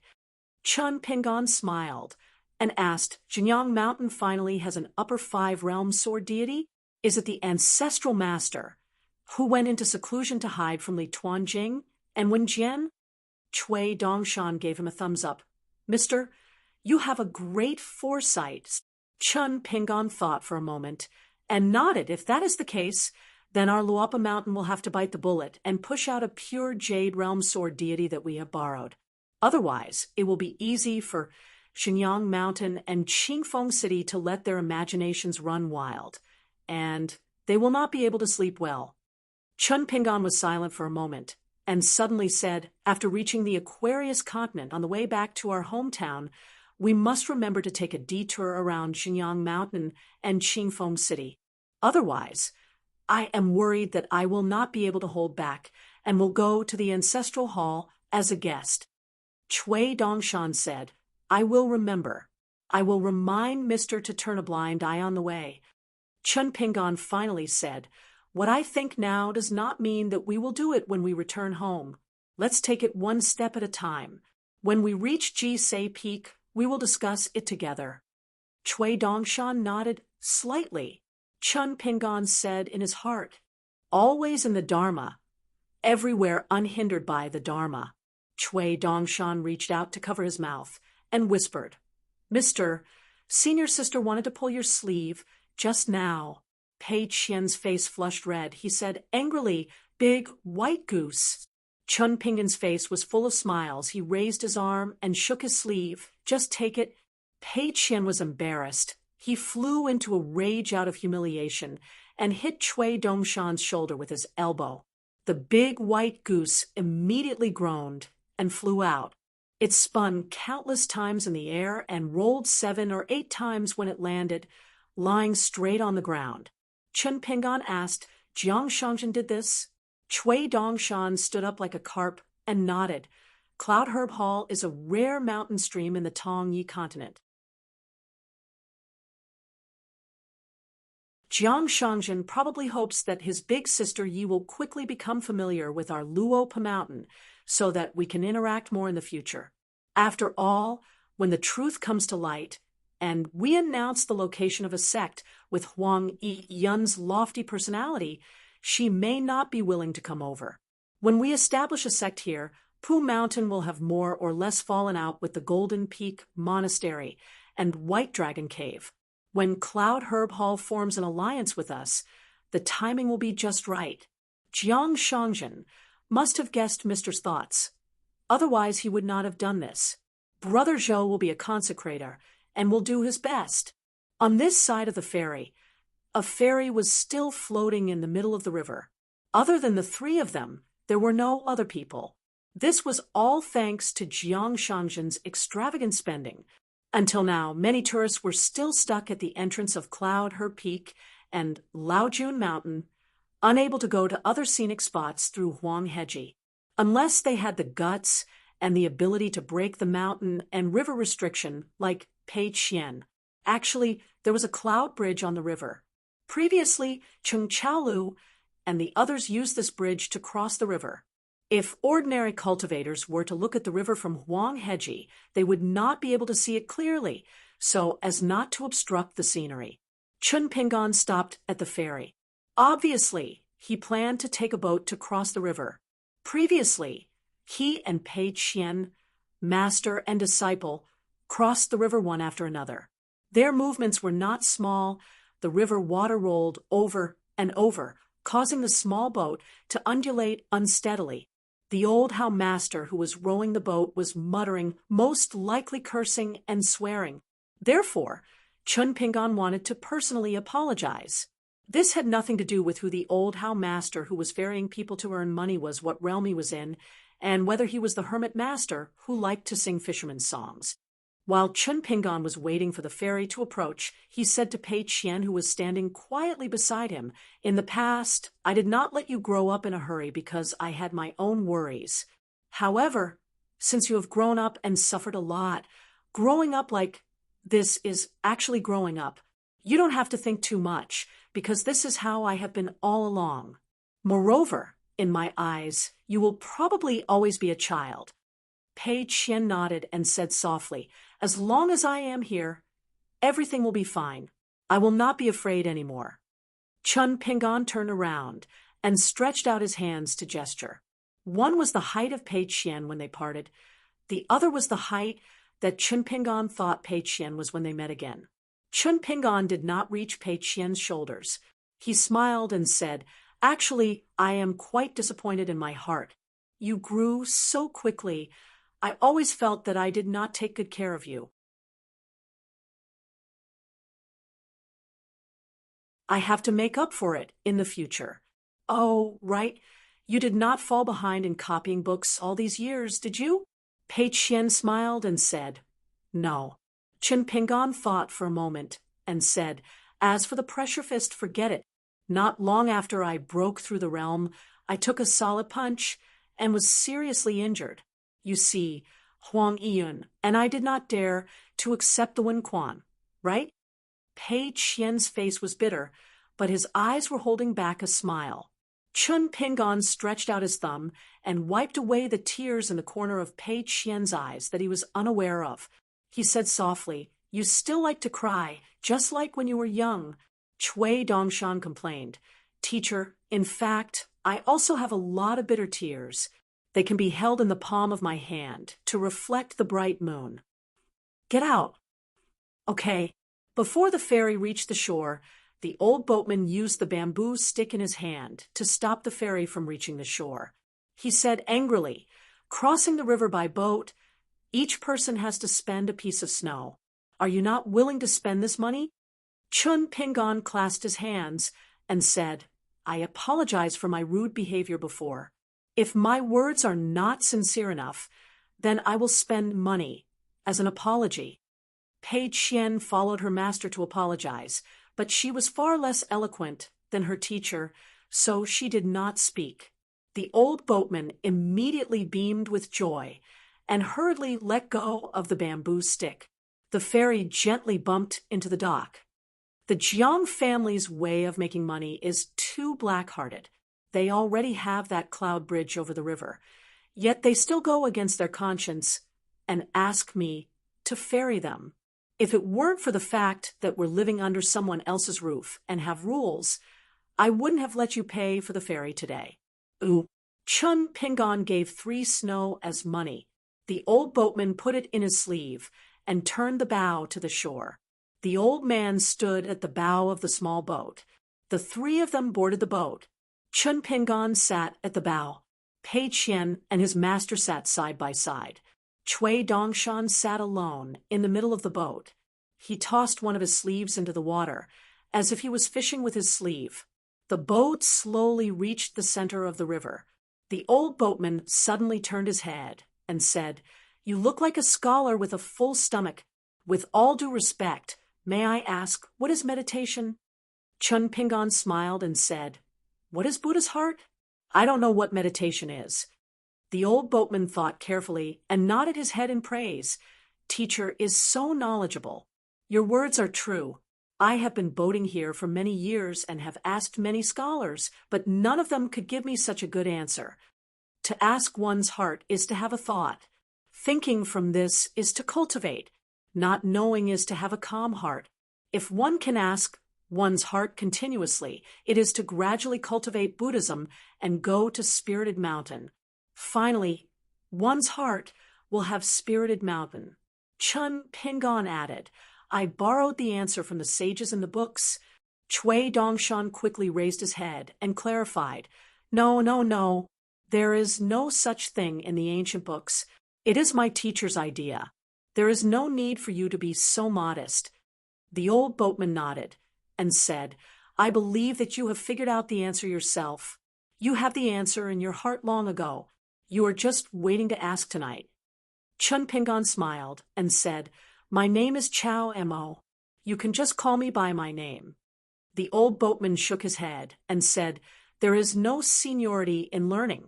You do not need to be so modest, but you have a good name. The world's most famous name is Chow Mo. He is the first assassin in the legend of the assassin. The key is that he can win after losing. Since you have the same name as him, I believe that you will achieve great things in the future. Chun Pingon quickly said that he did not dare to think about it. He secretly glanced at Cui Dongshan. Cui Dongshan immediately gave him a look, hinting that he was thinking too much. Chun Pingon was relieved. He almost thought that the boatman in front of him was Chow Mo. Wouldn't that be awkward?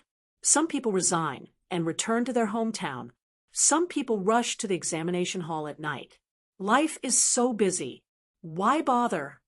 The old boatman sighed and could not help but turn his head and ask, Teacher, do you know what Su Xian said about the 16th day of life? Chun Pingon nodded and said, Sailing with friends under the moonlight at the bottom of the cliff, with the breeze blowing gently and the waves still. This is what Su Xian said about the first day of life. The old boatman used all his strength to prop up a bamboo wormwood. The boat moved slightly faster in the water and said, Su Xian is heroic. I feel that the 16th day of life is not as good as nothing happens today. Chun Pingon smiled and said, You are right, but the Tao is in the tiles. Being busy is cultivation. Rest is cultivation. There is progress every day. Speaking of which, if I can turn the busy day into nothing, then I am a cultivator who cultivates Tao both inside and outside. I am a Taoist master on earth. The old boatman gently propped up the bamboo wormwood and paddled the water. The small boat swayed and rippled. Teacher, your words are wonderful. All Jindan practitioners and Taoists on earth should listen to your words. In the scorching heat of the summer, you can get a dose of cooling powder. Chun Pingon cupped his hands and smiled. You are too serious. Pei Qian did not say a word. She sat beside her master. The breeze on the river brushed her face, and the moon shone brightly in the sky. Pei Qian listened to the conversation between her master and the outsiders. Her mind was peaceful and her mind was clear. She gradually relaxed. The Aquarius continent, the North continent, the White Jade continent, the Central continent, the Jinjia continent, and the Tongya continent. The young female martial artist who had walked through the 6 continents by herself closed her eyes slightly, as if she was sleeping. She seemed to be able to rest peacefully for a while. Her fist quietly merged with the heaven and earth. When they reached the ferry on the other side, Chen Pingon and Pei Qian got off the boat and went ashore. Cui Dongshan said that he was not satisfied and wanted to take another ferry. He asked his master to wait for him for a while. Chun Pingon and Pei Qian took a stroll by the river. The old boatman laughed and took 2 snowflakes. Cui Dongshan stood at the bow of the boat and said with a cheeky smile, If you walk by the river often, be careful of the money. The old boatman did not seem to understand the strange words of the young man in white. He only cared about rowing the boat to earn money and went to the ferry at Huangheji. Cui Dongshan jumped and lightly stepped on the railing of the boat.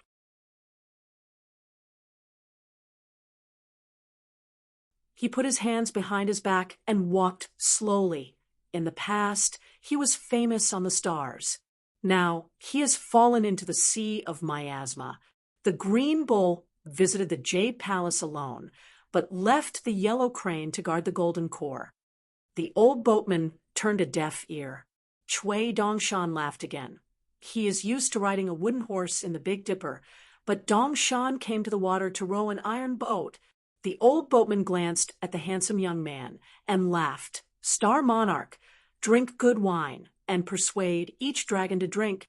They exposed each other's roots, but left some leeway. They only talked about a part of the great Tao. Cui Dongshan talked about the old boatman who changed his name to an Yuanzan in the Cloud Cave Blessed Land. He had a deep relationship with the Taoist temple of the East Sea Monastery. He was the celestial Huangheji who had once traveled far to the Big Dipper and left a golden core in the human world. The old boatman revealed the origin of Cui Dongshan's skin. He was once an old dragon of the Gu Shu kingdom. He was able to ascend to the galaxy and was lucky enough to be persuaded to drink wine by the celestial lord of the Big Dipper.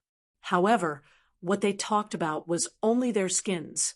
They were very old, and in ancient times they could be considered half an old friend. Cui Dongshan sneered. Then, do you know that there was once a girl named Sui Yuyu in the Lotus Flower Blessed Land? Her lifelong wish was to follow the teacher to the Tiantai and sweep the fallen flowers with the celestials.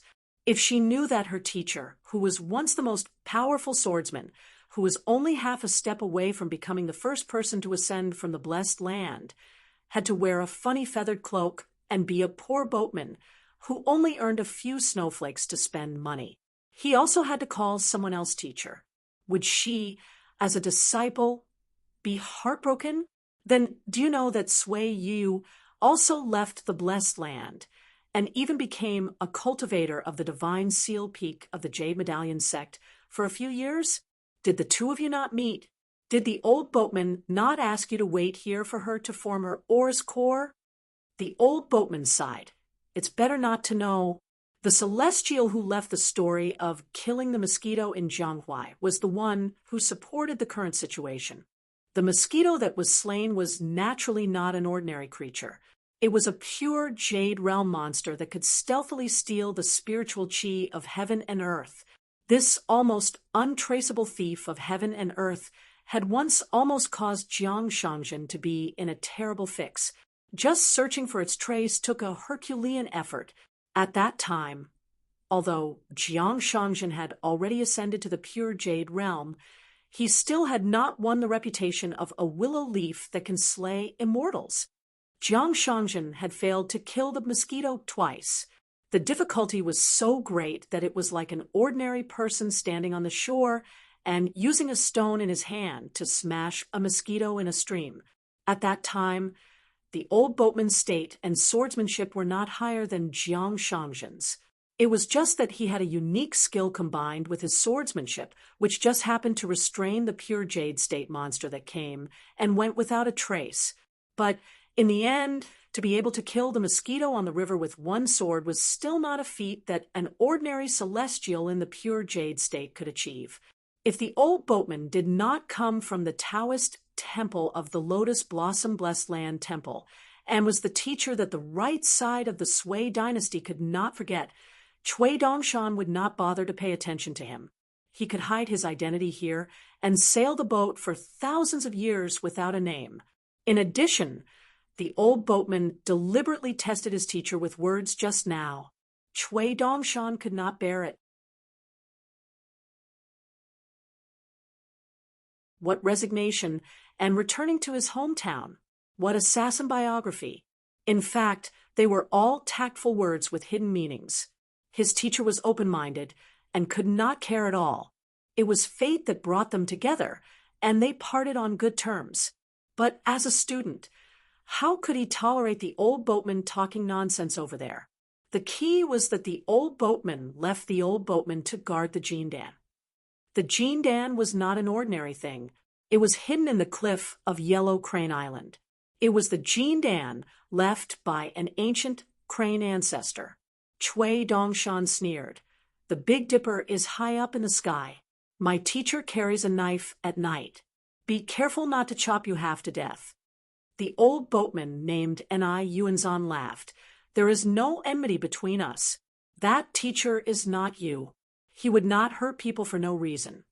Cui Dongshan stretched out a hand and said, Let's not talk nonsense. Give me the Jindan. I will help you give it to the disciple of the Jindan, who has not yet reached the nascent soul stage. The old boatman laughed and shook his head. The old boatman said that I should wait here for the fated person. If Sui dynasty can meet me, I will naturally take advantage of the situation and give him the Jindan. But since he is so close, and we have not met, then he is not a fated person. At most, we are not fated. Since we are not fated, it is not good to force anything. Don't make it difficult for me. If we really fight, what can you do even if you win? If I don't give you the Jindan, can you really take it away? You are just an immortal. Since when did you have such great means? So what if you can kill me? On the path of Tao, having a high cultivation level and a strong fist is just more of a killjoy.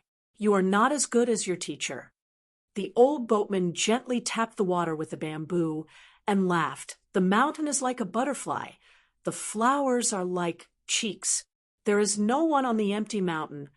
The water flows and flowers bloom. No one steps on the white clouds. No one sweeps the fallen flowers. This is the most natural. On the shore, Chen Pingon heard this and laughed. The spring mountain is still picking herbs. This journey is difficult. When the lotus does not fall, the prajna flower will bloom. The old boat master laughed heartily and threw away the green bamboo, wormwood that was condensed from the essence of water in his hand, allowing it to drift away in the water. This otherworldly master removed the camouflage spell and wore a feather cloak with flowing lights. He liked to talk to people in Buddhist language, but he wore a yellow Taoist robe under the cloak. The middle-aged Taoist held a golden mud ball in one hand and a white jade rui scepter in the other. A golden three-legged toad sat on his shoulder. Meanwhile, Cui Dongshan quietly kept the green bamboo, wormwood, into his sleeve. This item was no ordinary item. It was equivalent to the condensation of many watercores. It was more than enough for the blessed land of lotus roots to have a golden body solidified into a river god.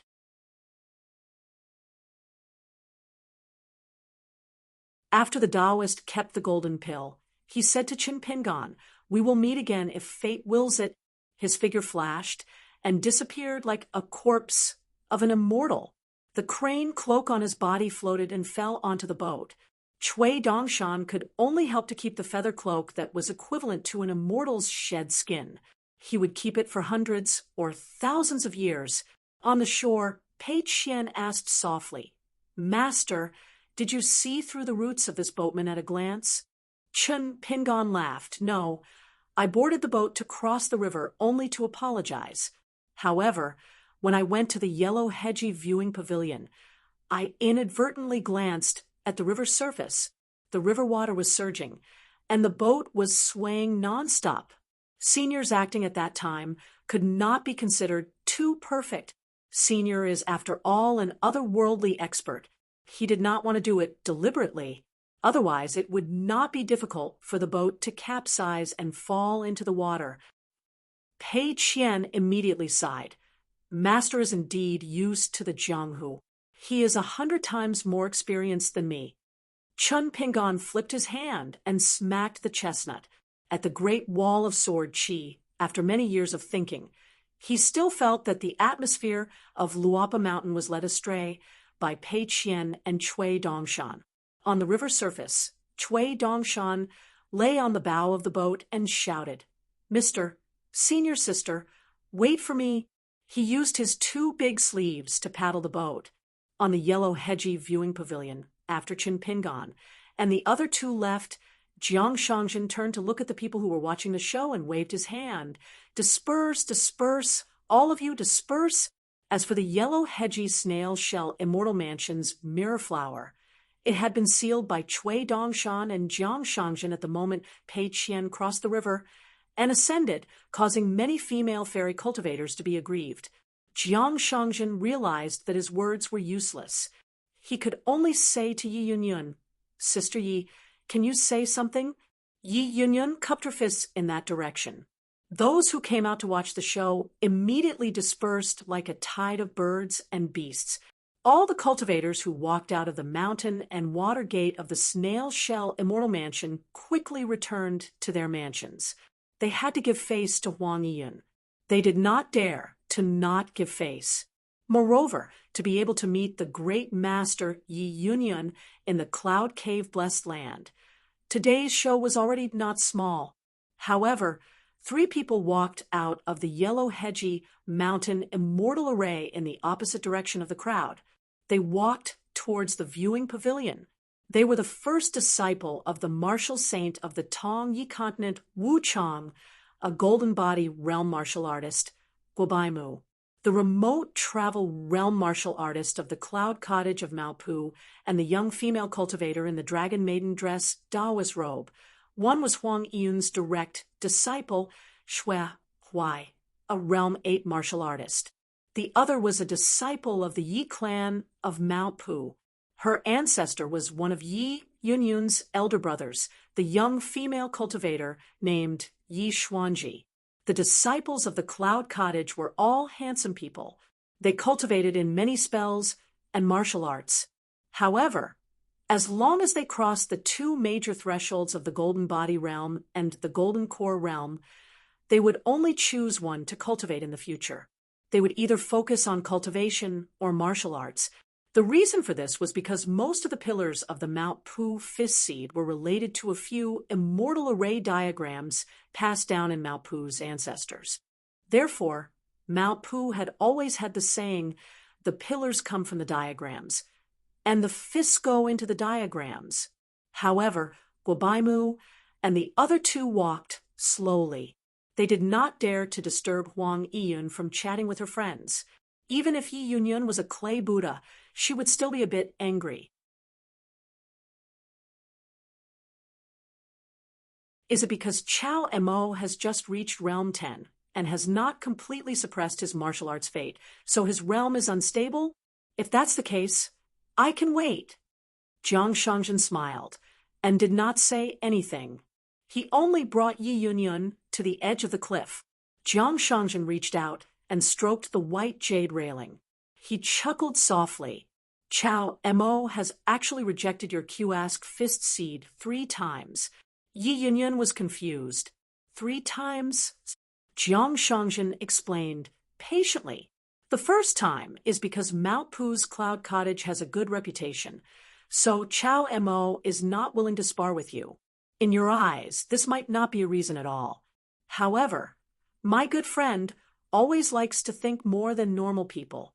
For example, if Yi Yunyun wins the Q-ask fist seed against a foreign martial artist at this juncture, it will be fine. It will definitely increase the morale of the people on and off the mountain. However, if Huang Yiyun, the second strongest martial artist of a continent, loses, it will be one disaster after another for the people who are already in a mess. This is especially true for Mount Pu's Cloud Cottage. They had just formed the alliance of peach leaves. If Huang Yiyun loses to a foreign martial artist right after that, would it be reasonable? How can the Mount Pu fist seed that you created be carried forward?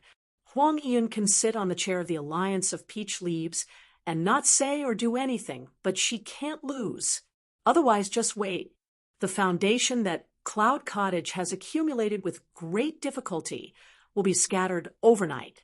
Who knows how much gossip outside will swarm towards Mount Pu and Huang Yiyun.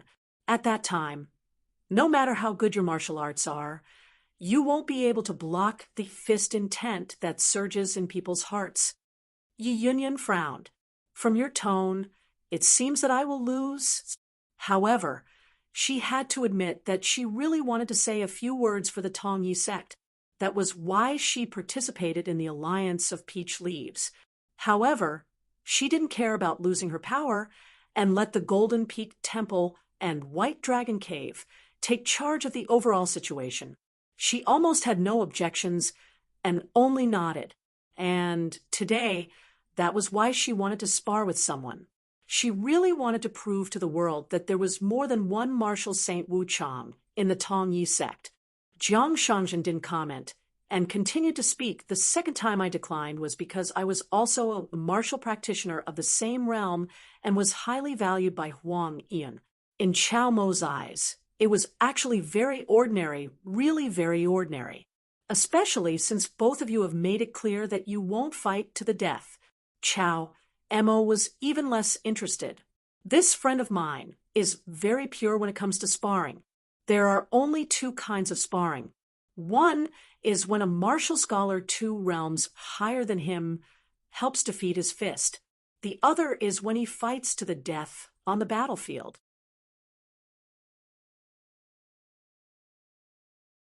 As for the rest, it doesn't benefit his martial arts much. It can even be said that it doesn't benefit him at all. Especially after the battle at the Great Wall of Sword Chi, the young hidden official, the not-so-young mountain lord, didn't have many people of the same age who could compare with him in terms of fighting. Jiang Shangzhen leaned on the railing, and a pot of moonlight wine appeared in his hand. He held it with 2 fingers and shook it gently. The fragrance of the wine spread out. The last time was when he called himself a junior to you. That's why there was asking for advice on fist theory. The first time he declined was out of consideration for you and the Cloud Herb Hall. The second time he declined was because he wanted to make himself comfortable. A pure martial practitioner who has learned fist techniques can not only spar with others, but also can refuse when others spar with him. The third time he declined was a reminder that he shouldn't do it more than 3 times. Yi Yunyun frowned slightly. Is he still a pure martial practitioner? How did he reach the martial practitioner of the same realm? Jiang Shangzhen smiled, but didn't say anything. Isn't it? How is it? Aren't they all martial practitioners of the same realm? And he reached the 10 realms of martial arts with martial arts fate. Yi Yunyun sighed and said something from the bottom of her heart. No matter what, after hearing so much from you, this Chao Mo should be a person worth befriending. A person who could make Jiang Shangzhen act so stubbornly to speak for her was definitely not simple. When she sparred with others, she was first rejected by Chao Mo, who was her master many times. Then she even said something harsh to a junior, Zheng Qian. Yi Yunyun naturally felt a bit aggrieved. As for Zheng Qian, Yi Yunyun had heard of him, a young martial practitioner who was extremely dazzling on the battlefields of the Gold Armor Continent and the Aquarius Continent, lost 4 rounds with Chao Si on the city wall of the capital city of the Great Duan Dynasty. It didn't sound very good. He lost 4 rounds in a row. But which martial practitioner in the world didn't look askance? Although Chao Si was easygoing, she definitely wouldn't accept anyone's challenge. Not to mention that Chao Si was willing to accept 4 rounds in a row. The reason was very simple. Chao Si had already regarded Zheng Qian as someone not far behind martial arts. So Yi Yunyun couldn't help but ask curiously, isn't this Zheng Qian from the Thunder God Temple of the Snow Mountain Continent? How did she become Chao Mo's disciple? As for some rumors on the mountain peak, saying that Zheng Qian was actually Chao Si's junior sister, and the last disciple of the female martial god Pei Bei, Yi Yunyun knew that was not the case. Jiang Shangjin said with a smile, "Sister, you will naturally know in the future. My friend Chao Mo is an extremely interesting person. Don't worry, take your time." Yi Yunyun said, "If you act like this, won't Chao Mo bear a grudge?" Jiang Shangjin leaned against the railing and said with a smile, "I'm not a matchmaker. Chao Mo won't mind." Yi Yunyun said, "I'll have to trouble old sect master Jiang to speak nicely. Our relationship is actually just SOSO, really SOSO." Jiang Shangjin laughed heartily. To be able to talk with Sister Yi for so long, this is just SO. Very extraordinary. As the 3 people gradually approached, Jiang Shangjin stopped talking to Yi Yunyun. He leaned against the railing and took a sip of wine. Shui Huai cupped his fists respectfully and said, "Master." This level 8 martial artist was a scholarly old man with a thin face. He wore a silk headscarf on his head and had an ancient air about him. If one didn't know their identities, they would mistake him for Huang Yiyun's ancestor. Yi Xuanji reached out and grabbed Yi Yunyun's arm. She seemed to be acting coquettishly and said softly with a smile, "Grandmaster, grandmother." Guobaimu cupped his fists and said with a smile, "Greetings, Senior Yi." Yi Yunyun nodded to Guobaimu and then tapped Yi Xuanji's arm with 2 fingers. The young female practitioner had no choice but to let go of her arm, whether she was the head of the Yi family in Mount Pu or the Grand Master of Cloud Herb Hall. Yi Yunyun could be considered an elder, who didn't smile much. Guobaimu, who looked like a delicate young man, was actually in his 20s. He had an extremely good aptitude for martial arts and reached the Golden Body realm at the age of 21. In recent years, he had even won the title of strongest twice. This meant that Guobaimu was a typical example of a well-prepared person. Once he reached the far wandering realm with the title of strongest again, it was almost certain that Guobaimu could reach the peak realm before the age of 50. A martial arts school only had 2 people, master and disciple. In the end, there was an ultimate grandmaster and a young peak realm master. Of course, this was shocking. Wu Guang's eye for choosing disciples was indeed admirable. Yi Yunyun had taken in a dozen or so direct disciples. In addition to the entire Mount Pu, direct disciples were taken in again and again, and again disciples were taken in again and again. The number of people who practiced martial arts was as many as several hundred. However, up until now, no one had been able to ascend to the peak. Even Shui Huai, who had the best aptitude and was extremely hardworking in his training, would not be able to break through the bottleneck of the overturning earth of the far travel realm in his lifetime, let alone ascend to the peak of the mountain, overturning heaven with his fists, and take another step forward to reach the limit of the realm. Jiang Shangjin gently pushed his butt against the railing and threw the empty wine pot into the river. He stood up straight and said with a smile, "I'm Zhou Fei. Fei as in fat and thin. Fei as in thin and fat as in a continent. You probably can't tell, but Sister Yi and I are actually siblings." When Jiang Shangzhen introduced himself, he didn't even look at Shui Huai and Guo Baimu. He just stared at the little girl. Shui Huai was expressionless. Guo Baimu only took it as a harmless joke from a senior on the mountain, but Yi Xuanji couldn't understand why her grandmaster didn't look unhappy at all. Mount Pu's Huang Ian, because of her beauty, had punched many times to teach those blind cultivators on the mountain a lesson. Jiang Shangzhen looked up. Someone had come to join in the fun. He didn't have a Taoist pedigree, nor did he have a Taoist lineage or Taoist meridians, but he wore a Taoist robe of the Golden Peak Temple.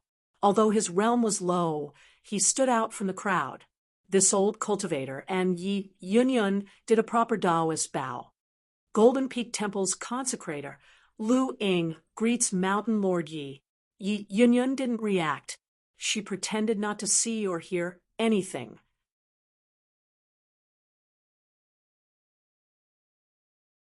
Lu Ying didn't have a good reputation.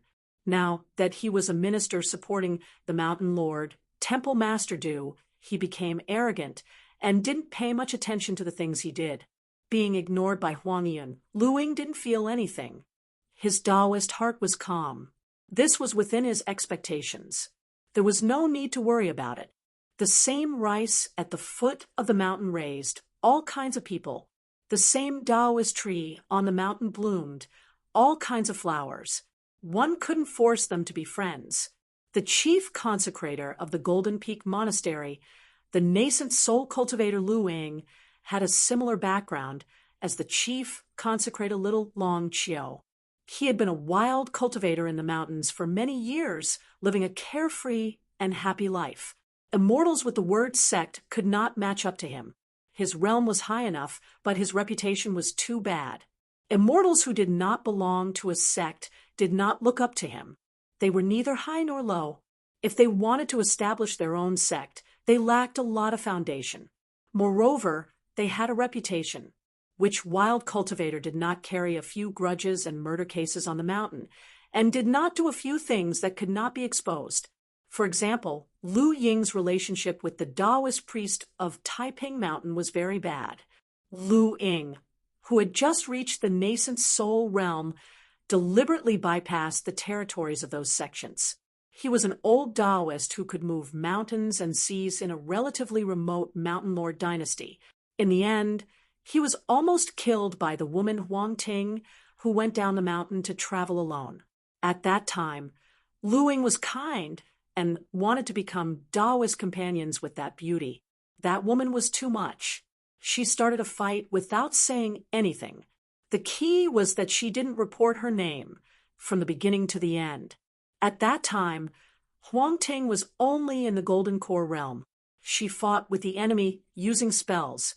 In fact, it was hard to say who won or lost. So, in the end, Lu Ying found out that the woman was actually a sword cultivator. How could there be such an immortal master who didn't like to put on airs? In the end, Lu Ying was lucky enough to escape the calamity of a continent sinking. Seeing that the Golden Peak Monastery's Du Hanling was a hero and was bound to rise, Lu Ying decisively sought refuge with the Golden Peak Monastery.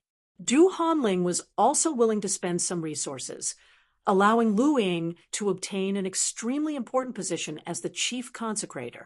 Lu Ying was hell-bent on running around for the Golden Peak Temple.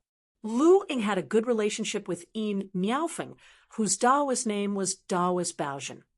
It was mainly because Lu Ying thought highly of Yin Miaofeng's direct disciple, Xiao Yuanran. He always felt that this young Golden Core cultivator was very likely to be the next temple master of the Golden Peak Temple. Yi Xuanji was whispering with her own grandmaster when she was suddenly shocked. It turned out that Zhou Fei suddenly pointed at Lu Ying and said angrily, "You lecher! Where are your dog eyes looking at my sister Ye's body? Disgusting, disgusting, disgusting." Jiang Shangzhen not only slandered him, but also pretended to go in front of Yi Yunyun as if he wanted to stand up and block Lu Ying's line of sight. Lu Ying was silent. He didn't explain anything to Huang Yin. Nor did he get angry with that guy with a hole in his head. Daoist elders were nascent soul cultivators. They were sage-like and had good self-restraint. Guobaisi frowned slightly, although the delicate young man had an ordinary impression of Lu Ying, who was trying his best to befriend him. This Zhou Fei in front of him was talking nonsense and sowing discord. In the end, it was more annoying. Sometimes a sentence or two from the cultivators on the mountain could kill someone. Jiang Shangzhen glanced at the young man and said, "Young hero, you're still too young."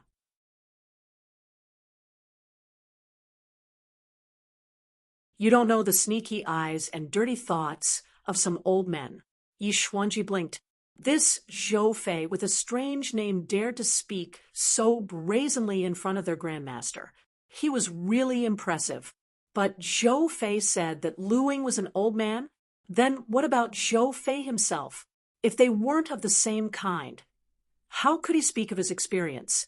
Jiang Shangzhen seemed to have a telepathic connection and immediately said to the young lady with a smile, "I, Zhou Fei, have never hidden my feelings when looking at women. If they're not pretty, I won't look at them. If they're pretty, I'll look at them more. My eyes are open and my heart is open. I'm very different from this licentious person who can strip people's clothes with his gaze. Miss Yi, you don't know how crafty this lecher's gaze was just now. It's fine if it's like looking at a mountain and disliking flat ground. But this guy has a strange hobby. His gaze went all the way down like a waterfall, and in the end, it clearly stopped a little longer at Sister Ye's feet." Yi Xuanji was speechless. "You, Zhou Fei, can even see that. Aren't you of the same kind?" Yi Yunyan still stayed out of it. She knew clearly what kind of person Jiang Shangzhen was. Lu Ying finally stopped being a coward and said with a smile, "Fellow Taoist Zhou, don't joke around. Meeting on the mountain is fate. It's good to cherish it." If he was still a cultivator from the mountains and lakes, he could say whatever he wanted. The mountain was big, and the world was small. It was fine as long as he didn't meet them in private. But since he was the chief of the Golden Peak Monastery, he had to give the immortal master some face. After all, he was now outside, and to a large extent represented the face of the Golden Peak Monastery. Yi Yunyun ignored Jiang Shangzhen's nonsense. She also didn't want the group of people to be led into a ditch by Jiang Shangzhen.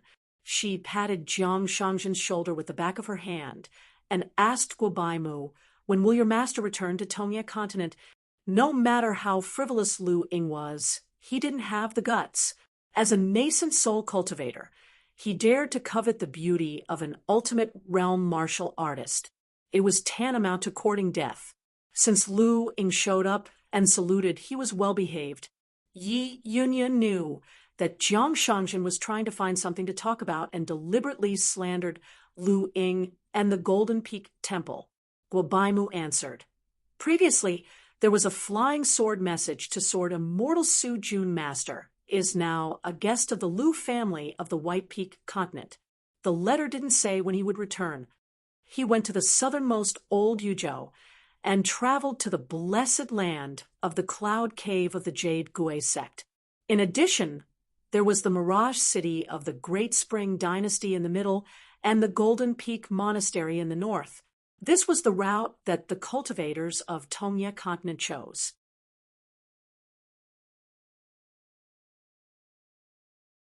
It was almost a must-pass through these three places. Yi Yunyan nodded and said with a smile, "When your master returns to Tongye Continent, the two of you can come to Yunqiao Hall as guests." Guobaimu smiled brightly and said with cupped fists, "I will. Senior, Xue has already given me a lot of pointers on this trip down the mountain.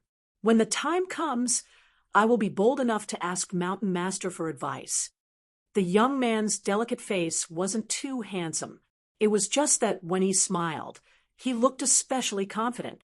It was hard for the elders not to like such a young man. Jiang Shangzhen lowered his voice and said, "Sister Yi, the way this young hero looks at you is also strange. He doesn't have any evil intentions. It's just the kind of admiration between men and women. After all, everyone loves beauty. Sister Yi, you don't have to be angry. If I were him, I would also see Sister Yi as a fairy that can only be seen from afar and not touched. I would only dare to secretly look at you and like you. The delicate young man's face turned red. He subconsciously clenched his fists and said in a deep voice, Senior Zhou, I respect you as a senior of the mountain. Please don't speak so recklessly. Otherwise, don't blame me for having to fight you even though I know I'll lose for sure. Jiang Shangjin moved behind Yi Yunyun and stuck his head out. Come, good boy. You're young, but you have a temper. Why don't you fight me? The young man had never seen a cultivator on the mountain who threw his face to the ground like this. A big man like him was actually hiding behind Senior Yi. This made Guobaimu hesitate for a moment, because the young man's intuition told him that if he really fought, he would lose. Even if he won the fight, he would lose even more. Lu Ying was happy to stand aside and watch. He felt relieved and sneered in his heart. Good boy, you have guts. Provoking me is equivalent to provoking the Golden Peak Temple. You still dare to provoke the martial sage Wu Chang's first disciple? Don't you know what kind of temper Wu Chang has? As a pure martial artist, his swordsmanship was superb. His bamboo sword was as powerful as a sword of mortal's flying sword. He was also good at spear arts. It was the foundation of Wu Chang's martial arts. He had once wholeheartedly collected more than 300 types of spear techniques in the world, smelted them into one furnace, and created 6 styles that were unparalleled in the world. When Wu Kuang sparred with others, his blows were heavy. Previously, the Tong Yi Continent's 10th realm martial grandmaster had been severely injured and killed by his grappling fist. Furthermore, Wu Kuang was unrivaled in the martial arts of the Central Plains. There were rumors on the mountain that Pushan Huang Yiyun had lost her mind. After obtaining an ancient painting of an immortal facing the wall, she had resolutely turned to cultivate immortal techniques. She said that she had learned from that cultivator and was going into a life and death seclusion. She would either become an ascendant realm cultivator or die of old age in the immortal cave. This caused Yizhou Mountain to have no more Realm 10 ancestor to take charge. So, this person in front of him, do you really think you're Jiang Shangjin? The person in front of him was most likely a cultivator from another continent, like Sword Immortal Su Jun. His realm was definitely not low. His sex backing must be even stronger. Otherwise, he wouldn't have the right to speak without thinking. Thinking of this, Lu Ying was really angry. Those damn immortal masters were really a bunch of bastards. They relied on their ancestors who were thousands of years old and tens of thousands of years old to descend the mountain. It was only right for them to abuse their power. For example, Ma Lyncher from the White Dragon Cave and the grandson of the White Dragon Cave's Master Justice, the Dragon Gate cultivator Yu Qi.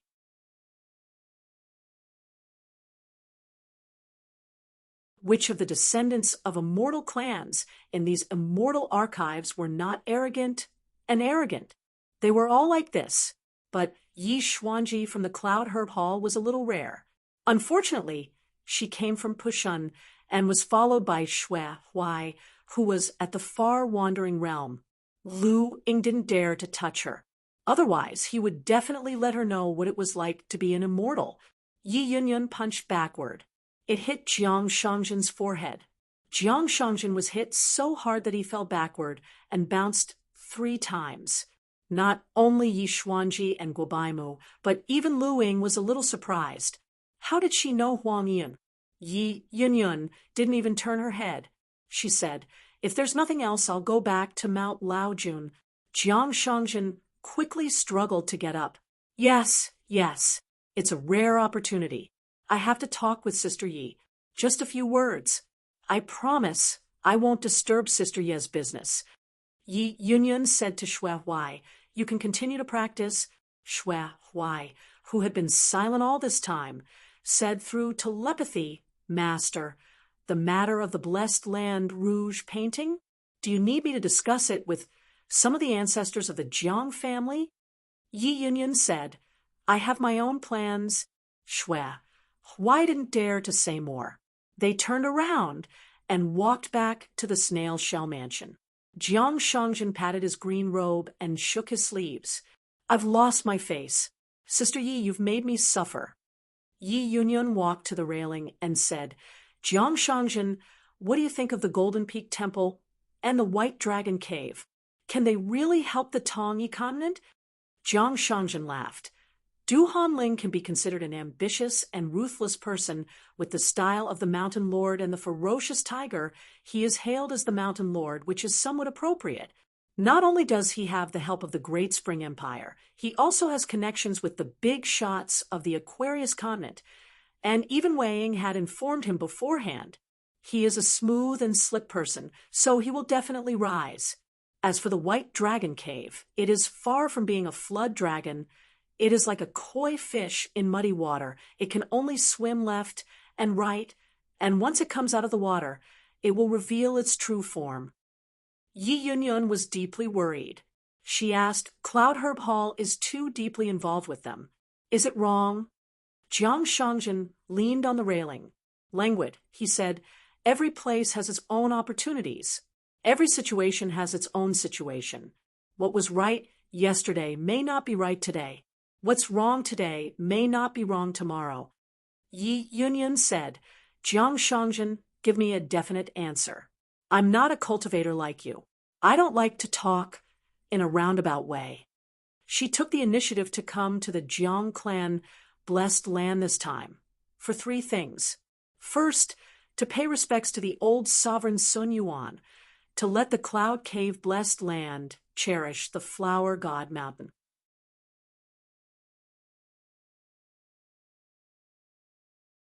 Lastly, to ask Jiang Shangjin about this matter.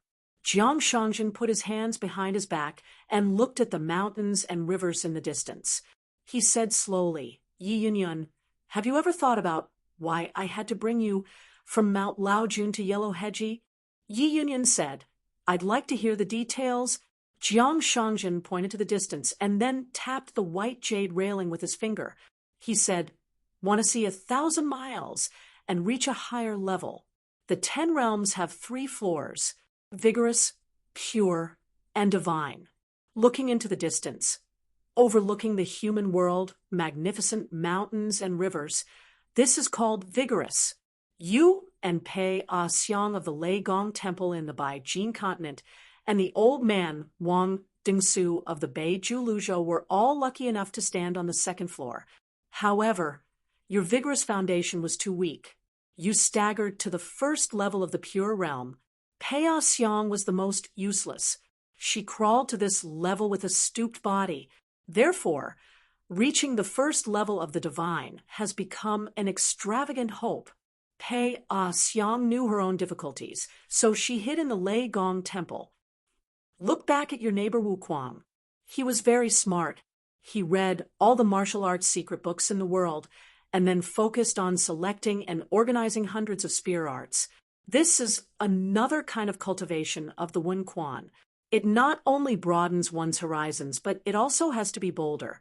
He wants to open up a path to the top for all the spear practitioners in the world. What about you?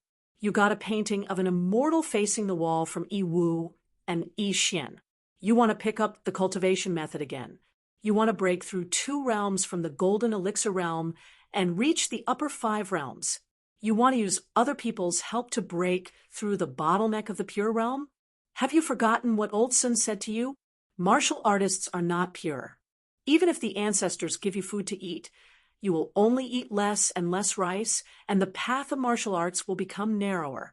Just now, you, Yi Yunyun, still have the face to ask Chao Mo if he is a pure martial artist and how he reached the limit. To be honest, he is not here and did not hear what you said. Otherwise, you would have made him laugh to death. He would have thought that you, Huang Yiyun, returned with a great victory in the Wen Quan. When Yi Yunyun heard these words, she was not angry at all. Instead, her expression became more serious. She heard every word and remembered it in her heart. Jiang Shangjin smiled and said, "Asking a tiger for its skin is like pulling chestnuts out of the fire. But friendship between gentlemen is the highest sky and the moon. My good sister Yi, alas, yesterday's matters are yesterday's matters. As for what will happen tomorrow, you have to think about it carefully. Old Sun has high hopes for you. He really hopes that the Tongye continent, which has little martial arts luck, can produce someone who is better than Wu Kuang. It would be best if it was a woman with a good fist and a good person. Back then, when the three of us went to Yunming Peak together for the last time, Old Sun held your hand and said a lot of meaningful and heartfelt words. For example, he said that you must go further on the path of martial arts than Pei Wan. Those were Old Sun's drunken words, but they were also heartfelt words."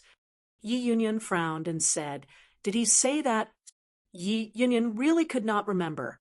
It was because old sect leader Sun had said too much when he was with her. Moreover, Yi Yunyan was a venerable one, so she did not have the nerve to complain about that old senior's disrespect at Jiang Shangjin's side. Yi Yunyan did not remember what Sun Yuan said. At that time, he pretended to be drunk and held her hand, but Yi Yunyan did not forget.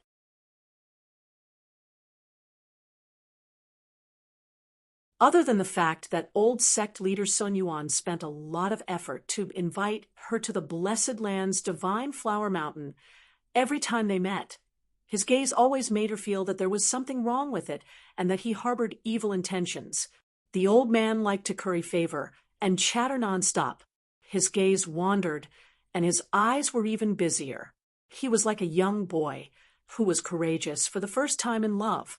The argument that Jiang Shangjin used to wrongly accuse Lu Ying was not wrong at all when it came to Old Sun. He was already so old, but he still liked to watch the catoptric deflection. He even gave himself an unbearable nickname and threw money everywhere. Fortunately, outside of the Divine Seal Peak's ancestral hall, there were not many cultivators from the Tongyi continent who knew about this. Every time the Cloudy Herb Hall opened its Mirror's Flower, Water's Moon, there would be a guy nicknamed One Foot Spear who would throw money while shouting about Fairy Huang Yun. "1 grain of grain rain money is in my hands. As long as Mountain Lord Yi is willing to give me face and show your face, even if it's just a corner of your skirt, then this grain of grain rain money will not be wasted. If Mountain Lord Yi is willing to say a few words, then even if I have to sell everything I have and risk being removed from the landscape register, I will still go to the ancestral hall to steal money. Even if I have to risk my little life, I will still gather a few grains of grain rain money. You, Sun Yuan, are the sect leader of the Jade Tablet sect. Who would dare to remove your name from the Divine Seal Peak's landscape pedigree?" Jiang Shangjin narrowed his eyes and could not help but think of that old man. Good wine usually could not make a good drinker drunk, but beauties could make a good drinker drunk to death. "Old man Sun, how does it feel to hold a beauty's small hand?" "Very good, very good.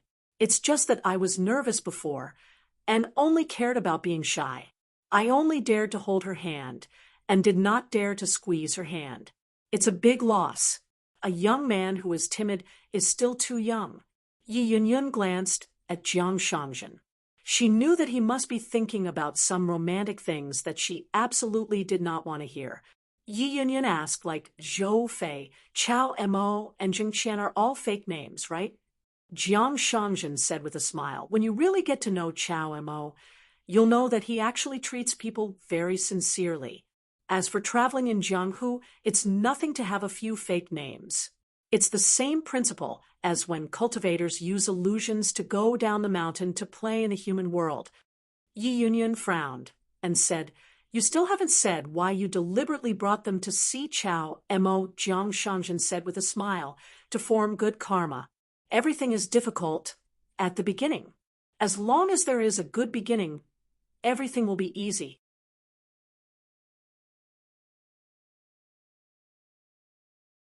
Yi Yunyun shook her head and said, "If it's the mountain-top power of another continent that has made up their mind to seize benefits in Tongye continent, I won't make friends with them.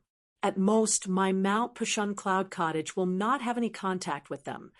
Jiang Shangjin said with a smile, Sister Yi, don't be in a hurry to come to a conclusion. Perhaps there will be more and more opportunities for you two to interact in the future. Yi Yunyan nodded and said, then let's wait and see. If she only saw Jiang Shangjin as a person who jested and had a glib tongue, then it would be the biggest joke in the world and the biggest mistake in the world. Jiang Shangjin once said with a smile, my view on the matter of entering the mountain to cultivate is not the same as that of many immortals on the mountain. I always feel that the closer I am to the crowd, the closer I am to myself. Cultivating in the mountain is to seek truth and forget oneself. It seems to return to simplicity, but it is not true. Sun Yuan had even joked with the elder ancestor of the Jade sect that before Jiang Shangjin ascended to the upper 5 realms, he should beat, scold, and throw chairs at the ancestral hall. Otherwise, he wouldn't have a chance in the future. The implication was that as long as Jiang Shangjin reached the pure Jade realm, the immortal realm that intended to seek truth, Jiang Shangjin would be at his fingertips without any bottleneck. But once Jiang Shangjin reached the immortal realm, he could still be beaten and scolded by outsiders in the ancestral hall of the Divine Seal Peak. In the end, he could not beat him in a fight, let alone win in scolding. Every time they gathered on the Divine Seal Peak, there were actually 3 things, discussing the major matters of the sect, flattering sect Master Sun, and cursing Jiang Shangjin together. Yi Yunyun suddenly felt a little sad. The man in front of her seemed to be a little lonely and a little pitiful. In the future, his Taoist heart would probably be even more lonely. Jiang Shangjin suddenly said, Sister Yi, this year's Rouge map, first rank should be you, right? Otherwise, there will be too much controversy on the mountain. No matter who I choose, it will be difficult to convince the crowd. Yi Yunyun greatly regretted her little pity. She sneered and said, if you dare to choose me, I will smash that flower god mountain as a gift in return. Jiang Shangjin sighed and muttered to himself, after dinner, I look at the wintersweet along the mountain, but I don't see the plum blossoms meeting the cloud grass. A beautiful woman stands in a pavilion, wearing Taoist makeup like the face of a bodhisattva. I suspect she is in the Moon Palace. When the grass moves, the cloud moves, and the heart moves. Yi Yunyun sneered and said, good literary talent. You can deceive a little girl like Xuanji. Jiang Shangjin changed the topic. Didn't you find anything in the painting of Mount Laojun? Yi Yunyun nodded and said, the image of the sky and the shape of the earth. The Golden Peak Temple uses 7 mountains as the Big Dipper. Du Hanling wants to use the image of heaven and earth to create a large formation of mountains and rivers. He is very ambitious. Jiang Shangjin clapped his hands and laughed. Sister Yi has sharp eyes, but you can't see far enough. It should be 7 visible and 2 hidden. 9 furnaces to cook the sun and moon, iron ruler to punish thunder, refining the water of the 5 lakes at dawn, and frying the Big Dipper at night. With the Golden Peak Monastery as the heavenly pivot, the 3 carefully selected Crown Prince Mountains as support, and the rest of the vassal forces secretly set up a formation, all for him to use as a wedding dress. So now, only Peace Mountain and Heavenly Fault Peak are left.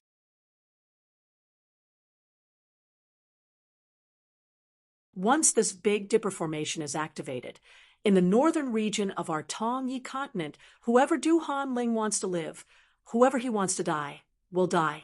How about it? Isn't Master Du very heroic? In the ancient times, the Big Dipper was called the Emperor's Chariot. It was ordered by its master. It was built with the Big Dipper in mind. In this way, isn't the nickname I gave Du Hanling, Monarch of the Mountain, more worthy of its name? Yi Yunyun was shocked. Du Hanling is only in the nascent soul realm.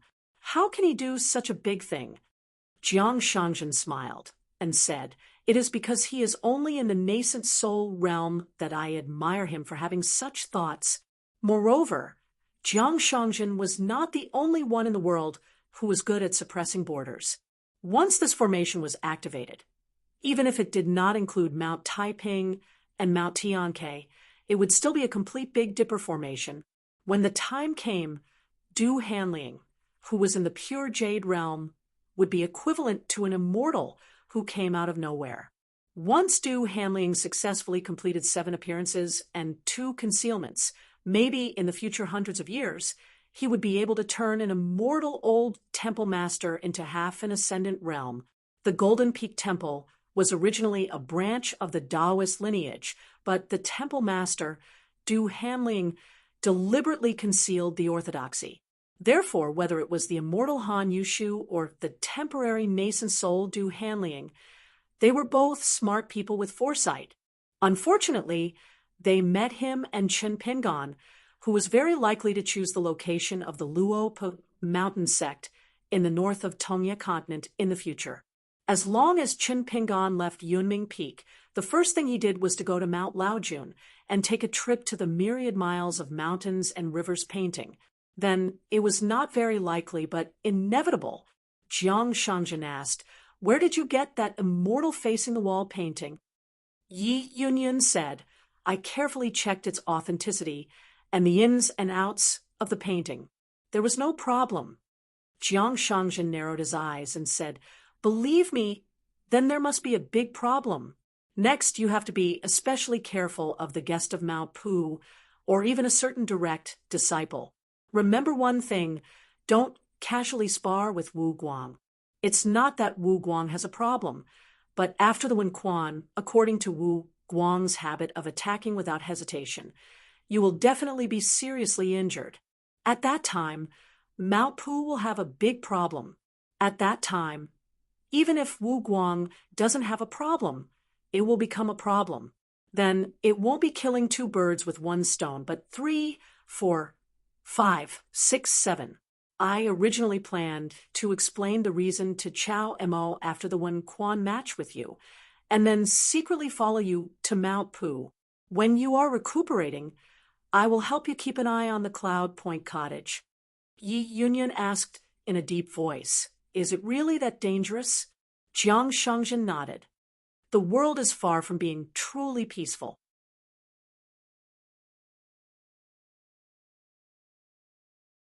The next 100 years will be the time when heroes and ambitious people rise together." On the way to Yunding Peak, Cui Dongshan roughly explained his own views on the placement of the 9-sword immortal embryos in Luopa Mountain. He would teach you Qingzhong swordsmanship. Zhu Lian, the old chef, would take the little chef Qing Chaolu and teach him his cooking skills and fist skills. Minister Changming would take Naren's Jade Archive as his direct disciple. Miyu would teach Yigu's swordsmanship. Sui Yu would take Yao Xiaoyan as his first disciple. Yu Xie would follow Cui Wei to practice swordsmanship on the sword-worshipping platform. Bai Xian would be given to Chao Qingleng, and He Xiong Ting would be given to the headmaster, Zhong Qiu. In short, this group of children should not be too young, but their seniority should be too high. As soon as they arrive at Luopa Mountain, they should become the direct disciples of the mountain master. They should cultivate on the mountain as the 3rd-generation disciples of the Hall of Ancestral Masters of Jisei Peak. After hearing this, Chen Pingon nodded and said, "That's the tentative plan. Whether it will work or not depends on whether both sides hit it off. The matter of apprenticeship has never been a one-sided matter." Cui Dongshan was greatly impressed. "Sir, you are wise." After learning that Pei Qian had accepted a first disciple who had yet to be officially acknowledged, Chen Pingon asked with a smile, "Is martial arts easy to teach?" Pei Qian was rather embarrassed. "Little Ah-Man is probably slightly more attentive than me when I was learning martial arts and copying books back then." Cui Dongshan gave him a thumbs up. "All I have to say is that the first senior sister's self-awareness is truly something that no one else can match." Ooh. Pei Qian smiled and waited. The Great White Goose was one of the rare few who could finish writing in more than one account book, similar to Chen Lingjun. Now, that guy was bold enough to declare that apart from his hometown, there was no one in the entire northern mountain region who could defeat him with a single punch. However, When he thought up to there, Pei Qian became rather gloomy. For some reason, the Dragon Spring Sword sect had moved out of the Dragon Province to the north of Dali's capital. When they arrived at the hidden private estate of the Jiang family on Cloud Necklace Peak, Cui Dongshan opened the restrictions of the mountain and water, and the three of them entered through the door. Chun Pingan discovered that it was actually a completely different world. It was not even the same place as his residence in the Sea of Bamboo. Bai Xian and the others were currently crouching on the ground, rummaging through a small mountain and helping Naren Yuji choose inkstones. As soon as Cui Dongshan appeared, Bai Xian immediately jogged over. "Brother Dongshan, it's the middle of the night. I've been waiting for you. Hurry up and lie down on the bamboo chair. Don't tire yourself out." There were 2 bamboo benches under the eaves. Cui Dongshan had prepared them for the mister, and himself out of boredom earlier. As for the other small bamboo chairs and stools, Chung Chaolu and Yao Xiaoyan had helped him forge them. The craftsmanship was crude and horrible to look at. Cui Dongshan swung his hand. Go, go, go. Go to sleep." Naren Yuji crouched where he was, unwilling to go. It's difficult to tell the quality of these famous inkstones apart. It's so difficult. It's making our eyes ache. Pei Qian smiled. "I'll help you differentiate them later." Naren Yuji grinned. Pei Qian looked at this little money grubber and smiled, slightly too. Chun Pingan added, "Let's pay another visit to Inkstone Mountain later." Naren Yuji immediately got up. "Master Chow?" Chun Pingan immediately understood and smiled. "All the inkstones are yours."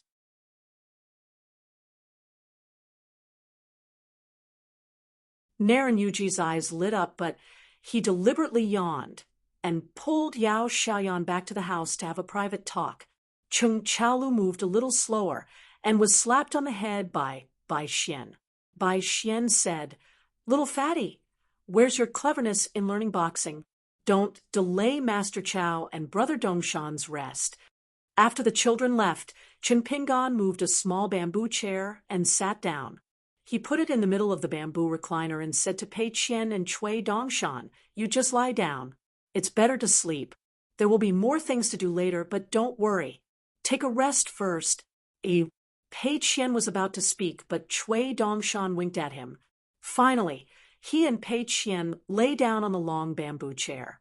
Chun Pingan sat on the small bamboo chair in the middle. Cui Dongshan crossed his legs and stared at the round moon in the sky. Pei Qian gently folded his hands on his body and whispered, "Master, when I wake up, you'll still be there, right?" Chun Pingan nodded. Pei Qian whispered, "You're not lying?" Chun Pingan smiled and said, "Do you want to eat chestnuts?" Pei Qian closed his eyes and fell asleep slowly. He fell into a deep sleep.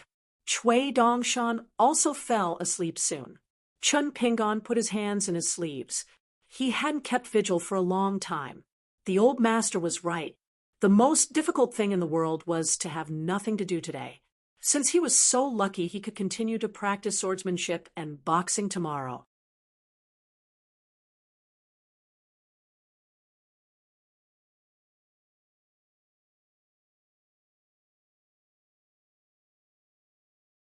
"754. Jiang Shangzhen did not return to Yunding Peak directly to avoid disturbing Chun Pingan and the other 2 from catching up. Instead, he stayed in Huangheji and secretly went to Snail Shell. He stayed in the Jiang family's private residence that was only used to entertain distinguished guests in the Blessed Land. The maids and servants in the residence were all fox-skinned beauties, similar to the Su family in Qingfeng City. Jiang Shangzhen took out a bunch of keys and opened the mountain and water restriction. After entering, he climbed up the railing and looked into the distance. The mystery of the snail shell residence was immediately revealed. The sea of clouds was surging, and only the residence under his feet was above the sea of clouds. It was like a lonely, immortal island outside the sea of clouds. All the other residences were hidden in the clouds, faintly discernible. They were as small as mustard seeds floating in the water. Jiang Shangjin held an old cattail leaf fan in one hand. The handle of the fan was covered with an old bamboo pipe from the green immortal mountain. He gently fanned the breeze.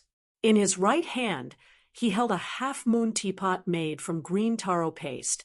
He slowly sipped his tea. His vision was wide, and he could see the scenery around Huang Heji at a glance. Jiang Shangjin was waiting for an old friend to come and complain to him. However, the old man who was rowing the boat did not show up for a long time. He was very patient. Since he had nothing to do, he had to find something to do. Jiang Shangjin muttered, "See no evil," as his vision wandered. He first found the residence where Huang Yiyun lived alone. He was worried that Huang Heji did not treat Sister Yi well and neglected her. Jiang Shangjin's original intention was to see what Sister Ye's residence was lacking so that he could get someone to prepare. However, he found that Sister Yi was practicing boxing in the courtyard with the Immortal's footwork diagram that was passed down from the ancestors of Mount Pu. Jiang Shangjin stretched his neck and widened his eyes as if he wanted to stick his face on Huang Yiyun's fist. Huang Yiyun sensed it and frowned slightly. She extended her elbow, and a majestic fist, intent, hung in the air like a white rainbow in the snail-shell mountain-landscaped secret realm. Jiang Shangjin quickly covered his face with his cattail leaf fan. The cattail leaf fan smashed hard on his face. Jiang Shangjin staggered back a few steps and waved his cattail leaf fan gently to disperse the long rainbow condensed by the fist intent. Martial artist of the end was so difficult to deal with. His divine sense was too sharp. Jiang Shangjin hurriedly looked elsewhere. A rather famous fairy sister who was expected to be listed in this year's Flower God Mountain's new book was currently using the yellow crane base mirror, Flower and Moon in Water. She was painting in front of a painting table, drawing a picture of a court lady with fine brushstrokes. She was also using the magic of the mountain, causing mist and clouds to rise from her brush. She was talking about how she met Huang Yiyun of the Cattail Fan Cloud Cottage today, and how she was lucky enough to have a small chat with Lord Yellow Mountain. For a moment, the spiritual energy in her mansion rippled. It was obvious that she had spent a lot of money. It seemed that in addition to spending money on a pile of snow, there was also a rich guest who had thrown a small sum of money. Jiang Shangjin waved his palm leaf fan, wanting to disperse some of the smoke rising from the painting. This was because when the fairy bent down to paint, especially when she had one hand placed horizontally in front of her and two fingers holding the sleeve of the hand, holding the brush, the scenery was the most beautiful. Jiang Shangjin took a sip of tea and was full of admiration for this elder sister Wei.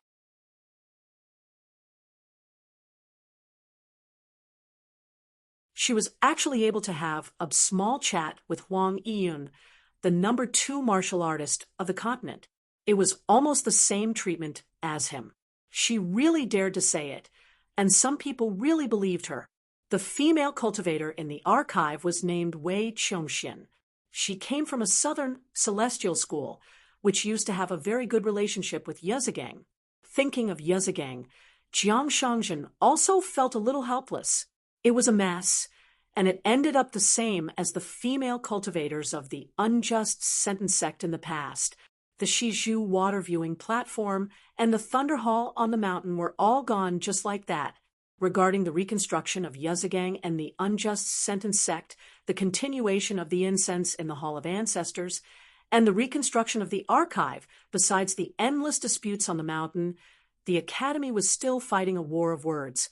Perhaps it was because Huang Yiyun's appearance in Huang Heji was too rare and hard to come by, and there was also a disturbance on the mountain that almost provoked Huang Yiyun's fist. So, there were so many illusions everywhere in the House of Sea of Clouds, which made Jiang Shangjin a little dizzy. In the end, he saw a chubby girl wearing a mountain robe made by the female cultivators in the peach and plum garden. The robe was brighter in color, but the quality was not high. It belonged to the kind of clothes that the female cultivators in the archive might not be able to afford, but it was the entrance dress of the fairies and the illusions. She lived alone in a mansion that required the least amount of fairy money. She activated the illusions in Huangheji and kept talking to herself. She stuttered and often had to stop talking. After a long time, she finally said something that she thought was humorous. However, it seemed that no one was watching the illusions at all. The chubby girl persisted for 2 hours, and her forehead was slightly sweaty. She was so nervous that she scared herself. In the end, she performed a blessing and quickly closed the illusions in Huangheji. She sat down on the stone bench in the small courtyard. She rubbed her hands together and secretly wiped the sweat off her palms. Then she raised her hand and rubbed her forehead. She took out a small piece of paper from her sleeve. The paper was full of poems and sentences that she had copied. The little girl, who was minding her own business, carefully reviewed the illusions in Huangheji. Sometimes she scratched her face, sometimes she was annoyed, and sometimes she was shy. In the end, she put away the paper and raised her fist to cheer herself up. In the end, the little girl was still a little discouraged. Her chubby face was pressed against the stone table. She frowned slightly and sighed softly. She probably felt that she was very ugly and that it was very, very difficult for her to earn money. The delicate little girl took out a few celestial items that could be used to watch other illusions.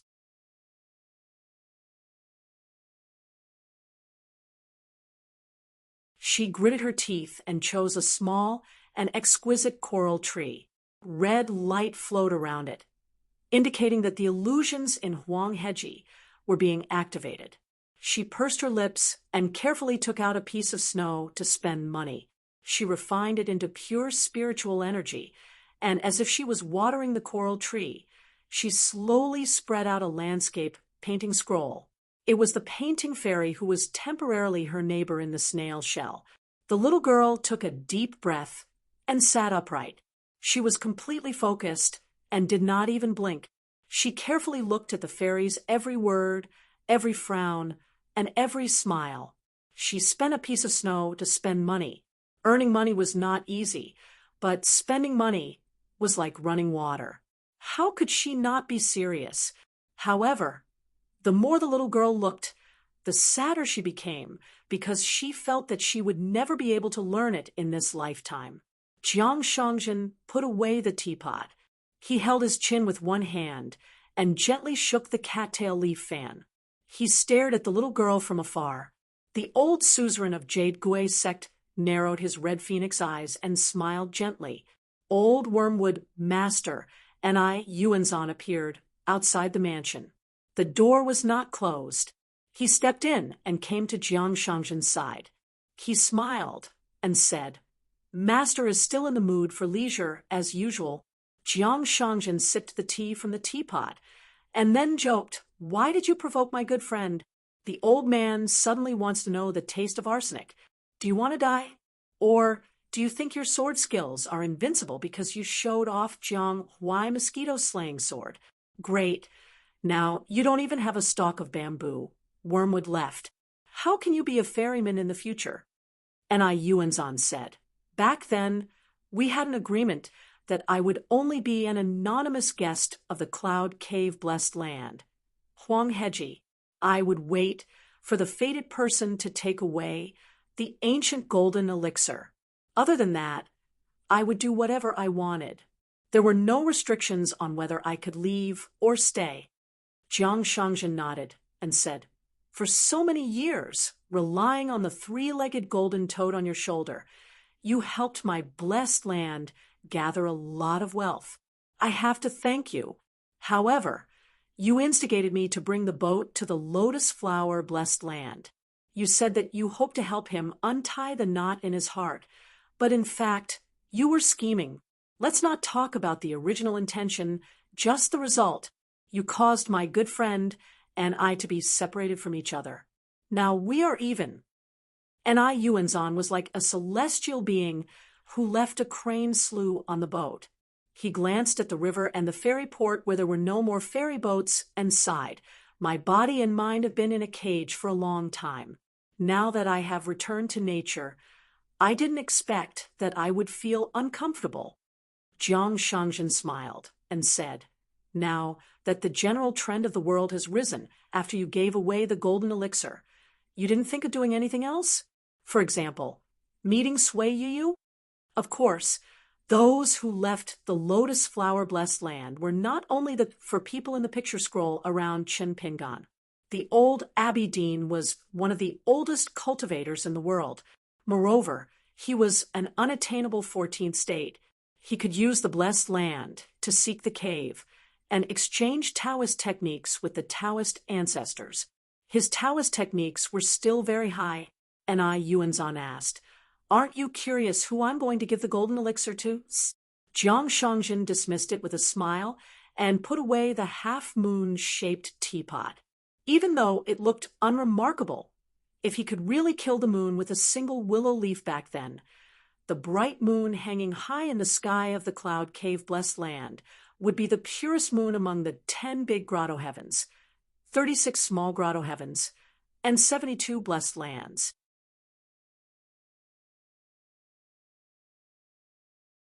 As for now, Jiang Shangjin honestly did not want to go to Dali if he did not want to be the chief consecrator of the Luopa Mountain. Kuyu was now in Chenpingan's hometown town, with a large amount of military achievements. Not only was he recognized by the Central Region's Confucian Temple, but he was also qualified to establish a sect in the vast world, since Yuanzhan said so, and was unwilling to give the precious golden elixir hidden in the yellow crane ji to Chui Dongshan on the boat. It meant that Sui Yu, Yuanzhan's favorite disciple in the lotus flower-blessed land, was indeed not a fated person. Jiang Shangjin gently waved his palm leaf fan and said, it's just an immortal weapon. It's not enough to make me curious. Only those who become golden elixir practitioners are of my generation. However, among the same golden elixir practitioners, the difference in the quality of their golden elixirs was like the difference between clouds and mud. Just like how there were millions of beautiful women in a continent, only 36 women could be ranked on the Rouge painting and the Divine Flower Mountain. Yuanzhan took the initiative to reveal the secret of heaven and said, forming a tower with grass, observing the stars and qi, summoning a pavilion in the ancient land, deep and eternal. The northern Golden Peak Temple's orthodoxy originated from the Taoist pavilion sect. There were hundreds of magnificent mountains and rivers, but Zhongnan was the most famous. Zhongnan had thousands of peaks, and Pavilion Sect was the most famous. Zhongnan was one of the 5 ancient peaks, and it was the most difficult to find. It was on par with the ancestral mountain of the 1,000 Jade Sect of the 3 mountains blessed land, Taishan. The ancient Pavilion Sect was closely related to Zhongnan. The surname Xiao was one of the few ancient surnames, along with Jiang Shangjin's Jiang, and the Jiang of the Aquarius continent's Yunlin Jiang clan. Jiang Shangjin clicked his tongue in wonder and said, Elder Du of the Golden Peak Temple is quite lucky to have Xiao Yuanran as his disciple. Previously, I felt that this kid's luck was strange, but it was so good that it was not eye-catching. This is even rarer than being a young hero. Not only did he find a good master who was willing to nurture him wholeheartedly, he also found a hidden Taoist vein like the Golden Peak Temple. Finally, he was able to form a relationship with the Great Spring Dynasty's imperial throne, which was protected from the fall of the dynasty. He earned a lot from all these. Now he is just sitting at home and waiting for Brother and I to take the initiative to send him an opportunity. The immortal opportunities on the mountain are indeed wonderful. Even I am envious. However, this is a great thing for Xiao Yuanran, but it may not be the same for Brother and I. He is involved in the muddy water and has no choice but to return to the cage.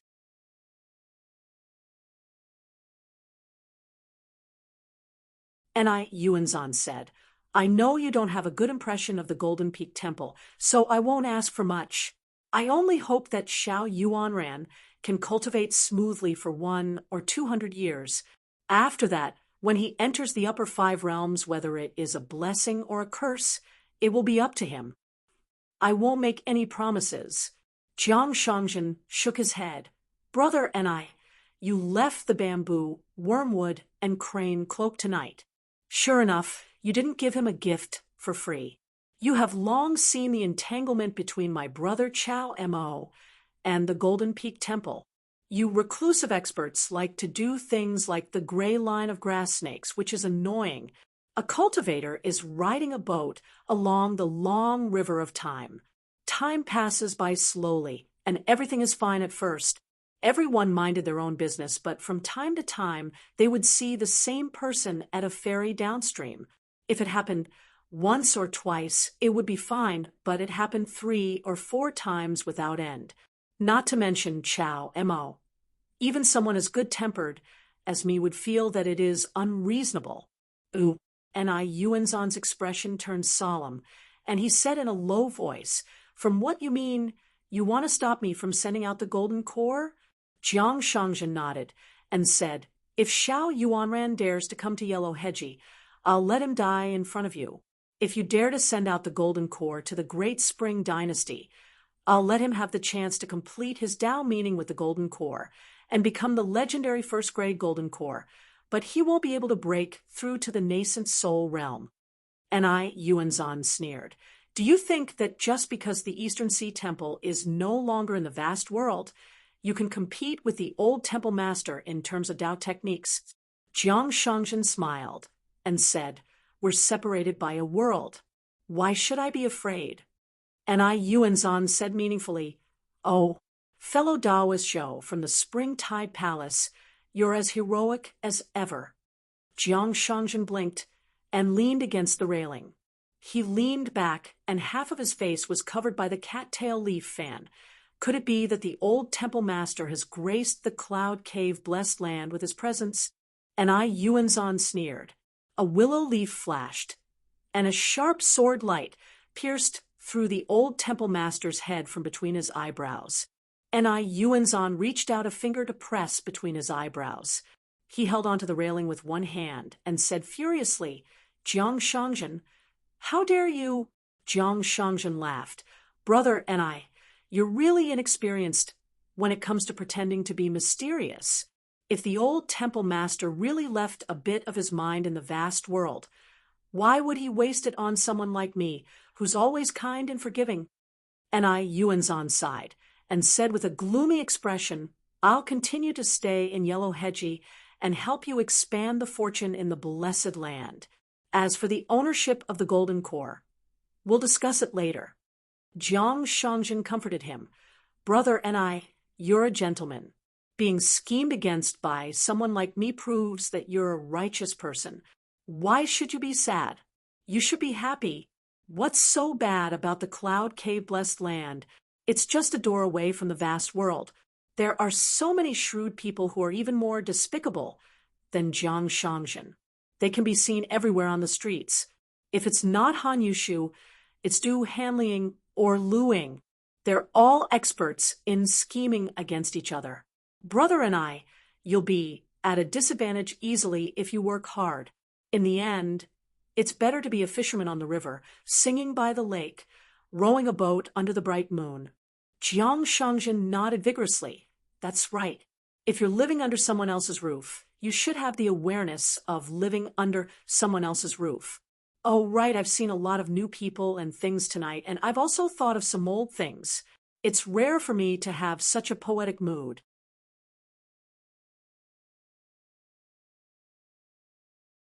I've only managed to squeeze out 2 sentences after racking my brain, and Yuanzhan sneered. I think it's better to forget about it. Master Jiang is so talented, I wouldn't dare to follow up. Wouldn't that make me a laughingstock? Jiang Shangjin laughed. If I'm not wrong, and Yuanzhan, you've been hiding something. You didn't give the golden core to Sui Yu, but you secretly kept a good sword from the temple for your only disciple. I've said it before, there's no teacher in the world who doesn't consider the path of a direct disciple. You must know that when I went to the Lotus Blossom Blessed Land, I wasted 60 years there because I wanted Lu Fang to be one of the top 10 in 60 years. Luckily, I got a good weapon from the old temple master. Jiang Shangjin looked at the river and the moon and said, "Today, I want to borrow teacher's sword. When the sky is dark, the earth is dark." And Yuanzhan frowned and shook his head. "There's no such sword. I'm not lying." Jiang Shangjin glanced at old Hao and said, "You're the sword." And Yuanzhan was angry. "Are you scolding me?" Jiang Shangjin smiled. "Teacher there's no need for you to lose your composure on purpose and show weakness to me everywhere.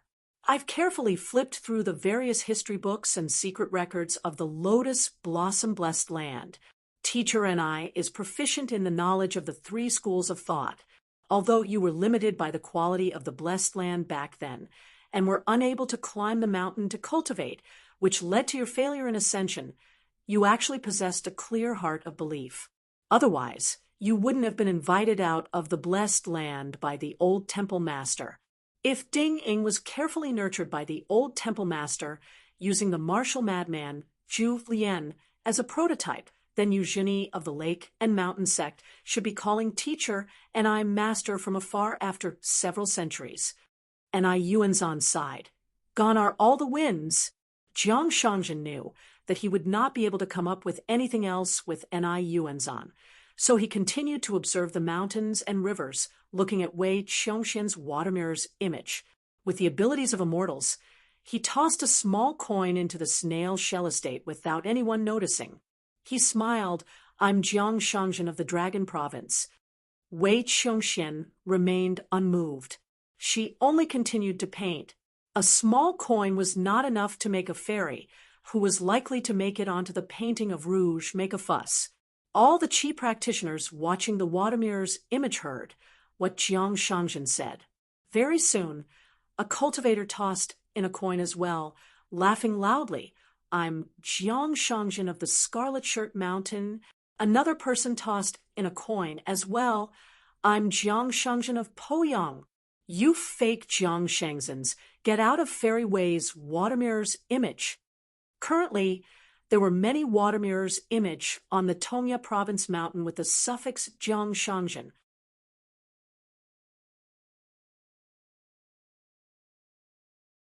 At dawn, Chen Pingon rested with his eyes closed on a small bamboo chair under the eaves. His hands were placed on top of each other with his palms facing upwards. He had only separated a fragment of his consciousness to immerse himself in the small world of the human body. Chen Pingon smiled knowingly. For no reason, he thought of a paragraph in a scholar's notebook. It was about the description of a successful cultivator who visited immortals. It was made up purely from the imagination of a scholar. The golden core was sparkling and colorful, the cloud liquid sprinkled on the six bowels, and the sweet dew moistened the bones. He felt that his body was as light as a swallow pecking on the fallen leaves. His skeleton felt as if it had fallen into the clouds and mist. His consciousness was like a bird flying between heaven and earth. The sound was endless. He felt as if he was about to soar to the heavens and cook for a long time. He suddenly came back to his senses and stepped on the ground. Only then did he know that there were immortals on the mountain and that there were spells in the human world. At the Taiping Mountain, the Fist of the 11th State seemed to have written a wordless fist manual. The manual was divided into two parts. One part was on the body of the immortal Han Yushu, and the other part was embedded in Chen Pingon's mountains and rivers. Previously, when he was sleeping soundly at the straw hut in the sea of bamboo, Chen Pingon had been concentrating on studying the fist manual. The moves, momentum, and spirit were progressing layer by layer. From the fist theory to the fist technique, he did not miss anything and benefited greatly. The 10 realms of the martial way were indeed the limits. Vigorous qi, pure qi, and the 3 floors of Shen Dao were just one level apart. So half a fist of the 11th state was able to make Chen Pingon, who was at the 10th state vigorous qi, to only be able to parry and not retaliate. Chen Pingon retracted his consciousness. It was as if he was returning home from a long journey. He slowly left the 10,000 miles of mountains and rivers in the human body. He said in his heart, "Awake." Chui Dongshan sat up. He rubbed his eyes and was a little dazed. He stretched his body and said, "Senior sister is still sleeping? Why is she like a child?" Chun Pingon nodded and said softly, "She has been tense for too long. When she was crossing the river on the boat, she slept for a long time. The time was too short. It is still far from enough." Chui Dongshan laid on his side. "Teacher, this time on the way back to the Aquarius continent and the future location of the Tongyi continent, there will be a lot of troubles. I will stand on the side of reason." Chun Pingon lifted one leg and quietly placed it on the ground. He said slowly, "The world is still the same. Talking about reason makes people sick of it. What is the point of learning the sword and training in fist techniques? Naturally, it is to make people more patient. From not being willing to listen to a single word to being willing to listen to a few sentences. From being willing to listen to a few complaints to being willing to listen to everything from start to finish." Chui Dongshan wanted to say something but stopped. Chun Pingon laughed. "There are differences between close and distant friends. It is human nature. It is unavoidable. I will control it well." Chun Pingon stood up and started to walk in the 6 steps. His punches were extremely slow, causing Chui Dongshan to feel sleepy again. "I am not worried about that." Chui Dongshan shook his head. He was disheartened. "The old bastard is crazy. He placed me under house arrest in the great blasphemy temple for many years. I tried my best to get out, but could not. It was only at the end of last year that I received an edict from Lin Shui, who was in charge of the temple, that I was allowed to leave the temple.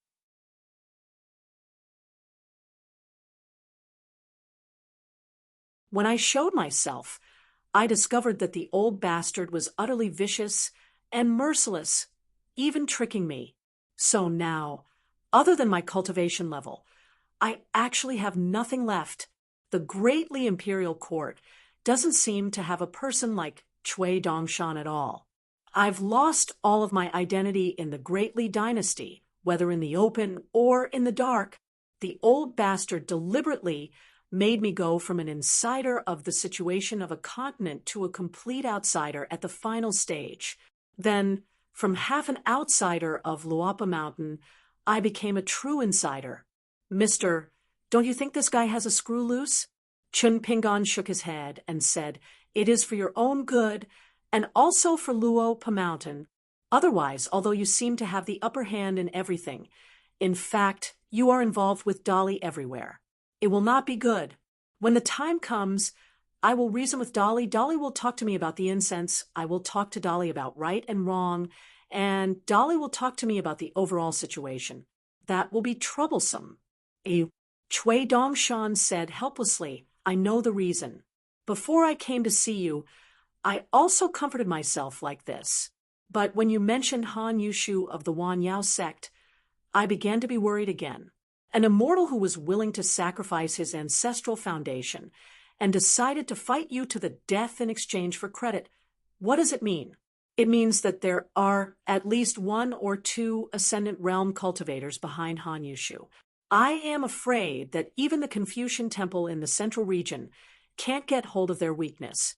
I can conclude that the old bastard was aware of this in the past few years, but he deliberately did not say anything to me.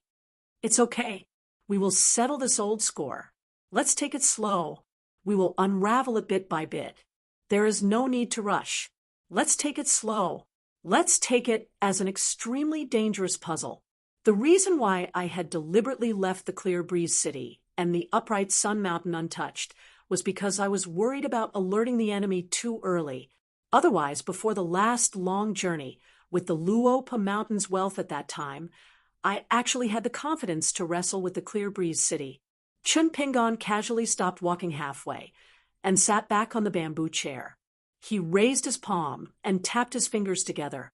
He smiled and said, "From the natal porcelain of Lu Xianyang and me, to the real mastermind behind Xinjiang Mountain and Qingfeng City, to the unavoidable encounter with Han Yushu this time, and most likely the Battle of the 13 at the Great Wall of Sword Chi. These are all grievances that diverge from a certain vein. It's just that they come from different paths. In the beginning, they definitely didn't deliberately target me. An orphan from Mud Bottle Alley in Pearl Cave, heaven wouldn't be so important to them. But when I became a hidden official and returned to the vast world alive, they couldn't help but care less.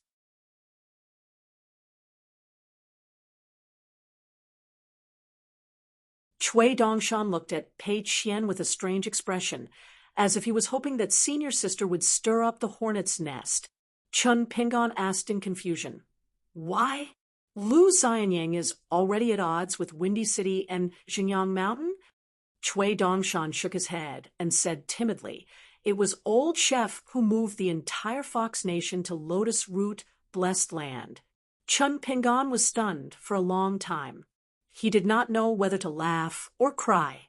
He said helplessly, "Pei Xiang, the ruler of the Fox Nation, is in the nascent soul realm, right?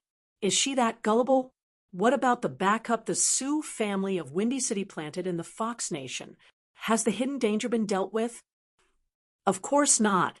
But old Chef seems to be better at dealing with women than Brother Jiang." Chui Dongshan nodded vigorously. "As for the hidden danger, it was indeed dealt with by old Chef and me. Someone did something to Pei Xiang's soul. That person is very likely to be." At this point, Chui Dongshan's face turned pale, and he was sweating. He reached out a finger to press between his eyebrows. "Some thoughts. Sealing is like sealing a mountain. It is the most difficult to fight against oneself. Since you don't allow yourself to say it, then don't say it." Chun Pingon reached out and patted the armrest of the recliner, indicating that Chui Dongshan should not put himself in danger. He said with a smile, "I have some guesses about the person behind this. He is most likely similar to Han Yushu in terms of background and methods. He likes to secretly control the situation of a continent. The flow of sword chi in the Aquarius continent is very strange. From Li Tuanjing in the Wind Thunder Garden to Wei Jin in the Wind Snow Temple, Lu Baqiao, and of course Lu Xianying, and obviously someone did something to us. My relationship with Yi Xiaoliang from the Qingliang sect in the early years was like a marriage book being checked by Yu Lao. I secretly tied a red string for him. So this matter is not difficult to guess. Of the 7 ancestral blade, strengthening gourds, 2 of them are in the small Aquarius continent. Isn't it strange? And the gourd that Su Jia from the Xinjiang mountain has a mysterious origin. I only need to follow this clue and go to the ancestral hall of the Xinjiang mountain as a guest. I will be able to get close to the truth by flipping through a few pages of the old almanac. The only thing I am worried about now is that the person has quietly left the mountain to wander other continents before Lu Xianying, and I went to Q Sword sect." Chui Dongshan gritted his teeth and bent 2 fingers. He wanted to cut out a thought that was locked by himself and Chui Dong from his divine soul. Chun Pingon put 2 fingers together and gently tapped the armrest of the recliner. He interrupted Chui Dongshan's dangerous action with his fist intent. He then waved his sleeve, and Chui Dongshan immediately fell back and leaned against the chair. Chun Pingon laughed. "I just don't have a ruler." Chui Dongshan spat out a mouthful of turbid air. "I am useless," Chun Pingon said. "You know what I admire the most about Master Wan? It is that when Master Wan takes in disciples, he values their temperament. He also thinks that when taking in disciples, it is the master passing down the Tao to the disciple. The disciple can practice the sword in peace and not quarrel with others for the sake of a sect or fight in groups. I feel that Master Wan is most worthy of admiration for this point. The master leads the way, and the cultivation is up to the individual. The disciples who enter the sect to cultivate do not completely disregard the reputation of the ancestral hall. They do not need to care about the master and disciple status. In the end, cultivation is still human. On Luopa Mountain, I do not feel that Pei Qian has to be like anyone. He does not have to be like me. Luopa Mountain does not need everyone to be like me or Pei Qian.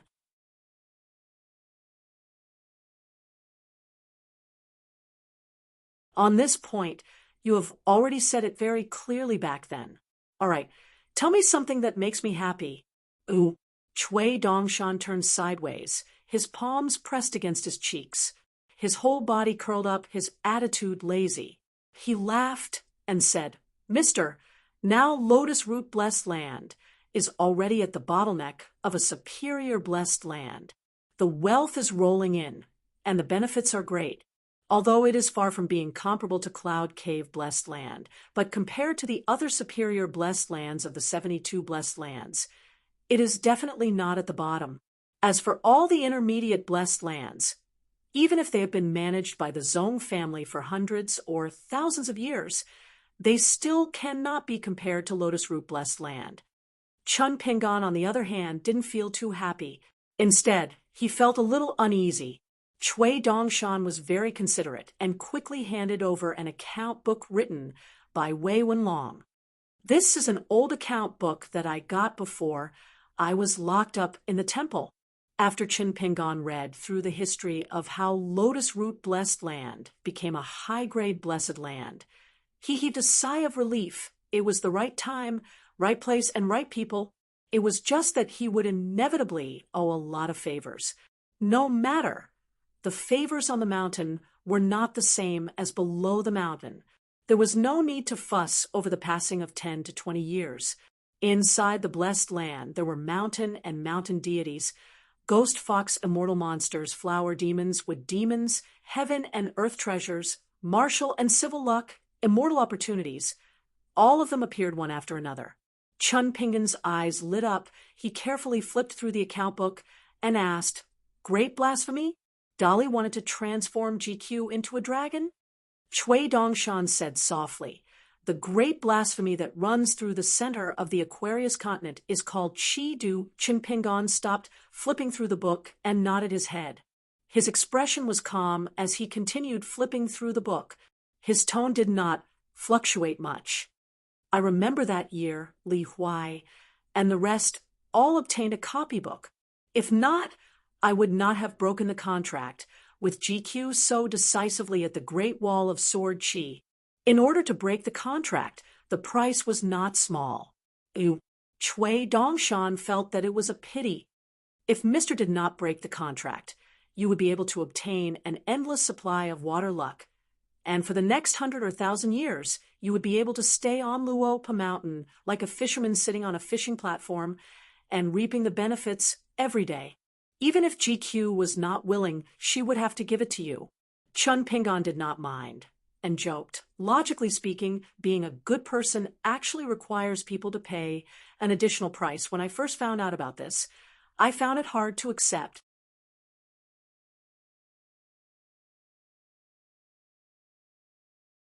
But after experiencing many things, I truly thought it through and accepted it wholeheartedly, and it became easier for me to let go of the worries in my heart. It is because it is hard to reason with people, and it is not easy to be a good person. That is why it is so valuable. Chui Dongshan muttered, Everything under the heavens is about gains and losses, and then there is initiative and passivity. That is the way of the world and the human heart. Chun Pingan nodded his head. That makes sense. Na Lan Yuji and Yao Xiaoyan walked out of the house and came over. Chun Pingan extended his finger to his mouth, indicating for them not to speak loudly. Pei Qian was still sleeping soundly.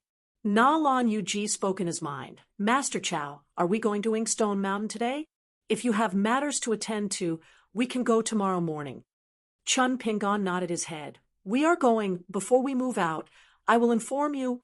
Na Lan Yuji brought Yao Xiaoyan and left and went to admire the pile of inkstones. Chun Pingan looked at the small mountain of stones and was quiet for a moment. He hesitated for a moment, then asked in his mind, Do you know of a lady called Quiyu? I heard that she is currently in our Aquarius continent. Chui Dongshan nodded his head. I know of her. She has a good relationship with Xiaomi Li, Mr. Why are you asking this? Do you know her? Chun Pingon shook his head. I don't know her. Chui Dongshan was just about to say a few more words when Chun Pingon smiled and said, remember to remind me often in the future. When I'm chatting with my own people and sparring with others, I must say less strange and shocking things. Luopa Mountain has been led astray by you and Pei Qian. The only good thing about it is that it has caused me to reject any compliments from other people. Previously, when Huang Yiyun was at Huang Heji's side, she had the posture of a one-quan fist. Huang Yiyun herself was fine, but she had her own reasons for using the one-quan fist. Chun Pingon still had a good impression of Huang Yiyun and Pu Mountain Cloudgrass Hall. A pure martial artist who could peacefully train his own martial Tao was willing to do something for the mountains and rivers of a continent, to the extent that he was willing to stake the honor and disgrace of Pu Mountain. That was definitely something. In truth, the reason why Chun Pingon was not willing to accept the fist was because even Jiang Shangzhen had not guessed the reason. The ladies of the Great Wall of Sword Qi had many heroes. Tong Yi Continent's martial artist, Huang Yiyun, as well as Lu Xia Continent's female immortal, Tsong Li, whom he had met on the sea previously, all made Chun Pingon feel as if he had returned to the Great Wall of Sword Qi. However, the spectators who had walked out of the snail shell mansion all had burning gazes, full of anticipation. The only thing that all the spectators cared about was the result of the one-quan fist, who won, who lost, and who was alive. It was not as simple as the spectators wanting to join in the fun, but the one-quan fist could injure, and even kill people, especially when Huang Yiyun made a move. It seemed to become a matter that was not worth asking why. It was a matter of course, a matter of heaven and earth. Yes, what Mr. said is extremely true. The one-quan fist is terrifyingly profound, even more profound than the martial artist's realm. Seeing that the situation was not good, Chui Dongshan hurriedly changed the topic. Just like Yu Pan Shui, that bad chess player. When he played chess with others, the spectators would cheer and clap their hands vigorously. The most frightening thing was those spectators who really thought that old Yu, who constantly made muddle-headed moves on the chessboard, had made some amazing moves. Old Yu was still all right. He knew how much he was worth.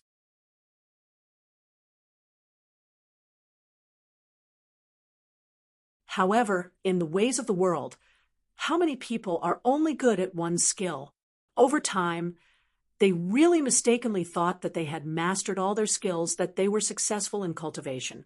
After not seeing each other for a few days, they became a national master in chess. After another few days, there was another master of painting.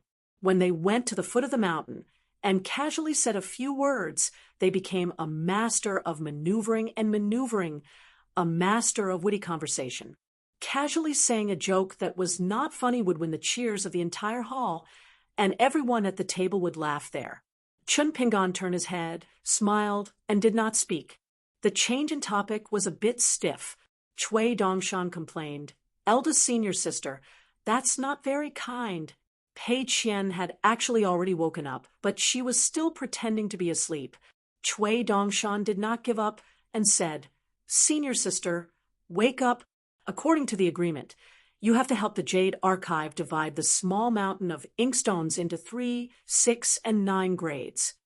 Pei Qian could only open her eyes and yawn, but she still lay motionless. Jiang Shangzhen came. Pei Qian stood up and walked over to Nalin's Jade Archive, helping to divide the pile of stones. Chun Pingon planned to make a trip to Mount Laojun today.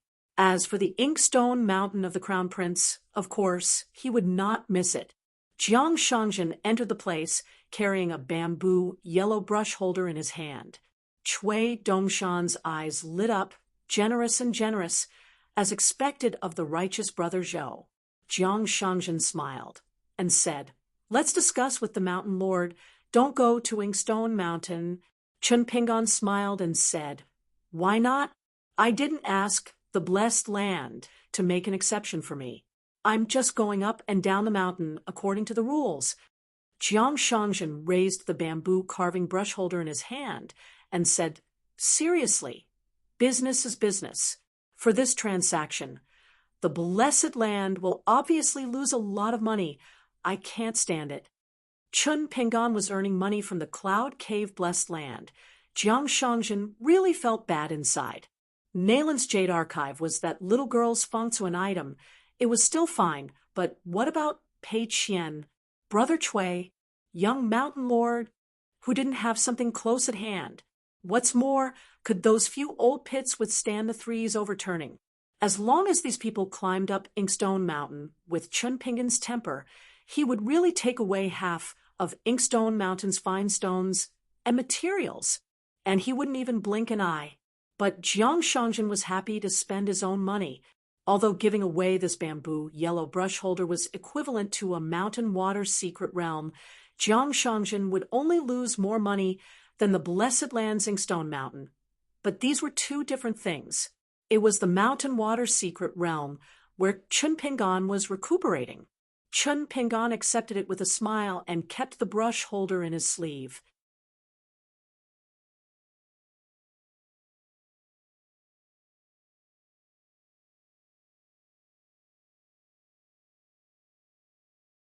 The grand, heavenly master of Dragon Tiger Mountain also fell in the sky.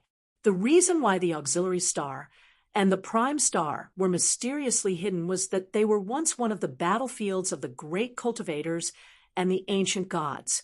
Chui Dongshan squatted beside Chun Pingan's feet.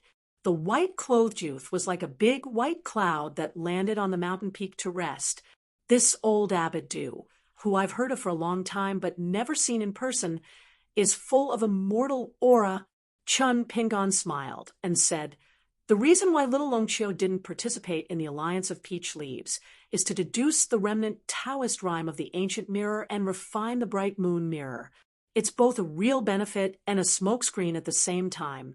Little Longqiu may have secretly contacted the Golden Peak Temple. Once little Longqiu successfully occupies Taiping Mountain and forms a mountain alliance with the Golden Peak Temple, she can obtain a certain promise and secretly seize a sum of benefits. The Golden Peak Temple will be the most profitable one. As long as this protective mountain formation is formed, it will cover half of the Tongyi continent. It's enough to be comparable to the mountain formation of Jade Gui sect, right? That's more or less the truth." Jiang Shangzhen nodded and said, "If Taiping Mountain and the Heavenly Fault Peak are not included and replaced with the other two mountains, it can only be considered ordinary. Even if it forms the celestial phenomenon of the Big Dipper, it's still a little lacking. After all, there's only one Golden Peak Temple, and its foundation is not strong enough. It's already very shocking. Du Hanliang is a nascent soul cultivator and a sect candidate of the Golden Peak Temple. He dares to think and do it. He's very impressive."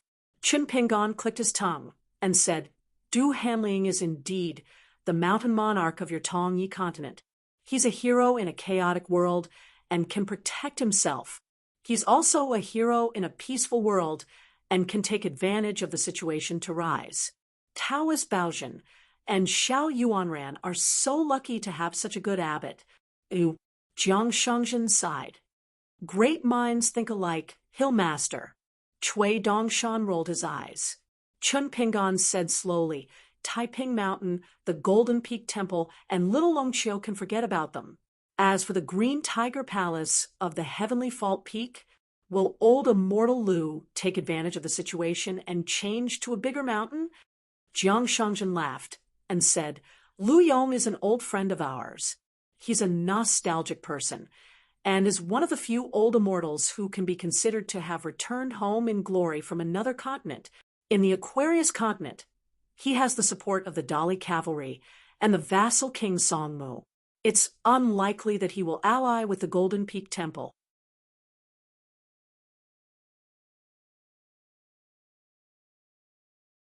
Chun Pingan covered his sleeves with both hands and squinted his eyes.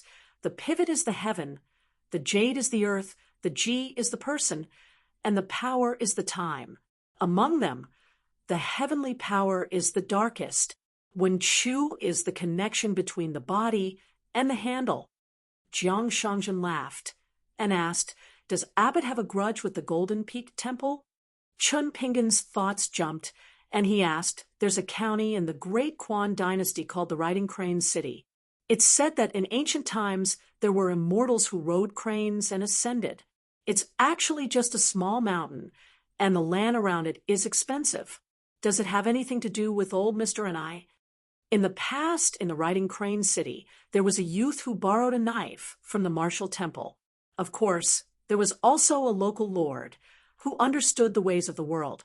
At that time, Chun Pingan wanted to give him a small sum of money as a reward, but the old mister did not accept it. As for Du Hanling's direct disciple, Daoist Baozhani Miaofeng, and his grand disciple Xiao Yuan Ran, Chun Pingan was not unfamiliar with the master and disciple who were consecrators of the Great Quan Dynasty. The master and disciple were once responsible for helping the Liu dynasty's emperor to monitor the Yao family's border army. However, Chun Pingan did not know that Daoist Baozhan had resigned from his position a few years ago and was cultivating in seclusion in the Golden Peak Temple. He was still unable to break through the bottleneck of the Dragon Gate realm. However, his disciple Xiao Yuan Ran was already the top consecrator of the Great Quan Dynasty and was a young gold core earth immortal. Jiang Shangjin clapped his hands and laughed. "Abbot, you can even guess this. It was indeed that teacher and I of the lotus blossom blessed land who had ascended to the vast world that created the immortal ruins that were talked about by later generations." Chun Pingan said, "Back then, when we were surrounded and killed in the Great Quan Dynasty, I always felt that something was wrong after that. I suspect that the Golden Peak Temple was actually involved, but for some reason, they did not show up, connecting to the current situation of the Tongyi continent. After a great battle, Du Hanling was actually able to carefully select 7 mountains to build a great formation. I even suspect that this old temple master colluded with the military camp of the savage world back then." Jiang Shangjin said, "Of course you can guess like that, but there is no evidence, not even the slightest clue." Chun Pingan smiled and said, "Don't worry, I am not stupid. I will not become enemies with half of the cultivators of the Tongyi continent just because of a Du Hanling that I have never met. The current Du Hanling's realm was not high, but he was the favorite of the cultivators of the Tongyi continent. Becoming enemies with the Golden Peak Temple was equivalent to becoming enemies with the entire Peach Leaf Alliance." Chun Pingan asked, "Do you have a copy of this mountain river diagram? I need to look at it more. The location of the next sect is very important." He believed that Jiang Shangjin had already guessed his thoughts. Moreover, there was nothing to hide from this sect's consecrator. Perhaps Yi Yunyun's appearance in Yellow Hedgie was all intentional by Jiang Shangjin to build a bridge between Luapa Mountain and Pu Mountain. Jiang Shangjin said, "If there is a copy of the mountain river diagram, it will be more taboo. However, I can get someone to make a copy." Chun Pingan swallowed his words back into his stomach. He originally wanted to say that he could pay for it. The group left the boundary of the Laojun Mountain and rode the wind to the Yen Mountain that was dozens of miles away. Chun Pingan kept his promise and did not go up the mountain to plunder. He only waited patiently at the foot of the mountain.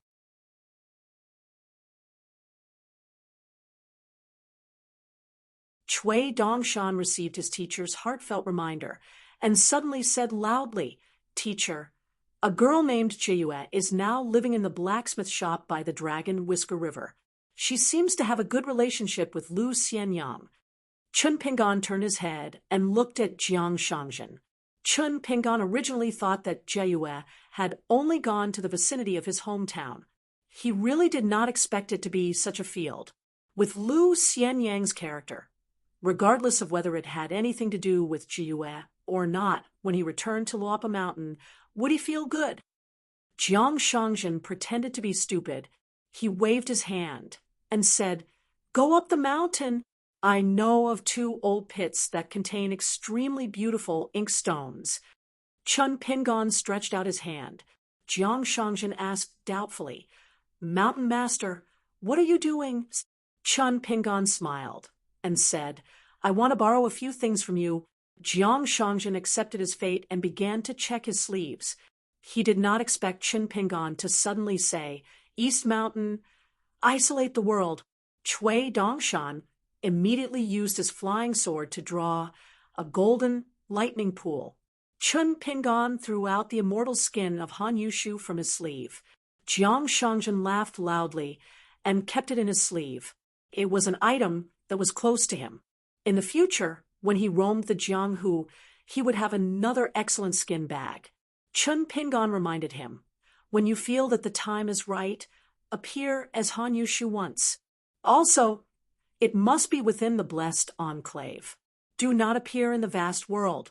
As time passes, the ancestral hall of the Wan Yao sect and Han Yushu will definitely become suspicious. Let me say this first. This matter is extremely risky. Take it that I owe you a favor. As for this immortal skin and the other half of the fist manual, just take it as payment. Jiang Shangjin smiled and said, I know what to do. In the end, Chun Pingon did not climb up the Inkstone Mountain. Pei Qian and the others went down the mountain and returned with a full load. Nailin Yuji jumped down the mountain. When she reached the mountain gate, she deliberately complained, Why is Sister Pei so poor? She doesn't even have anything to protect her. Pei Qian smiled and nodded. Jiang Shangjin was enlightened. Chun Pingon rubbed his eyebrows. The little girl was too superfluous. Her Jianghu experience was still too little. They returned to the Yunming Peak together. Jiang Shangjin left and asked someone to copy the mountain river painting. Cui Dongshan followed to join in the fun. Chun Pingon looked at the bigger Inkstone Mountain on the ground and was speechless. Bai Xian saw that Cui Dongshan was gone and immediately put his hands behind his back. He swaggered out of the house and stood beside Chun Pingon. Diligent sword practice? With my aptitude and comprehension, do I need to do that? Chun Pingon called Ching Chaolu and waved to Pei Qian. Come and help him. Pei Qian scratched his head. Master should do it. I don't know how to teach fist.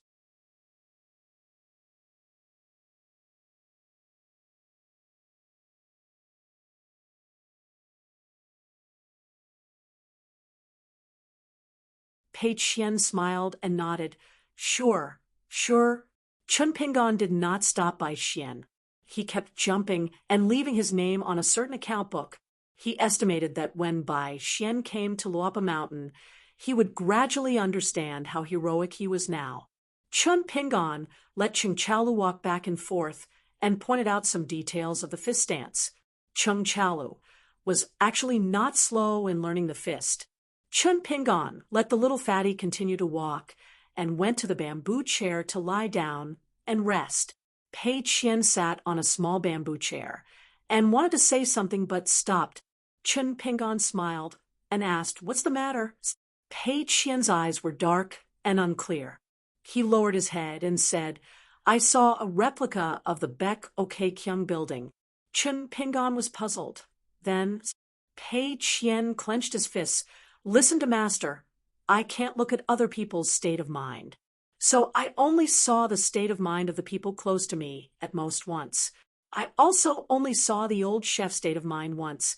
For example, Cui Dongshan's state of mind was a deep pool with golden books scattered on the shore. For example, the old chef Zhu Lian's bloody storm. Only a tall building stood tall, with people leaning against the railing. When Zhu Lian returned to his hometown, he once smiled and said to Pei Xiang, Who can tell me whether the world is real or not? He once sighed, Waking up from a dream is like jumping off a cliff. The noble young Master Zhu Lian. In fact, when he first traveled in Jianghu outside the village's hotel, he saw a roadside dog and couldn't let it go in this life. It was like he didn't know he was a guest in a dream. The water flowed, and the flowers flowed. Chun Pingon didn't know these things. Pei Qian didn't know either. Pei Qian only saw the replica of the Dali dynasty's Baek-ok-kyung building, and couldn't feel at ease. Chun Pingon thought for a while and folded his hands in his sleeves. He looked up at the sky with a calm expression and said softly, "You have to believe in the old chef. I will believe in Zhu Lian." Pei Qian was relieved. "I believe in Master." Chun Pingon nodded. "Let's go home. You're tuning in to the Mystic Fist YouTube channel. Don't forget to subscribe and join us on this journey to catch the most captivating stories.